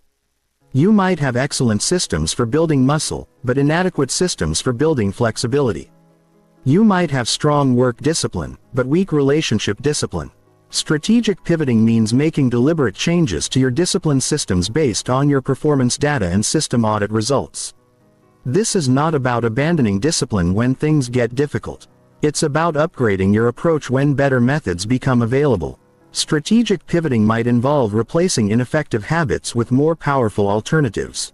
Maybe daily meditation isn't working for you, but weekly meditation retreats are transformative. Maybe gym workouts feel like a burden, but outdoor activities energize you. It might involve adjusting the intensity or frequency of existing habits based on your current capacity and circumstances. During busy seasons, you might reduce workout duration but maintain consistency. During growth phases, you might increase learning activities but maintain work-life balance. Or it might involve adding new systems to address gaps that have become apparent. Maybe you have excellent productivity discipline but poor recovery discipline. Maybe you have strong individual discipline but weak social discipline. The key to successful pivoting is making one change at a time and testing it thoroughly before making additional changes. Most people try to overhaul their entire system simultaneously, which creates chaos and makes it impossible to determine what's working. Capacity expansion means systematically increasing your ability to handle more complex or demanding discipline challenges. This is the opposite of the common approach of keeping discipline systems static once they're working. Just like physical fitness, discipline capacity grows through progressive overload. You start with manageable challenges and gradually increase the difficulty as your capacity grows.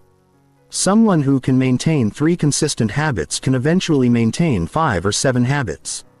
Someone who can focus for 30 minutes can eventually focus for 90 minutes. But capacity expansion must be strategic rather than arbitrary. You want to expand in directions that support your most important goals rather than just expanding for the sake of expansion. More discipline is not automatically better discipline if it's not aligned with your priorities. Capacity expansion also involves developing discipline in new domains. Maybe you have strong physical discipline but weak financial discipline. Maybe you have excellent work discipline but poor relationship discipline. True discipline mastery involves developing comprehensive life discipline rather than just excelling in one area. The most advanced practitioners understand that discipline evolution never stops. They see themselves as perpetual students who are constantly learning new methods, testing new approaches, and refining their systems. They understand that the discipline systems that got them to their current level won't necessarily get them to the next level. This requires what I call disciplined humility. The willingness to abandon methods that are no longer serving you, even if those methods were successful in the past. It means being more committed to results than to methods, more loyal to growth than to comfort. But evolution and adaptation must be balanced with consistency and stability.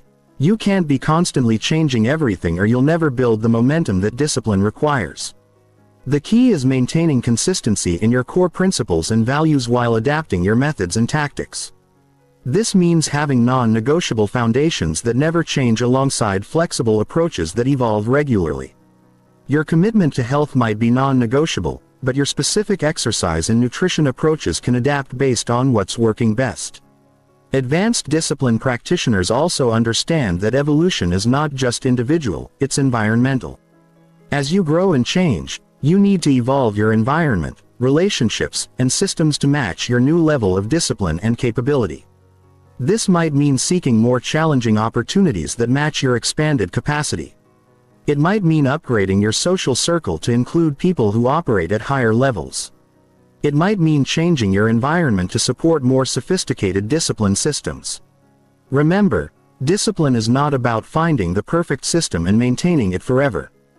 Discipline is about developing the capacity to create and maintain systems that serve your current goals and circumstances. Then evolving those systems as you grow. The most disciplined people are not the most rigid people. They're the most adaptable people. They maintain their core commitments while constantly upgrading their methods. They're consistent with their values while being flexible with their tactics. Chapter 15. The Discipline Mastery Integration. Everything you've learned in this audiobook means nothing unless you integrate it into a cohesive system that transforms how you operate every single day. Most people consume self-improvement content like entertainment, learning concepts without implementing systems.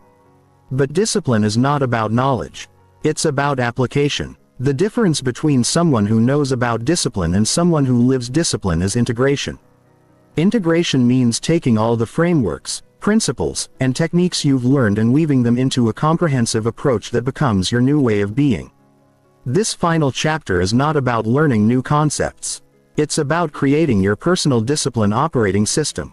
An integrated approach that makes discipline your default mode of operation rather than something you have to force yourself to do. The discipline mastery integration operates through 5 phases: foundation establishment, system synchronization, momentum acceleration, mastery refinement, and legacy creation. Foundation establishment means implementing the core principles that everything else builds upon. You cannot skip this phase or rush through it because everything else depends on having solid fundamentals.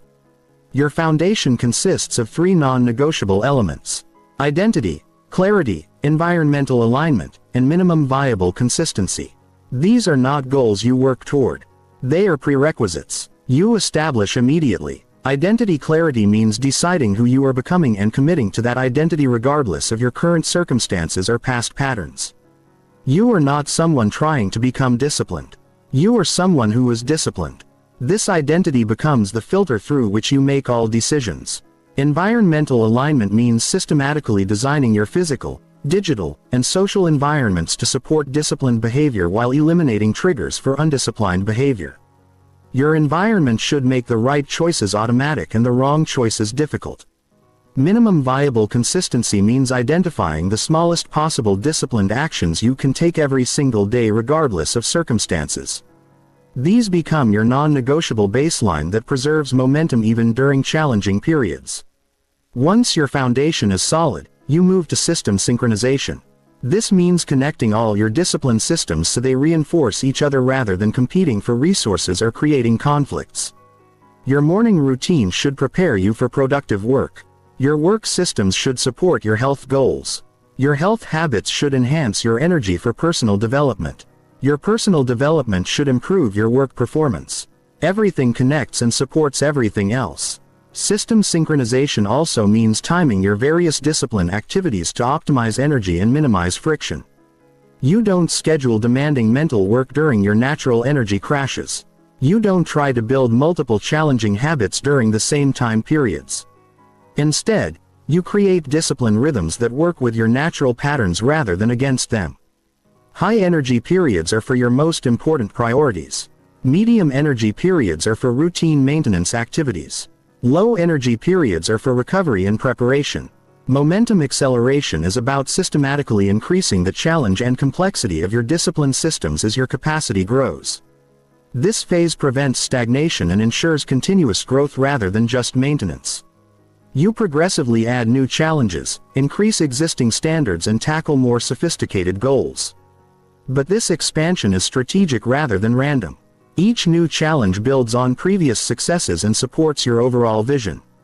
Momentum acceleration also involves leveraging compound effects across different areas of your life.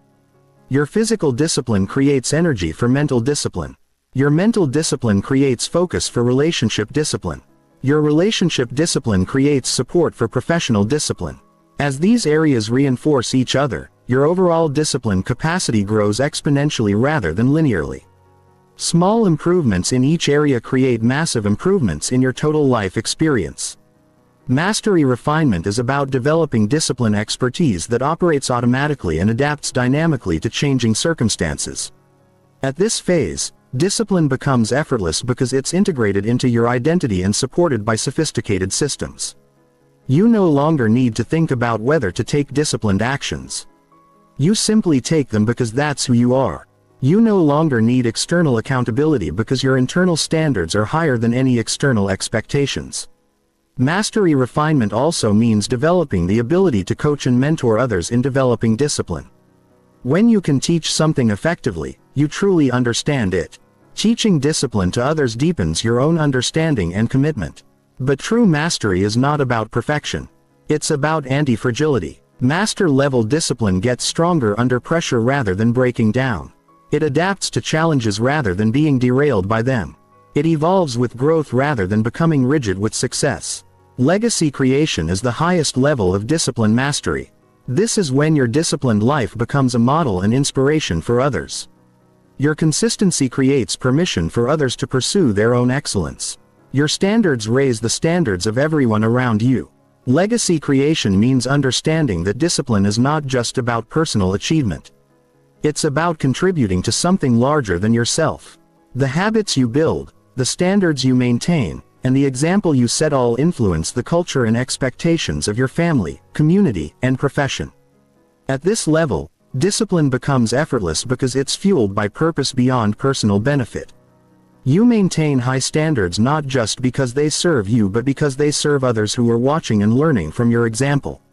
But legacy creation requires balancing achievement with sustainability. The most inspiring examples of discipline are people who maintain excellence over decades, not people who burn brightly for months then flame out. This means building discipline systems that enhance rather than deplete your life energy. Systems that make you stronger rather than wearing you down. Systems that create more opportunities for others rather than just serving your individual goals.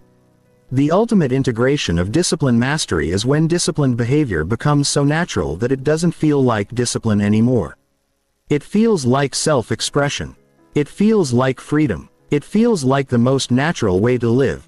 When you reach this level, you understand that discipline was never about restriction or force. It was about creating the capacity to live according to your deepest values and highest aspirations.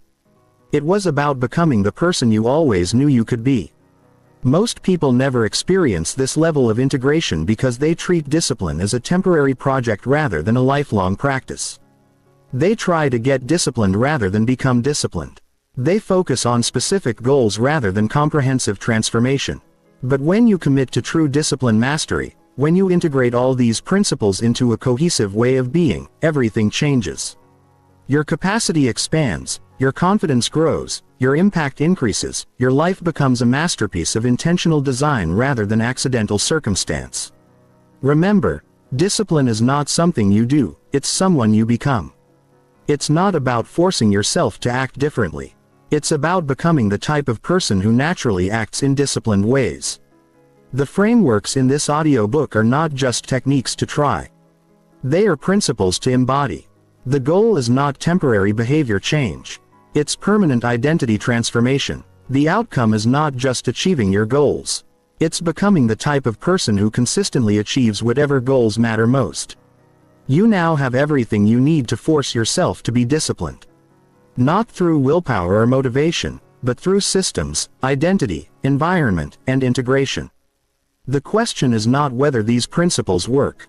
The question is whether you will work them. Your disciplined life starts now. Not tomorrow. Not next week. Not when circumstances are perfect. Right now, with the next choice you make, the next action you take, the next opportunity to prove to yourself who you really are. Discipline is not about perfection. Discipline is about direction, and the direction you choose in this moment will determine everything that follows. Right now, as you listen to this, there are two versions of you. The first version is the one living your current life, accepting your current limitations, making excuses for why you can't have what you want. The second version is the person you could become, the unstoppable force that exists within you, waiting to be unleashed. The difference between these two versions isn't talent, luck, or circumstances.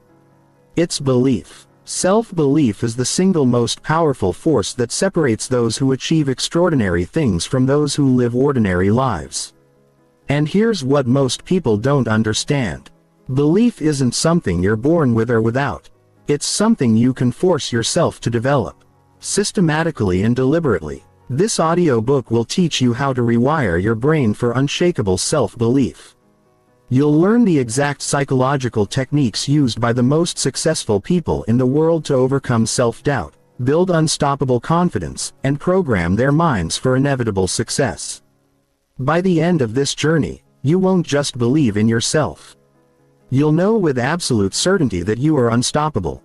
Chapter 1. The Belief Prison. Why your mind keeps you small. Your biggest enemy isn't the economy, your competition, or your circumstances. Your biggest enemy is the voice in your head that tells you that you're not good enough, smart enough, or capable enough to achieve what you want. This voice isn't telling you the truth. It's telling you a story. A story that has been programmed into your subconscious mind through years of conditioning, criticism, and fear-based thinking. Every single limitation you currently believe about yourself is nothing more than a mental program running in the background of your mind. These programs were installed when you were young, when your brain was most impressionable. Maybe a teacher told you that you weren't smart. Maybe your parents said you were too sensitive.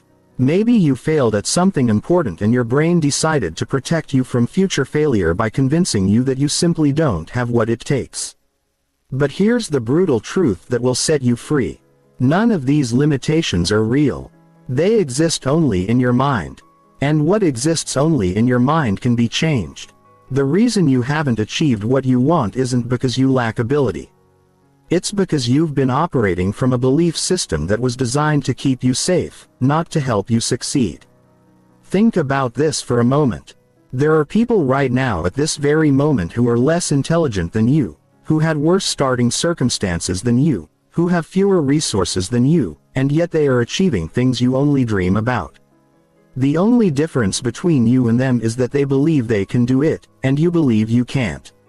Your subconscious mind doesn't distinguish between what's real and what's imagined. It simply accepts as truth whatever you consistently tell it. If you consistently tell yourself that you're not good enough, your subconscious mind will find evidence to support that belief. It will make you notice your failures and ignore your successes. It will make you hesitate when opportunities arise. It will sabotage your efforts to ensure that your external reality matches your internal programming. This is why positive thinking alone doesn't work. You can't just think positive thoughts while your subconscious mind is running programs of limitation and fear. It's like trying to drive a car with the parking brake on. You might move forward a little bit, but you'll never reach your true potential until you release the brake. The first step to becoming unstoppable is recognizing that every single belief you have about your limitations is a choice. You didn't choose these beliefs consciously, but you can choose to change them consciously. The moment you realize that your beliefs are not facts, they are simply thoughts. You've thought so many times that they feel true.